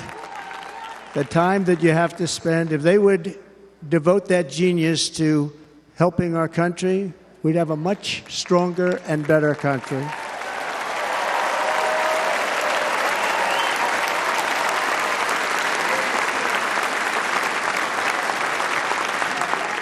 And Jason, the biggest star in country music. Jason, thank you for being here.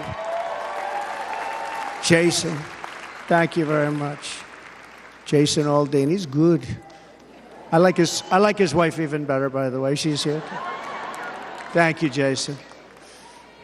But I'm thrilled to have a new friend and partner fighting by my side. The next Vice President of the United States, the current Senator from Ohio, J.D. Vance, and his incredible wife, Usha.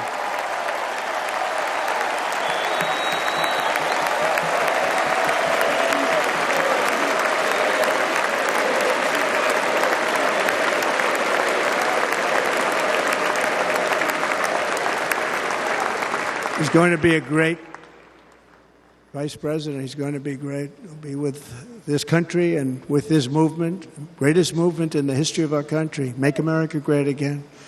When they criticize it, they say, we're going to try and stop MAGA. I said, MAGA is Make America Great Again. What are you going to stop? There's nothing to stop. Then they say, oh, that's right. It's very tough to fight it. And all of the people that did try and fight it have failed. But he's going to be with us for a long time, and it was an honor to select him. Great, great student at Yale. His wife was a great student at Yale. They met at Yale. These are two smart people. So, J.D., you're going to be doing this for a long time. Enjoy the ride.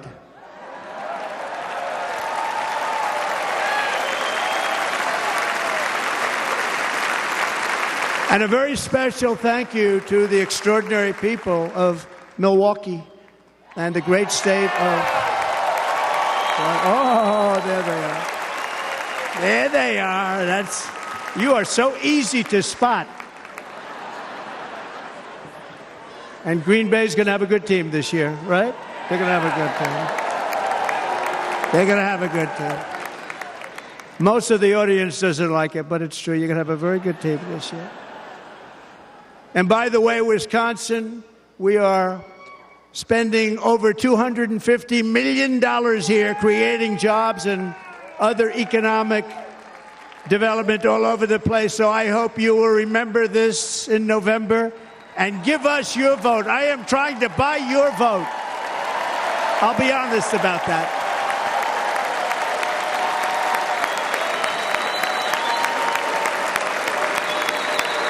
And I promise we will make Wisconsin great again. We're going to make it. Thank you, Mr. Governor. Thank you very much. Thank you. I'm here tonight to lay out a vision for the whole nation. To every citizen, whether you're a young or old man or woman, Democrat, Republican, or independent, black or white, Asian or Hispanic, I extend to you a hand of loyalty and of friendship. Together we will lead America to new heights of greatness like the world has never seen before. We were right there in the first term. We got hit with COVID. We did a great job. Nobody knew what it was, but nobody's ever seen an economy pre-COVID. And then we handed over a stock market that was substantially higher than just prior to COVID. Coming in, did a great job. Never got credit for that. We got credit for the war and defeating ISIS and so many things, the great economy, the biggest tax cuts ever, the biggest regulation cuts ever, the creation of Space Force, the rebuilding of our military. We did so much. We did so much. Right to try. Right to try is a big deal. We got right to try. They were trying to get that for 52 years. Somebody's terminally ill. And hopefully there's nobody in this audience, but it does happen a lot. They're terminally ill and they can't use our new space-age drugs and other things that we are way ahead. We have the greatest doctors in the world, the greatest laboratories in the world, and you can't do it. They've been trying to get that approved for 52 years. Wasn't that easy? The insurance companies didn't want to do it. They didn't want the risk. The labs didn't want to do it because if it didn't work, people are pretty far down the line toward death. They didn't want to do it. The doctors didn't want to have it on their records, so I got everybody into an office. 52 years they tried. Sounds simple, but it's not. And I got them to agree that somebody that needs it will, instead of going to Asia, Europe, or someplace, or if you have no money going home and dying, just die.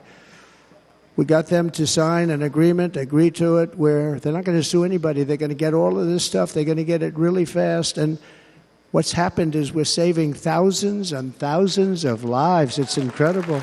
Right to try. It's a great feeling. Under our leadership, the United States will be respected again. No nation will question our power. No enemy will doubt our might. Our borders will be totally secure. Our economy will soar. We will return law and order to our streets, patriotism to our schools, and importantly, we will restore peace, stability, and harmony all throughout the world.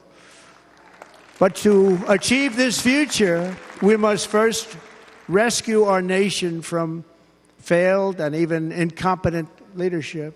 We have totally incompetent leadership. This will be the most important election in the history of our country. Under the current administration, we are indeed a nation in decline. We have an inflation crisis that is making life unaffordable, ravaging the incomes of working and low-income families, and crushing, just simply crushing our people like never before. They've never seen anything like it. We also have an illegal immigration crisis, and it's taking place right now as we sit here in this beautiful arena. It's a massive invasion at our southern border that has spread misery, crime, poverty, disease, and destruction to communities all across our land. Nobody's ever seen anything like it.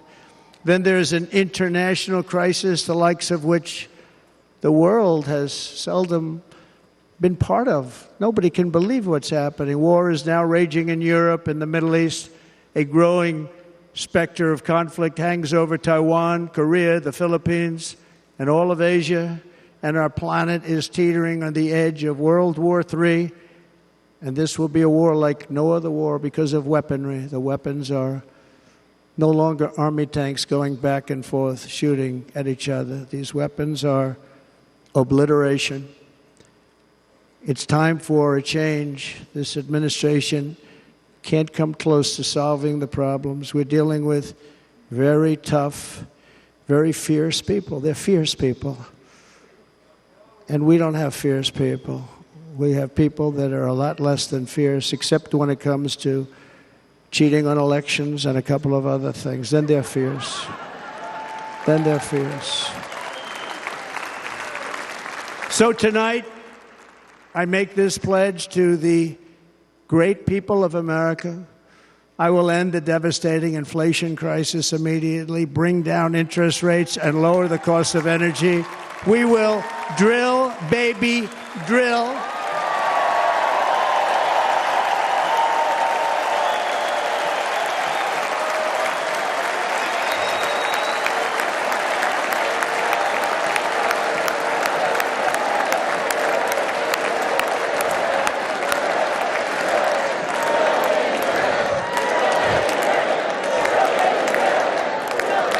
Can you believe what they're doing?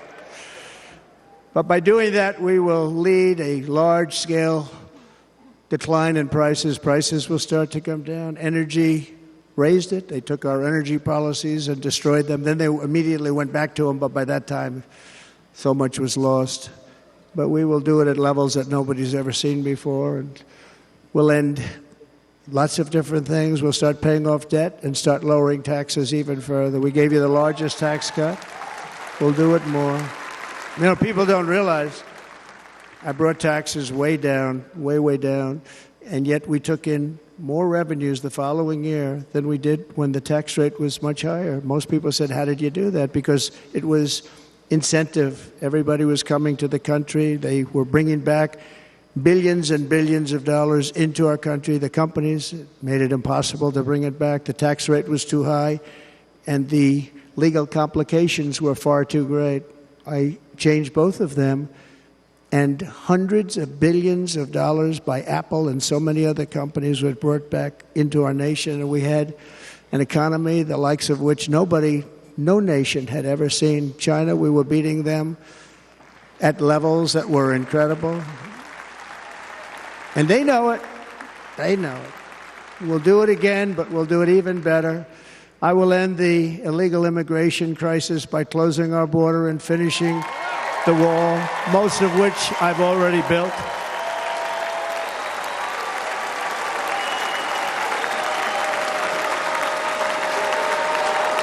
On the wall, we were dealing with a very difficult Congress.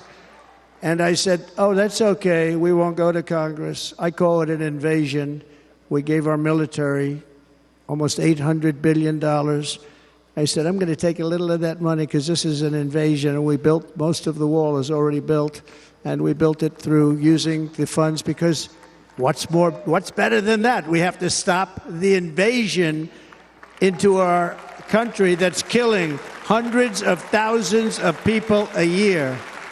We're not going to let that happen. I will end every single international crisis that the current administration has created, including the horrible war with Russia and Ukraine, which would have never happened if I was president, and the war caused by the attack on Israel, which would have never happened if I was president. Iran was broke. Iran had no money. Now Iran has $250 billion. They made it all over the last 2.5 years. They were broke. I watched the other day on a show called Deface the Nation. Has anyone seen it? And they had a congressman who was a Democrat say, well, whether you like him or not, Iran was broke dealing with Trump. I told China and other countries, if you buy from Iran, we will not let you do any business in this country, and we will put tariffs on every product you do send in of 100% or more. And they said to me, well, I think that's about it. They weren't going to buy any oil. And they were ready to make a deal. Iran was going to make a deal with us. And then we had that horrible, horrible result that we'll never let happen again. The election result, we're never going to let that happen again. They used COVID to cheat. We're never going to let it happen again. And they took off all the sanctions, and they did everything possible for Iran. And now Iran is very close to having a nuclear weapon, which would have never happened. This is a shame what this administration, the damage that this administration has done. And I say it often, If you took the 10 worst presidents in the history of the United States, think of it, the 10 worst, added them up, they will not have done the damage that Biden has done. Only going to use the term once. Biden. I'm not going to use the name anymore, just one time. The damage that he's done to this country is unthinkable. It's unthinkable. Together we will restore vision, strength, competence, and we're going to have a thing called common sense making most of our decisions, actually. It's all common sense. Just a few short years ago, under my presidency, we had the most secure border and best economy in the history of our country, in the history of the world. We had the greatest economy in the history of the world. We had never done anything like it. We were beating every country, including China, by leaps and bounds. Nobody had seen anything like it. We had no inflation. Soaring incomes were going. Nobody can believe it. You can't believe what happened 4 years ago is happening now in reverse. And the world was at peace. Inflation has been a killer for our country. No matter what you make it, it doesn't matter because inflation is eating you alive. People that were putting away money, they were making great wages, the highest they've ever made, but they were putting away a lot of money. Now they are just being destroyed. They're not putting away anything. They're barely living. They're going into savings accounts. They're taking out their money to live because of inflation. Inflation, remember, it's called a country buster. You can go back to Germany from 100 years ago. You can go back to any country that suffered great inflation. We've suffered the worst inflation we've ever had. But go back and see what's happened to those countries. We've had the worst inflation we've ever had under this person. But in less than 4 years, our opponents have turned incredible success into unparalleled tragedy and failure. It's been a tremendous failure. Today, our cities are flooded with illegal aliens. Americans are being squeezed out of the labor force and their jobs are taken. And by the way, you know who's taking the jobs that are created? 107% of those jobs are taken by illegal aliens. And you know who's being hurt the most by millions of people pouring into our country? The black population and the Hispanic population, because they're taking the jobs from our black population, our Hispanic population, and they're also taking them from unions. The unions are suffering because of it. Thank you. Thank you. I like you too. Thank you very much. Inflation has wiped out the life savings of our citizens and forced the middle class into a state of depression and despair. That's what it is. It's despair and depression. We cannot and will not let this continue. Less than 4 years ago, we were a great nation, and we will soon be a great nation again. We're going to be a great nation again.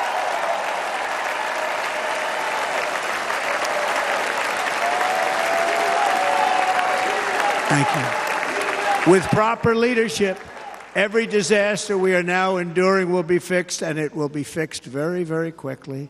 So tonight, whether you've supported me in the past or not, I hope you will support me in the future, because I will bring back the American dream. That's what we're going to do. You don't even hear about the American dream anymore. With great humility, I am asking you to be excited about the future of our country. Be excited. Be excited.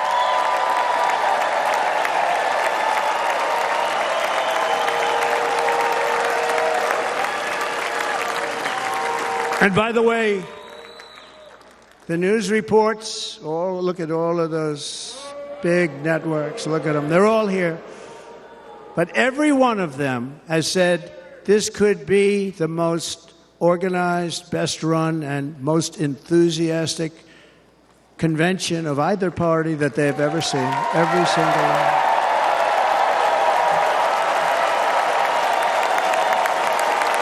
And it's true. It's true. And there's love in the room. There's great love in the room.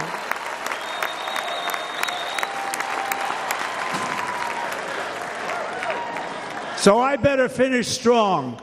Otherwise, we'll blow it. And we can't let that happen. No, this was great. All of the great people that spoke, and everybody hit a home run. I mean, there's not one that I can think of where I said, oh, gee, that wasn't great. Every single person. I refuse to be the only one. Don't do that to me. They're already getting ready. See, I gave them an idea. No, this was a great convention. This was, I think we're actually going to go home and miss it. You know, usually with a first of all, look at these crowds. You'd never have this at a convention. Look at these crowds.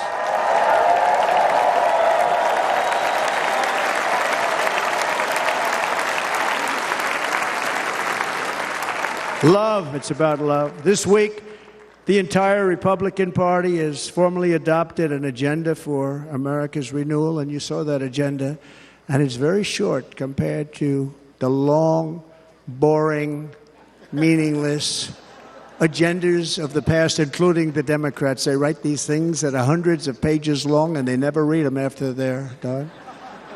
In their case, fortunately, they don't read them because they're pretty bad. It's a series of bold promises that we will swiftly implement when you give us a Republican House. And Mr. Speaker, thank you very much. We have our great Speaker of the House with us tonight. Mr. Speaker, thank you very much. Thank you. A Republican Senate, we have many senators here. And send me back to our beautiful White House just a few short months from now. We're talking about just months. It can't come fast enough. We have to get it done. First, we must get economic relief to our citizens. Starting on day one, we will drive down prices and make America affordable again. We have to make it affordable. It's not affordable. People can't live like this. Under this administration, our current administration, groceries are up 57%, gasoline is up 60 and 70%, mortgage rates have quadrupled. And the fact is, it doesn't matter what they are because you can't get the money anyway. You can't buy houses. Young people can't get any financing to buy a house. The total household costs have increased an average of $28,000 per family under this administration. Republicans have a plan to bring down prices and bring them down very, very rapidly. By slashing energy costs, we will in turn reduce the cost of transportation, manufacturing, and all household goods. So much starts with energy. And remember, we have more liquid gold under our feet than any other country by far. We are a nation that has the opportunity to make an absolute fortune with its energy. We have it, and China doesn't. Under the Trump administration, just 3.5 years ago, we were energy independent. But soon, we will actually be better than that. We will be energy dominant and supply not only ourselves, but we will supply the rest of the world with numbers that nobody has ever seen, and we will reduce our debt, $36 trillion. We will start reducing that, and we will also reduce your taxes still further. Next, and by the way, they want to raise your taxes 4 times, think of it. And all my life I grew up watching politicians. I always loved politics, I guess. I was on the other side. I'd watch and they were always talking about, we will give you a tax cut. We will give you a tax cut. My whole life I was watching, I will give you a tax cut, right, Mr. Congressman? That's all they talked about. This is the only administration that said, we're going to raise your taxes by 4 times what you're paying now, and people are supposed to vote for them? I've never heard it. You're paying too much.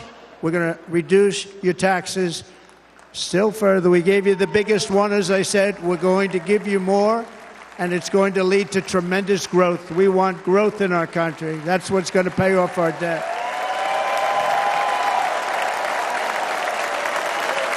And next, we will end the ridiculous and actually incredible waste of taxpayer dollars that is fueling the inflation crisis. They spent trillions of dollars on things having to do with the Green New Scam. It's a scam.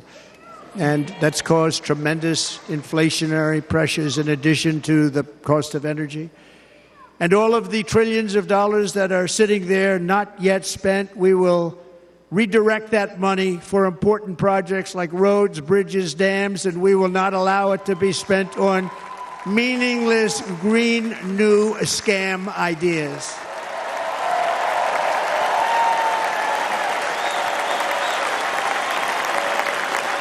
And I will end the electric vehicle mandate on day one.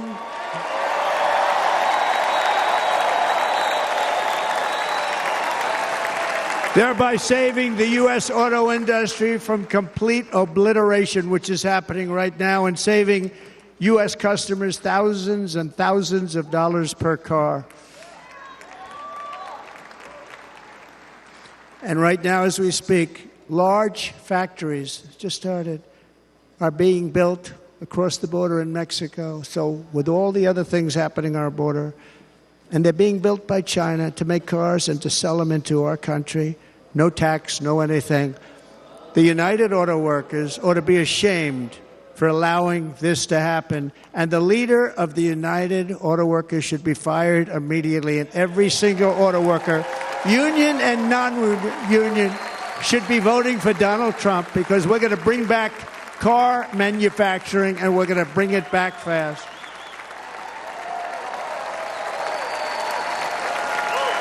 They're building some of the largest auto plants anywhere in the world. Think of it, in the world. We're going to bring it back. We're going to make them. We don't mind that happening, but those plants are going to be built in the United States, and our people are going to man those plants.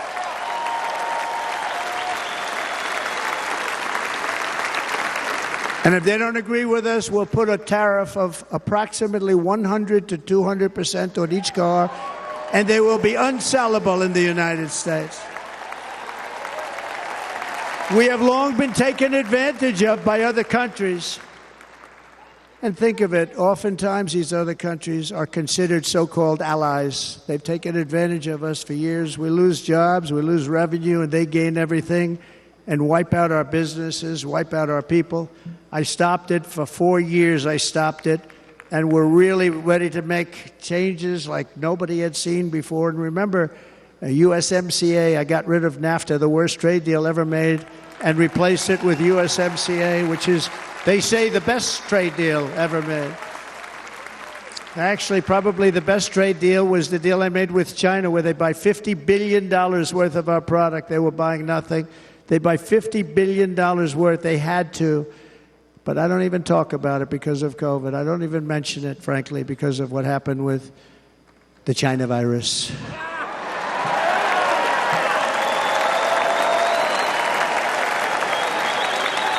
We will not let countries come in, take our jobs, and plunder our nation. They come and do that. They plunder our nation. The way they will sell their product in America is to build it in America. Very simple. Build it in America and only in America.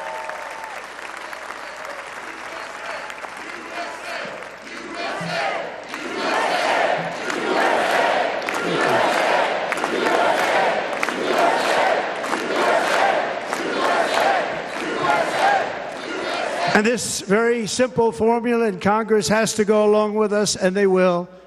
This very simple formula will create massive numbers of jobs. We will take over the auto industry again, and many, many hundreds of thousands of jobs. We lost so many jobs over the years. If you go back 20, 25 years, they've stolen, going to China and Mexico, about 68% of our auto industry manufacturing jobs. We're going to get them all back. We're going to get them all back, every one of them. At the center of our plan for economic relief are massive tax cuts for workers that include something else that's turned out to be very popular, actually. Here it's very popular, in this building and all those hotels that I saw that are so nice. I'm staying in a nice one. It's called no tax on tips. No tax on tips. No tax on tips.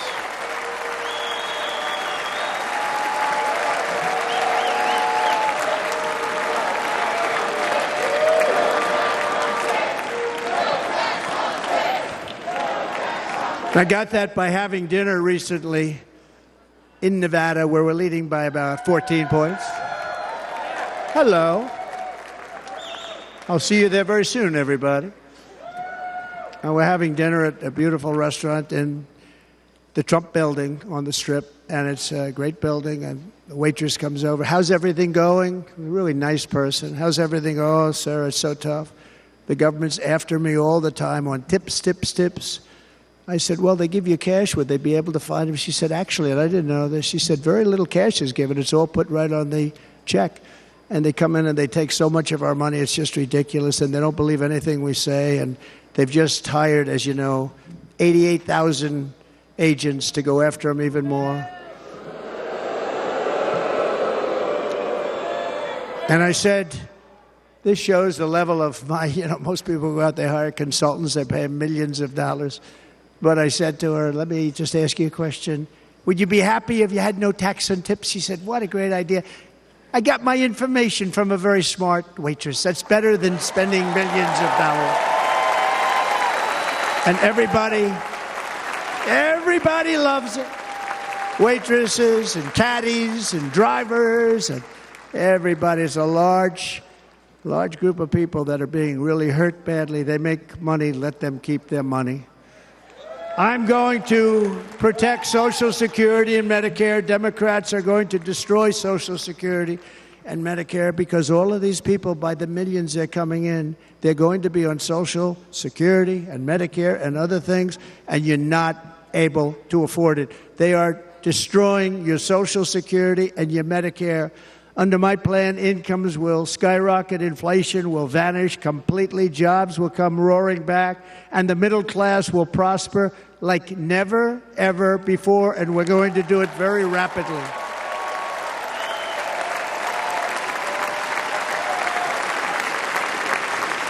But no hope or dream we have for America can succeed unless we stop the illegal immigrant invasion, the worst that's ever been seen anywhere in the world. There's never been an invasion like this anywhere. Third world countries would fight with sticks and stones not to let this happen.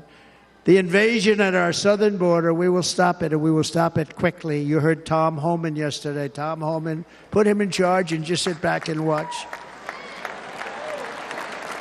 Brandon Judd of Border Patrol, he's incredible. These guys, they really, their job is a lot easier if they don't have to do anything, but they want to. They're patriots. Brandon Judd, Border Patrol, ICE. ICE goes out. You have to see what ICE does with MS-13. You have these are probably the worst gang, and ICE goes in there. And I know a lot of people in these rows here, and they're very tough people, but they don't want to do this job.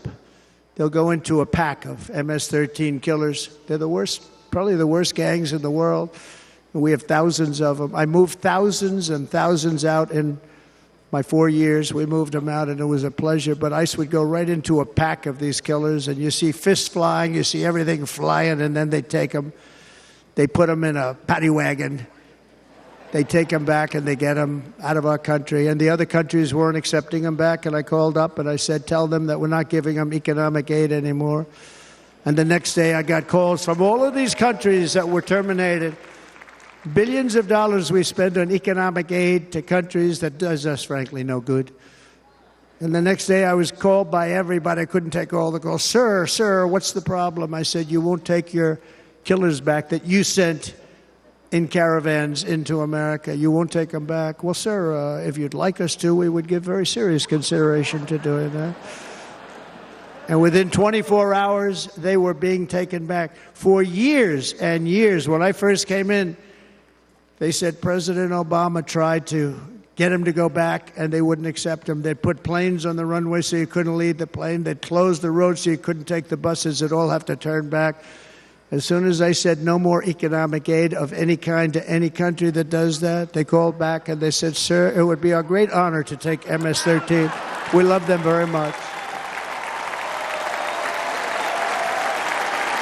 We love them very much, sir. We'll take them back. At the heart of the Republican platform is our pledge to end this border nightmare and fully restore the sacred and sovereign borders of the United States of America, and we're going to do that on day one.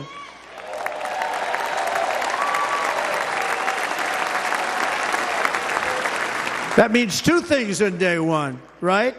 Drill, baby, drill, and close our borders.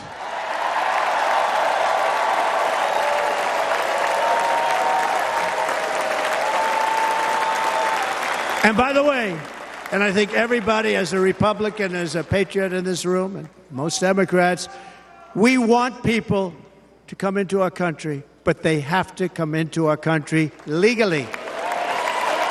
Legally. Less than 4 years ago, I handed this administration the strongest border in American history. But you can see on the chart that saved my life, that was the chart that saved my life. I said, look it, I'm so proud of it. I think it's one of the greatest, it was done by the Border Patrol, one of the greatest charts I've ever seen. It showed everything just like that. You know the chart. Oh, there it is. That's pretty good. Wow. Last time I put up that chart, I never really got to look at it. But without that chart, I would not be here today.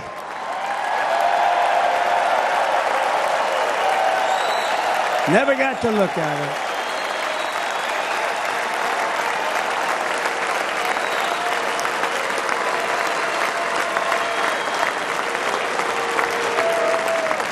I said, you got to see this chart. I was so proud of it, and by the time I got to there, I never got to see it that day. But I'm seeing it now, and I was very proud. If you look at the arrow in the bottom, that's the lowest level, the one on the bottom, heavy red arrow. That's the lowest level of illegal immigrants ever to come into our country in recorded history, right there. Right there. And that was my last week in office. And then you see what happened after I left. Look at the rest. And if you go out a little bit further, it's getting to be a little bit old, but I love it anyway, right? But you can go much higher with those numbers. Look what happened right after that.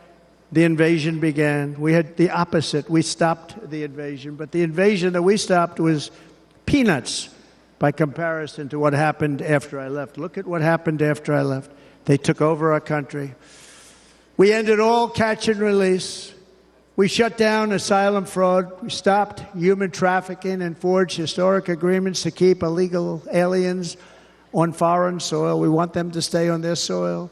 Under the Trump administration, if you came in illegally, you were apprehended immediately and you were deported.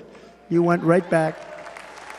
The current administration terminated every single one of those great Trump policies that I put in place to seal the border. I wanted a sealed border. Again, come in, but come in legally. You know how unfair it is? So many people, hundreds of thousands of people, have been working for years to come into our country. And now they see these people pour into our country at levels that are unprecedented, so unfair. And we're not going to do it. We're not going to stand for it. They suspended wall construction, ended remain in Mexico. We had a policy, remain in Mexico. You think that was easy to get from the Mexican government? But I said, you must give it to us. If you don't give it to us, there will be repercussions. And they gave it to us, but not easy. Canceled our Safe Third agreements, demolished Title 42, implemented nationwide catch and release. That's catch and release, where we catch them and release them into our country. We catch them and release them into Mexico. There's a slight difference. And took 93, this is the previous administration, 93 executive actions to throw open our border to the world. The entire world is pouring into our country because of this very foolish administration. The greatest invasion in history is taking place right here in our country. They are coming in from every corner of the earth, not just from South America, but from Africa, Asia, the Middle East. They're coming from everywhere. They're coming at levels that we've never seen before. It is an invasion indeed, and this administration does absolutely nothing to stop them. They're coming from prisons. They're coming from jails. They're coming from mental institutions and insane asylums. You know, the press is always on me because I say this. Has anyone seen Silence of the Lambs? The late, great Hannibal Lecter. He'd love to have you for dinner. That's insane asylums. They're emptying out their insane asylums. And terrorists are coming in at numbers that we've never seen before. Bad things are going to happen.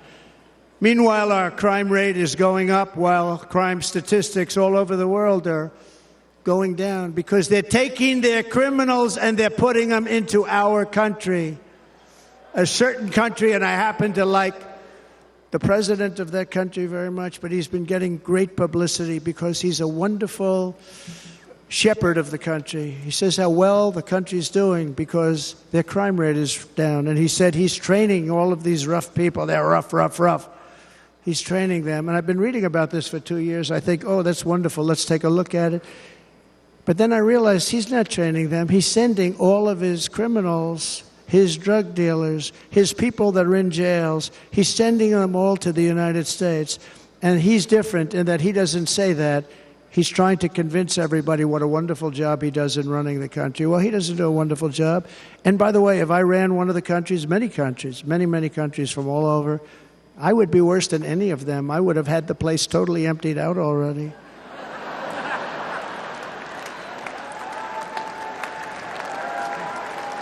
But we become a dumping ground for the rest of the world, which is laughing at us. They think we're stupid. And they can't believe that they're getting away with what they're getting away with, but they're not going to be getting away with it for long. That's what I can tell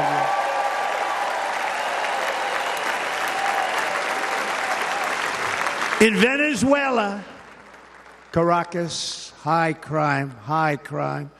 Caracas, Venezuela, really a dangerous place, but not anymore. Because in Venezuela, crime is down 72%. In fact, if they would ever win this election, I hate to even say that, we will have our next Republican convention in Venezuela because it will be safe. Our cities will be so unsafe, we won't be able. We will not be able to have it there. In El Salvador, murders are down by 70%. Why are they down? Now, he would have you convinced that because he's trained murderers to be wonderful people. No. They're down because they're sending their murderers to the United States of America. This is going to be very bad. And bad things are going to happen, and you're seeing it happen all the time. That's why, to keep our families safe, the Republican platform promises to launch the largest deportation operation in the history of our country. Even larger than that of President Dwight D. Eisenhower from many years ago. You know, he was a moderate, but he believed very strongly in borders. He had the largest deportation operation we've ever had.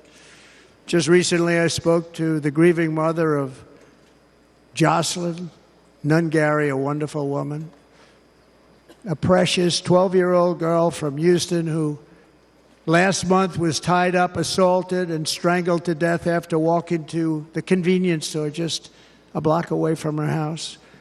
Her body was dumped near the side of the road in a shallow creek, found by some onlookers who couldn't believe what they had witnessed.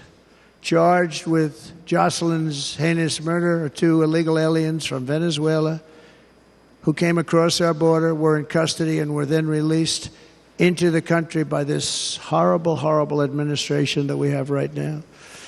I also met recently with the heartbroken mother and sister of Rachel Morin.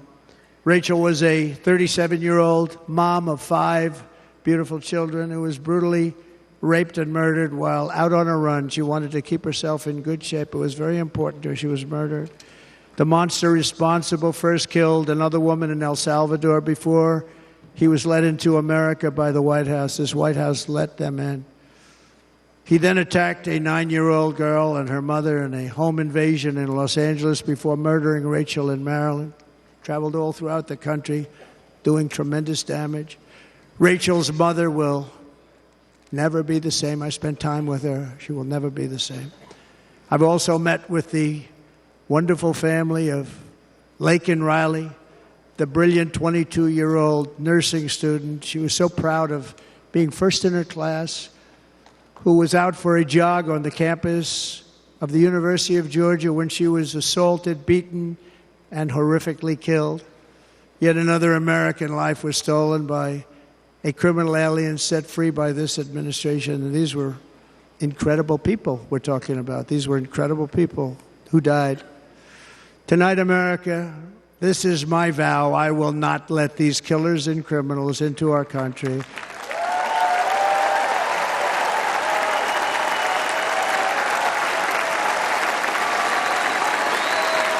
I will keep our sons and daughters safe. As we bring security to our streets, we will help bring stability to the world. I was the first president in modern times to start no new wars. You know, we were the toughest, we were the most respected. And you saw this. Hungry, strong country, run by a very powerful, tough leader. He's a tough guy. Press doesn't like him because he's tough. And he came out recently. They were asking him at an interview, the whole world is exploding. What's happening? What's going on? Viktor Orban, Prime Minister of Hungary, very tough man. He said, I don't want people coming into my country and blowing up our shopping centers and killing people. But they said to him, tell us what's going wrong, what's happening, what is it? He said, there's only one way you're going to solve it. You got to bring President Trump back to the United States because he kept everybody at bay. He used a word I wouldn't use because I can't use that word. Because you'd say it was braggadocious. The press would say he was a braggart. I'm not a braggart. But Viktor Orban said it. He said Russia was afraid of him. China was afraid of him. Everybody was afraid of him. Nothing was going to happen. The whole world was at peace. And now the world is blowing up around us. All of these things that you read about were not going to happen. Under President Bush, Russia invaded Georgia. Under President Obama, Russia took Crimea. Under the current administration, Russia is after all of Ukraine. Under President Trump, Russia took nothing.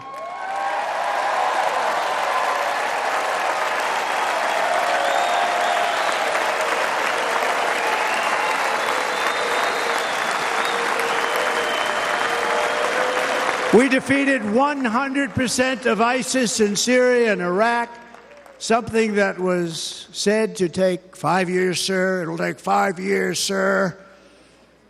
We did it in a matter of a couple of months. We have a great military. Our military is not woke. It's just some of the fools on top that are woke.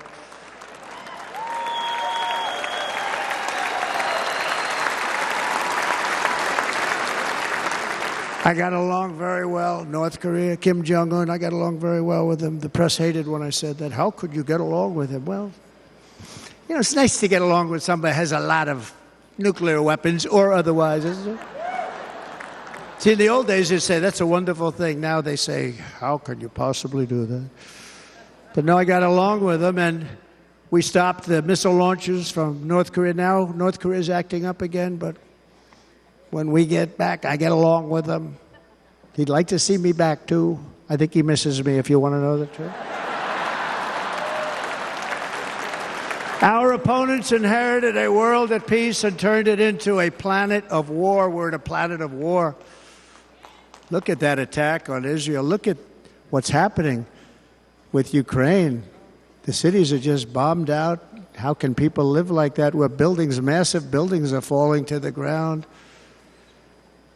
It began to unravel with the disastrous withdrawal from Afghanistan, the worst humiliation in the history of our country. We have never had a humiliation like that.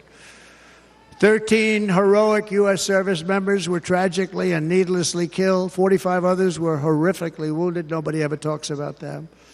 No arms, no legs, face explosions, horrifically wounded.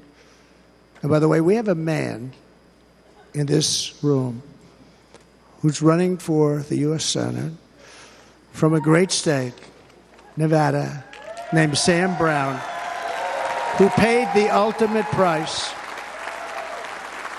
Thank you, Sam. Thank you, Sam. Thank you. He paid the biggest price probably ever paid by anybody that is running for office, and I think he's going to do great. He's running against a person that is not good, not respected, a total lightweight. But Sam, I think, paid, really, we were talking about it with some of the senators that are working so hard for Sam. but he paid the biggest price of any senator ever to run for the Senate. I don't think anybody's ever what he did. He was a real hero, a really great person, and he's running, and I hope that everybody gets out and votes for Sam Brown.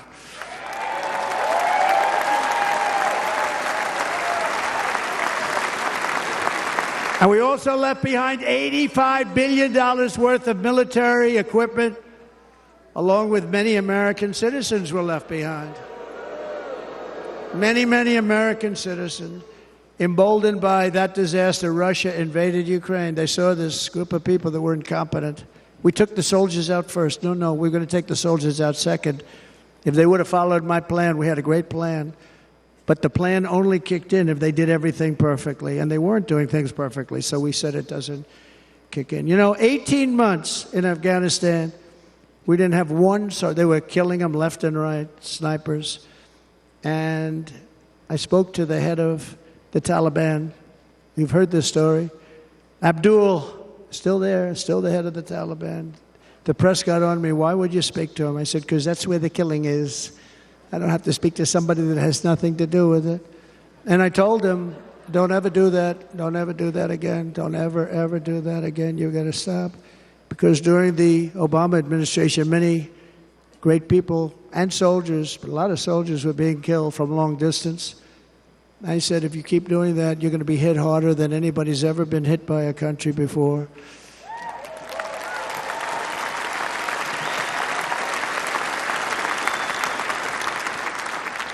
And he said, I understand, Your Excellency. He called me Your Excellency. I wonder if he calls the other guy Your Excellency. I doubt it. The other guy gave him everything. I mean, what kind of a deal was that? He walked out, gave him everything. Do you know that right now Afghanistan is one of the largest sellers of weapons in the world? They're selling the brand new, beautiful weapons that we gave them. But think of it. He actually said to me, but why do you show me a picture of my home? I said, you'll have to ask your people or one of your wives. But he could figure it out. And for 18 months, we had not one attack on an American soldier by the Taliban. 18 months.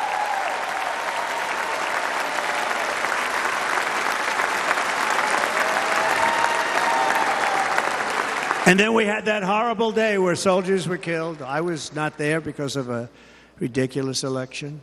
But we had that horrible attack. And they also gave up Bagram, one of the biggest bases anywhere in the world, air bases anywhere in the world, the longest runways, most powerful, hardened, thickened runways. We gave it up.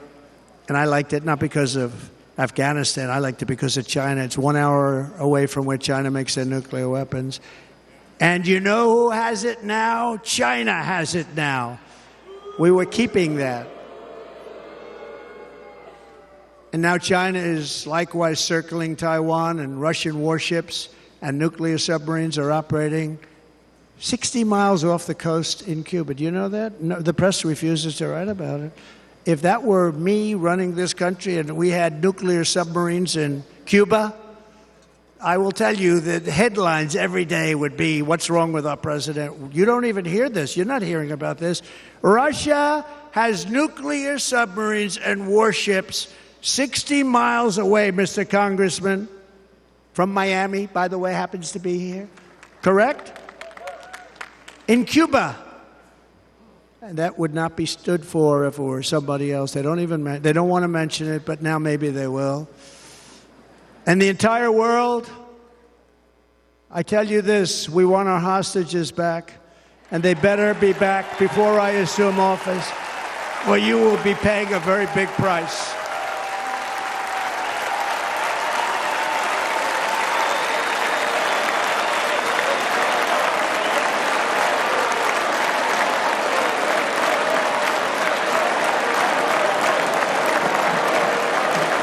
With our victory in November, the years of war, weakness, and chaos will be over. I don't have wars. I had no wars other than ISIS, which I defeated, but that was a war that was started. We had no wars. I could stop wars with a telephone call.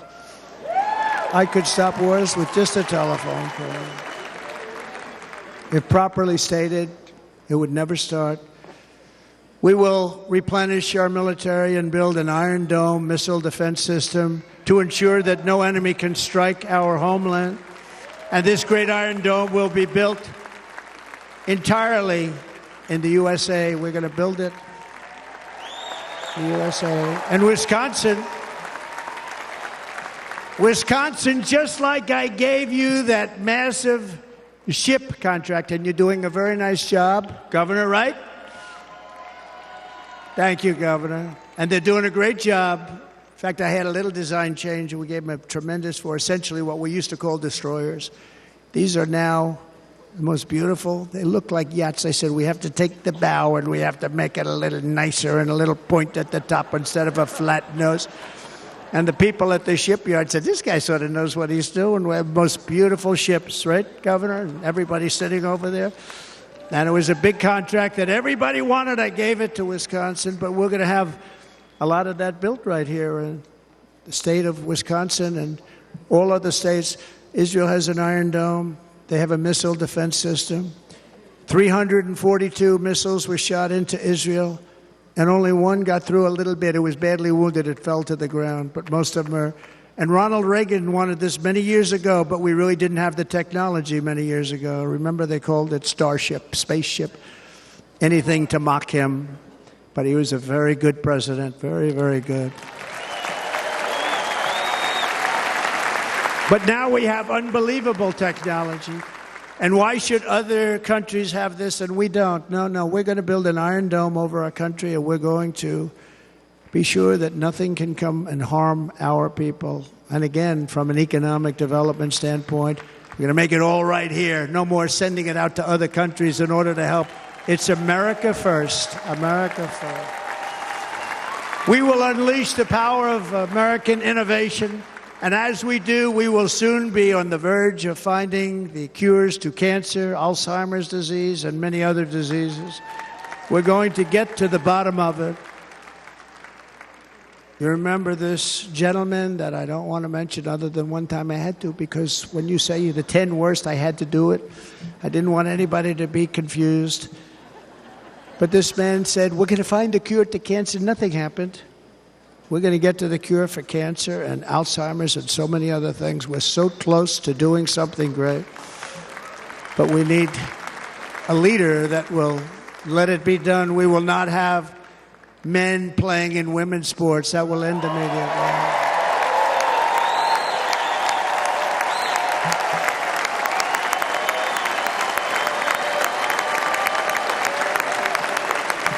And we will restore and renovate our nation's once great cities, making them safe, clean, and beautiful again. And that includes our nation's capital, which is a horrible killing field. So many things. They leave from Wisconsin, they go to look at the Washington Monument, they end up getting stabbed, killed, or shot. We will be very soon very proud of our capital, again, Washington, D.C.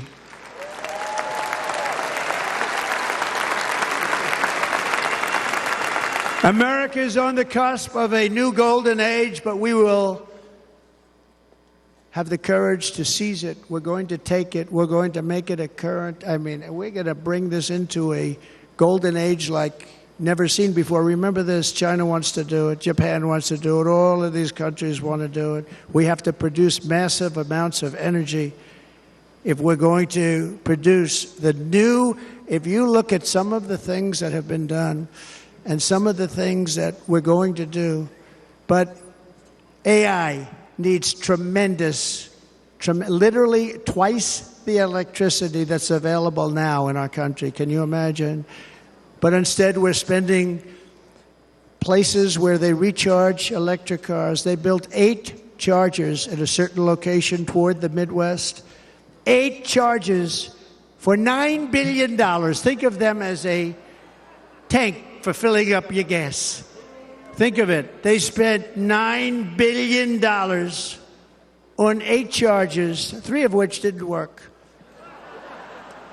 And if you were going to do this all over our country, this crazy electric mandate, if you're going to do this and by the way, I'm all for electric. They have their application. But if somebody wants to buy a gas-powered car, gasoline-powered car, or a hybrid, they're going to be able to do it. And we're going to make that change on day one.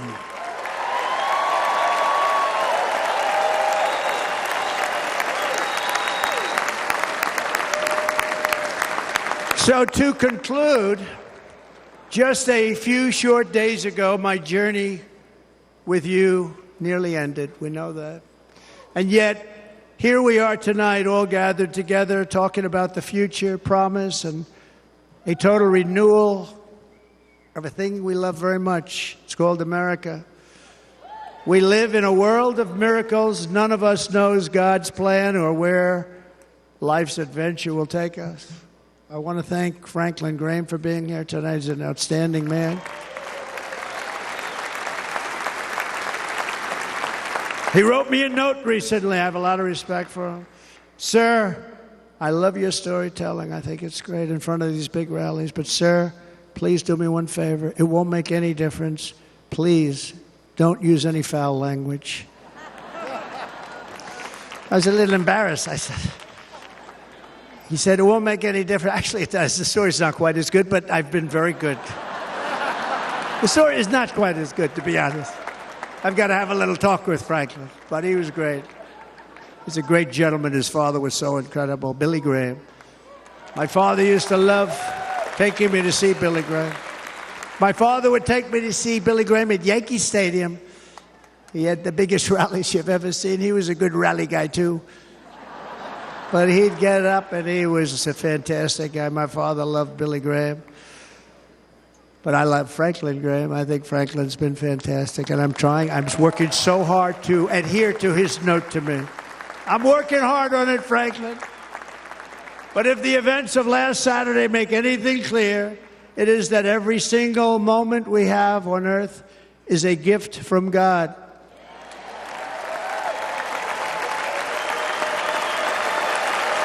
We have to make the most of every day for the people and for the country that we love. The attacker in Pennsylvania wanted to stop our movement, but the truth is the movement has never been about me.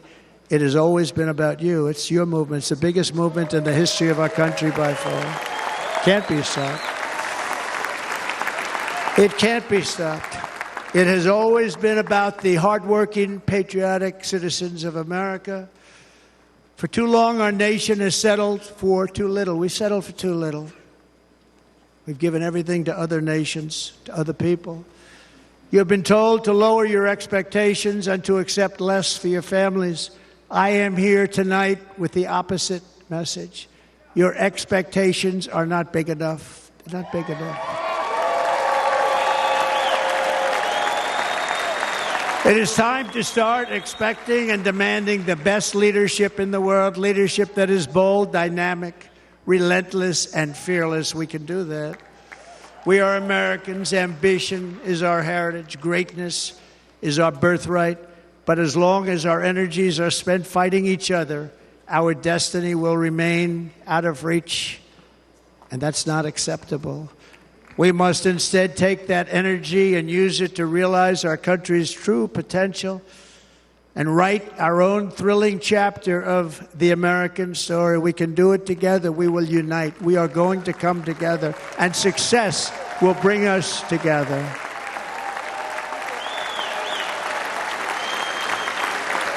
It is a story of love, sacrifice, and so many other things. And remember the word, devotion. It's unmatched devotion. Our American ancestors crossed the Delaware, survived the icy winter at Valley Forge, and defeated a mighty empire to establish our cherished republic. They fought so hard, they lost so many. They pushed thousands and thousands of miles across a dangerous frontier, taming the wilderness to build a life and a magnificent home for their family.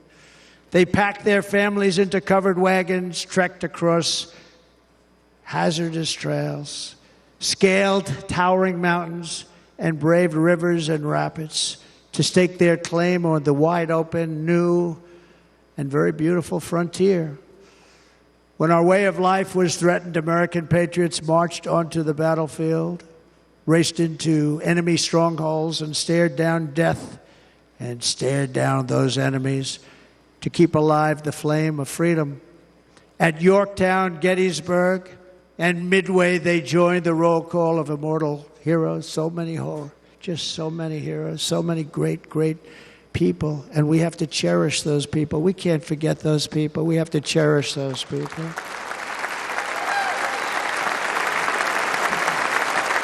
And building monuments to those great people is a good thing, not a bad thing. They saved our country. No challenge was too much. No hardship was too great. No enemy was too fierce. Together, these patriots soldiered on and endured, and they prevailed because they had faith in each other, faith in their country, and above all, they had faith in their God.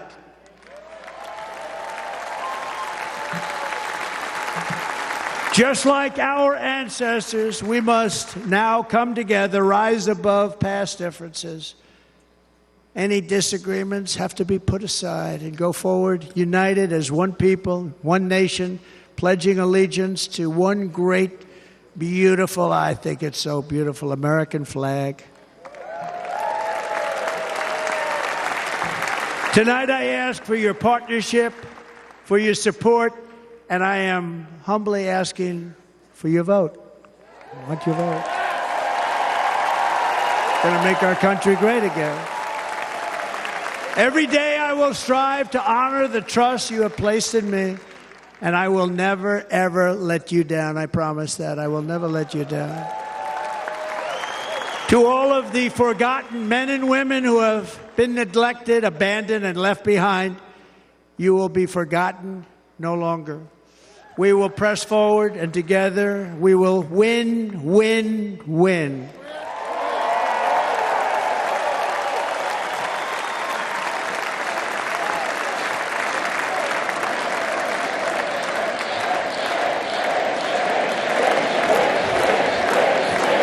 Win, win, win, win, win, win.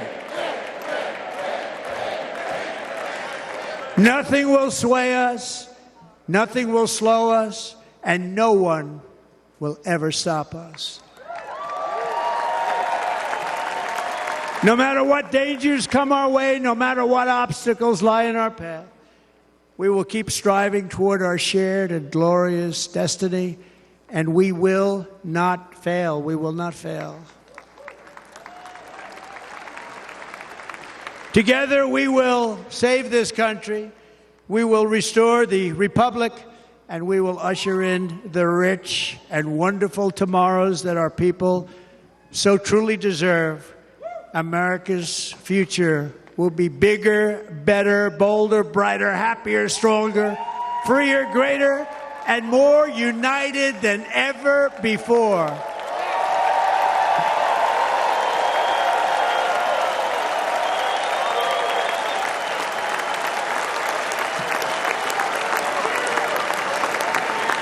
And quite simply put, we will very quickly make America great again. Thank you very much. Thank you very much, Wisconsin. God bless you. God bless you, Wisconsin, and God bless the United States of America, our great country. Thank you very much, everybody. Thank you.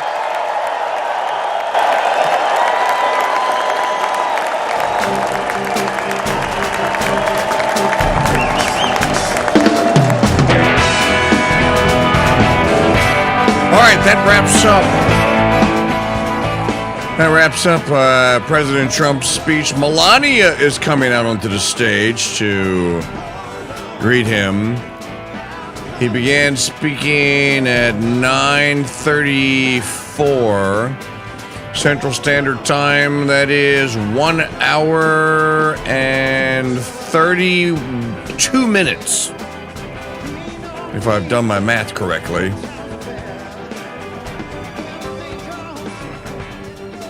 Let's go to Mike Parrott, who is standing by, and another long night. this the longest of all. I think that he began with a kind of a somber, humble, you shot at me, you missed. And I'm thankful to God that you missed, and it should never happen again. And I think that the first 20 minutes or so were just emotional. Wasn't a dry eye in the house. And then there was a bit of a narrative, and then in the middle, you know, he got to kind of, he does what he does. He rambled. Got off the script probably. And then towards the very end, he came back to the principal points, which if I understand it or I gather it correctly. Now, I don't know that you can stop and lower inflation just simply by energy prices. Even if you cut them by, let's just say they're $10 across the board, and you cut them by 2/3, and made them $3.33.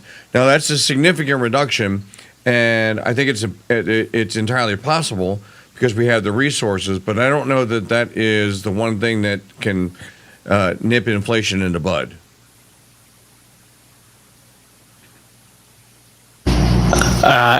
So I think his greatest moments in the speech, I'm not supposed to be here tonight.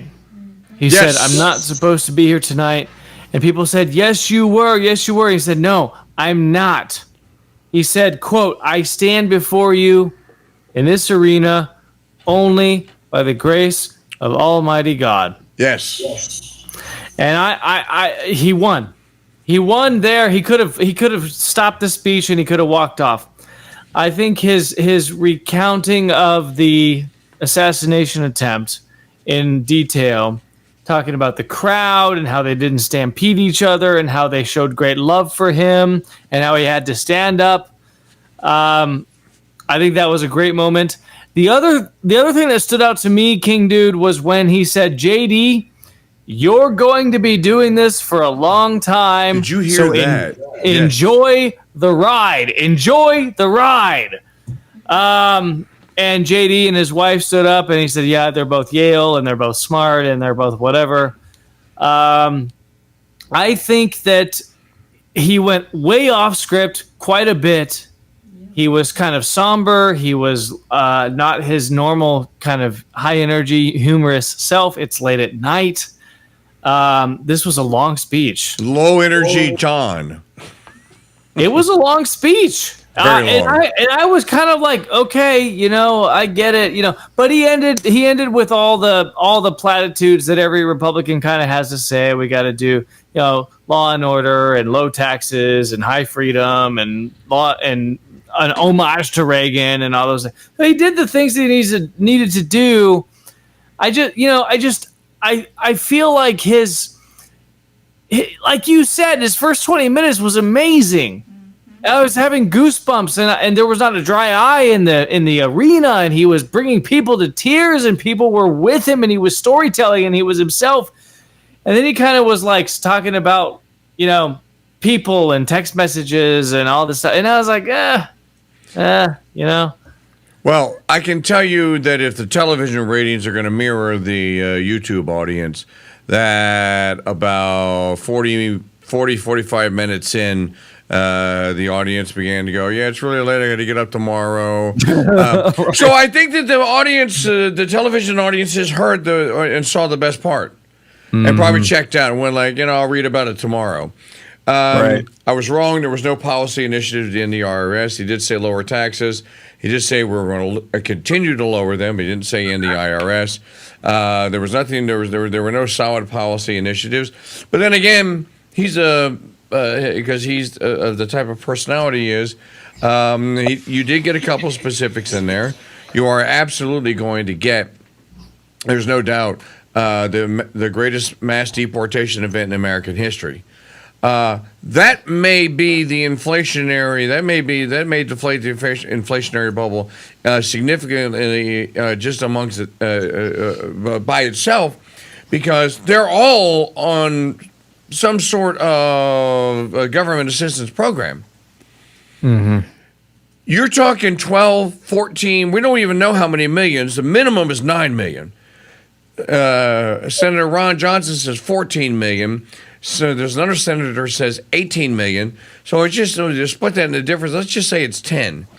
10 million at however many $1,000 a month. That money has to be printed. You cut that off, send it back home. Immediately, those benefits are not being paid.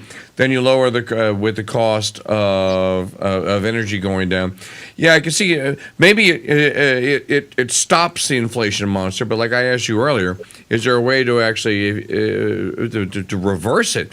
And if there's not a way to reverse it, then you are stuck with the $412,000 average home price.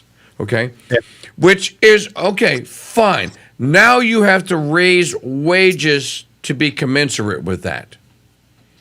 And you can do that, I suppose, through a massive increase in productivity and output, if that's possible. Yeah. Well, I mean, his first promise after saying I'm not supposed to be here, telling the story about the bullet and the assassin and praising the Secret Service and talking about JD, his first three things were inflation, interest rates, and cost of energy. I mean, that was a part of the script. That was on the teleprompter before he kind of did what he was going to do. Inflation, interest rates, cost of energy. Yes. Those are the three things that he's decided that he wanted to bring up, and you're zeroing in on them. And I think that those are the pain points that Americans are having right now. Now, remember back in 1980 when Reagan was debating Carter, and then when Reagan came in 1981 with 14% mortgage rates, 12% unemployment. They call it the stagflation index. Mm-hmm. And what was Reagan's Paul Volcker came in as head of the Fed, and Reagan appointed as the head of the Fed.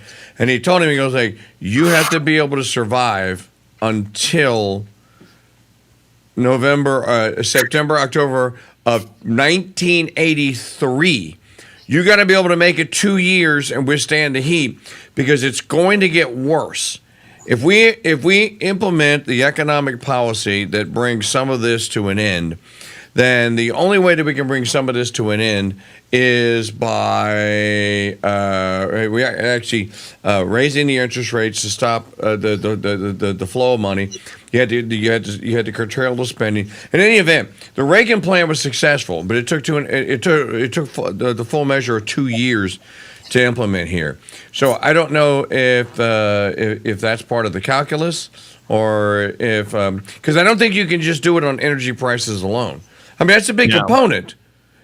Granted, that's a big component, but also the Biden regime is also spending $2.5 trillion in excess of what's being taken in.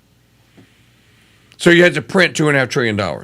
That is a current burn. That's what? It's 20%. That's approximately 8% of GDP. You're printing almost double digits in GDP in money. Well, that's what you're going to get in inflation back. There's no avoiding it. You increase the money supply, everything becomes more expensive. Yeah.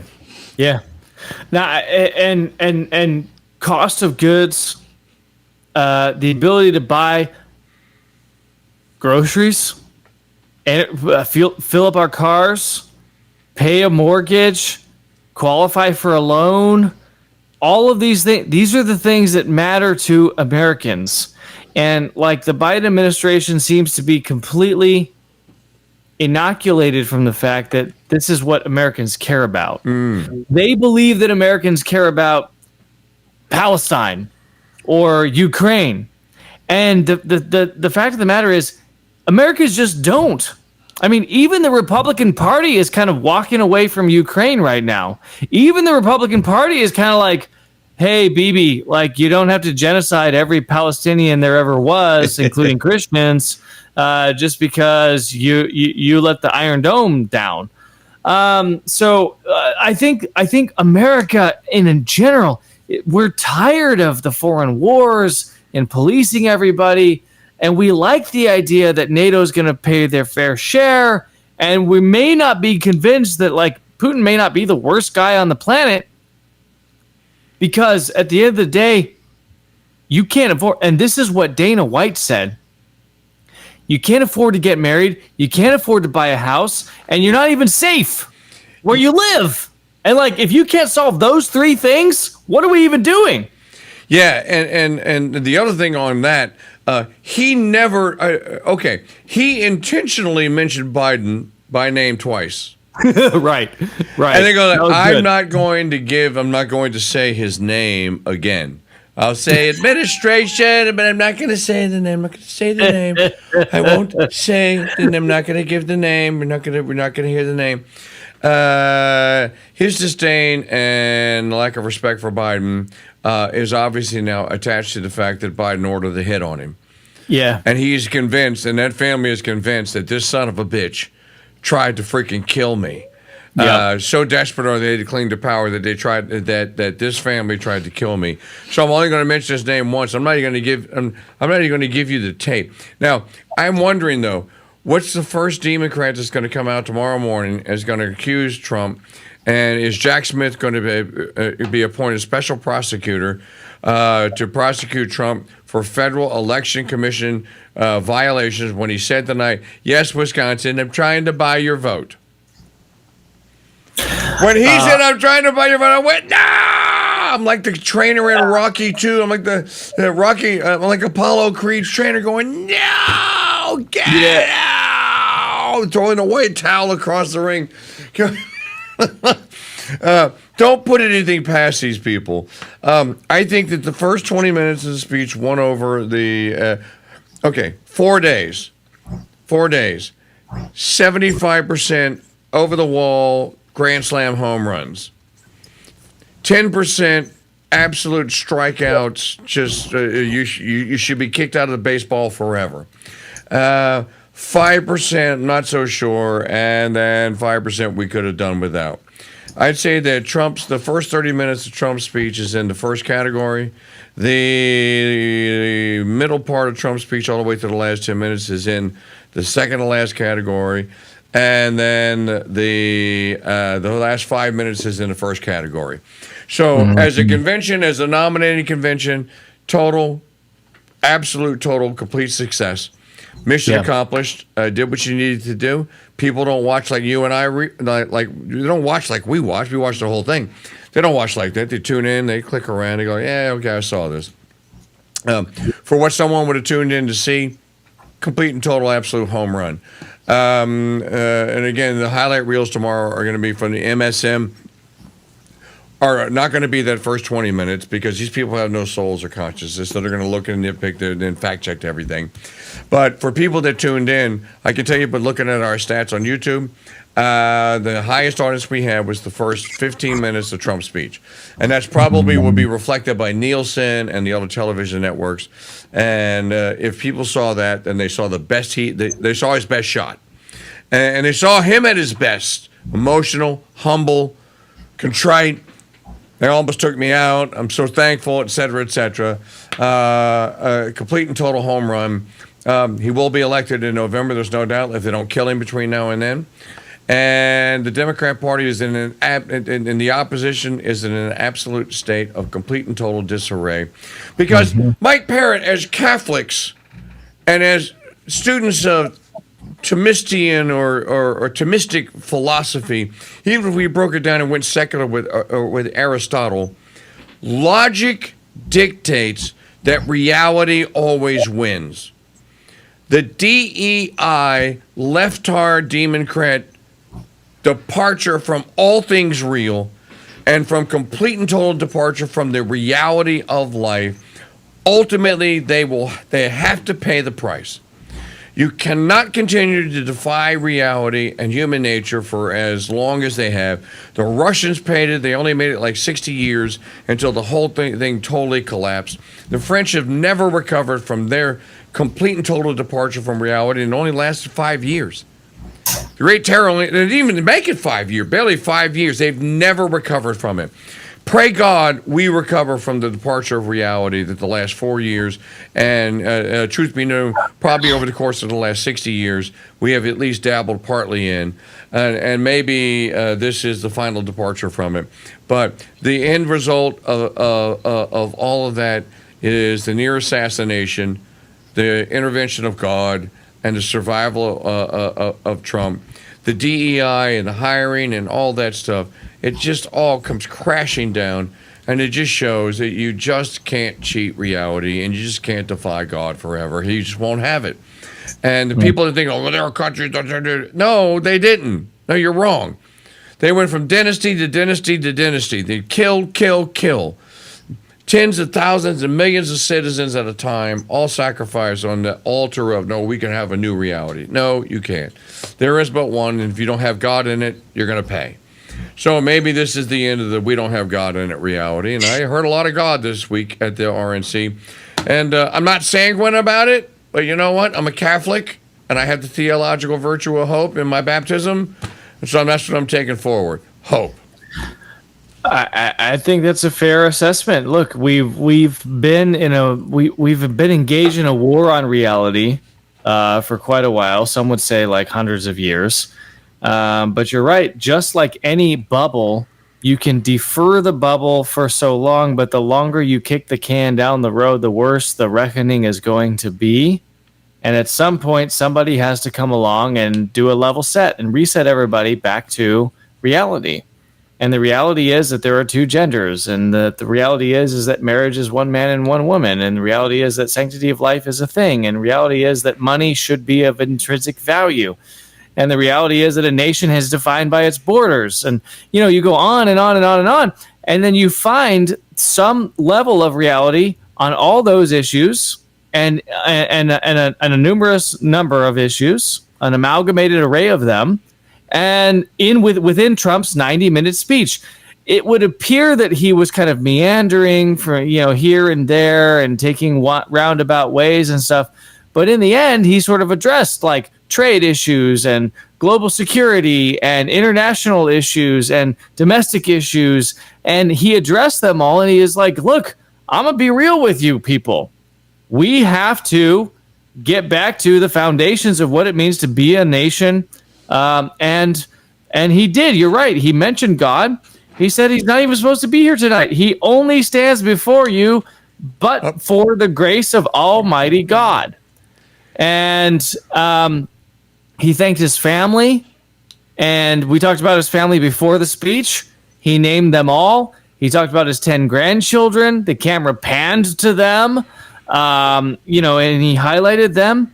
This is going to be a fight of reality versus surreality.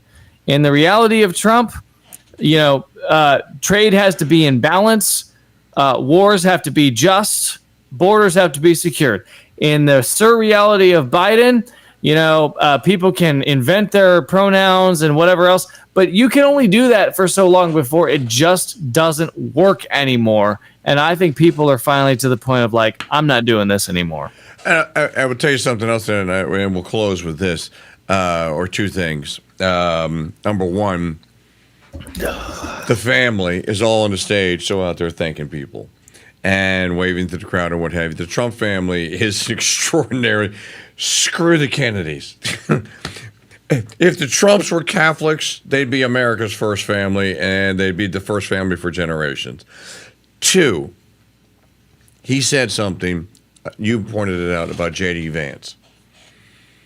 That was a calculated move, and among those young bucks he could have chosen, Vivek, little Marco, DeSantis, all of them, he chose J.D. Vance.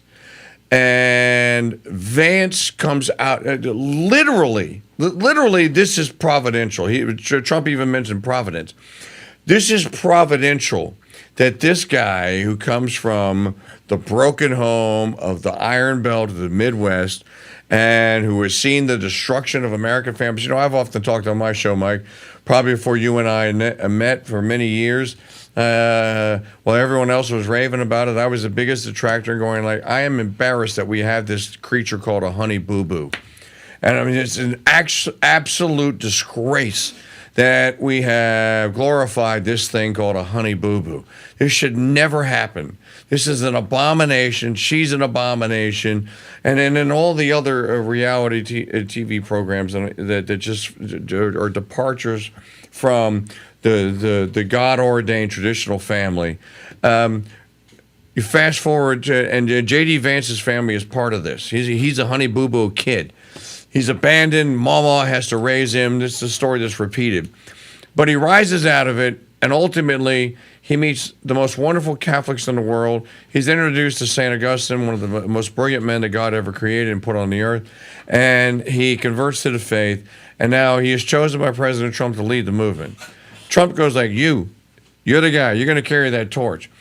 That, to me, with all the Catholicism around us, and it's all right around it, and it always has been with him.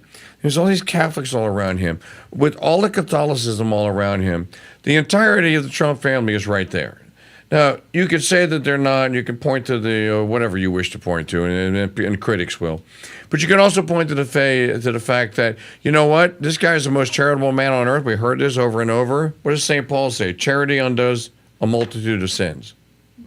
Charity covers a multitude of sins. Take that to heart. These are good charitable people, and pray for their conversion. You know, I happen to know that Charlie Kirk is this close right now. Biggest voter registration camp in the United States for young people, energizing hundreds of thousands of young people. Charlie is right here on the cusp, and he's talking to the right people. Catholics, so you know Mike Parrott. Famous Catholics. Charlie's talking to them, and they're working on him. And I think Charlie's ultimately going to convert. You got the Trumps here. We're in a moment. You said it earlier, historical moment. Take it in, folks. Take it in. You live in historical time. Pray that the outcome is one that pleases God. Pray that the outcome is one that is very honorary of our Lord and Our Lady and the faith. And, you know, to our evangelical and Protestant brothers and sisters, you know, I'm not going to begrudge anyone and say that, well, you know, they didn't convert, but they practice as good Christians. Fine. I know evangelicals that are far more Catholic than Novus Ordo Catholics. You do too. So there is a spiritual movement happening out there. It's undeniable. Trump enunciated it. It was all over this convention if you looked at it. And I think we should be thankful for that. Look, I'm not sanguine about it, but again, I'm ready to take on the world. If the Trumps are willing to lead, I'm willing to follow. And I'm willing to, and not just follow, but I'm also willing to pick a shield and a sword up and go like, okay, what do you want me to do? Give me the opportunity, and I'll get out there into whatever field it is, in the field of broadcasting, and I'll try and slay demons. Yes, Maggie? No.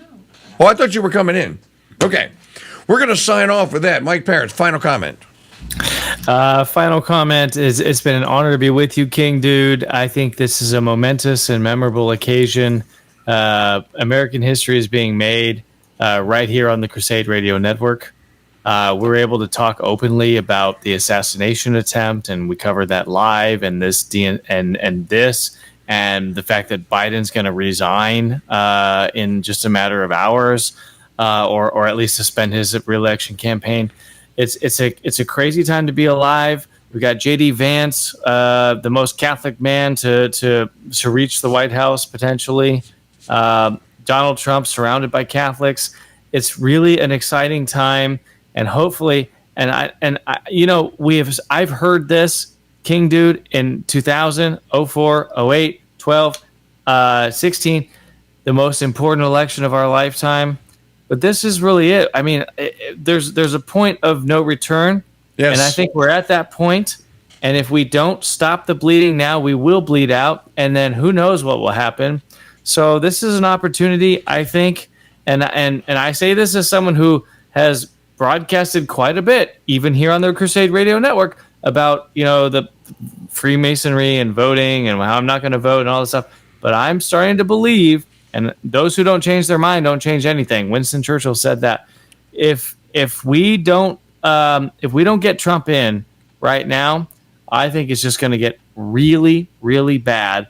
And I think he's basically has secured not only the nomination as of tonight, and it's in this historical night, but he has secured a clear path to the White House, and he has articulated a clear vision for America that is safe and prosperous.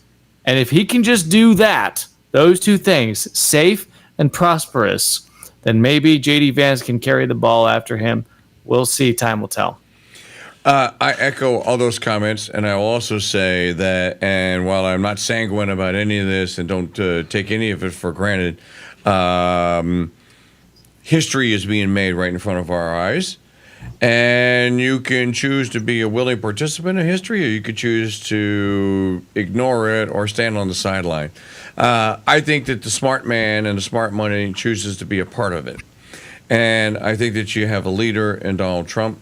And I think that also that worse things have happened in electoral politics.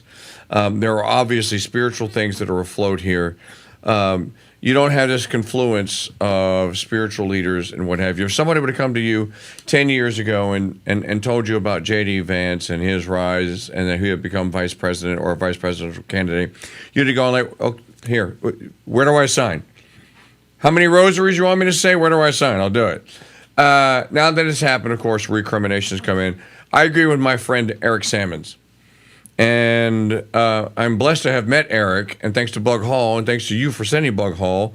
Eric Sammons and Bug Hall and I were able to share an hour and a half together and talk about this.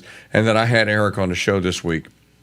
And Eric said, to those that seek perfection, you're not going to get it. To those that say it is a sin or wrong to choose from the lesser of two evils, wake up, sucker. You live in a debauched world. The debauched world around you presents you with the lesser of two evils every hour of every day. Every time you go to the grocery store with your eyes, you choose the lesser of two evils.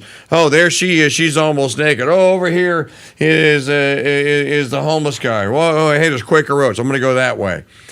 Every hour of every day in this debauched society, you choose the lesser of two evils. And even though you might bitch and complain about it, you still do it every day because you have to. Well, you know what? Voting is the same way. The Republic is the same way. Yeah, it's a rotten choice and it stinks, the lesser of two evils. But at least you have a choice. And as Eric Salmon said, take advantage of the choice.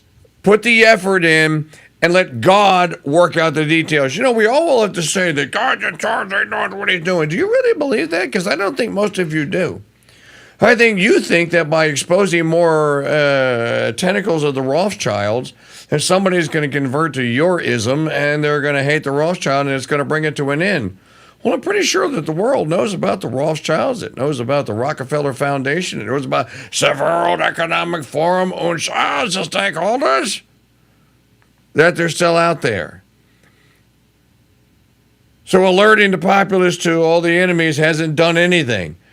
What might do something? Well, maybe put someone in a position of power that can actually do something about it.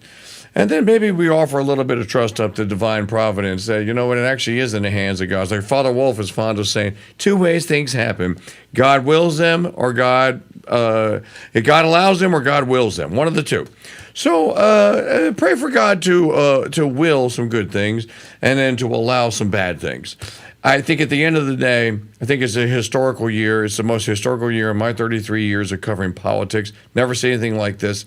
I think the Trumps are going to win big and win big. I think that they're going to, the big landslide that we thought was going to happen in 2022, I think is going to happen this time. I think he's going to go in with a House and a Senate that's going to be a majority.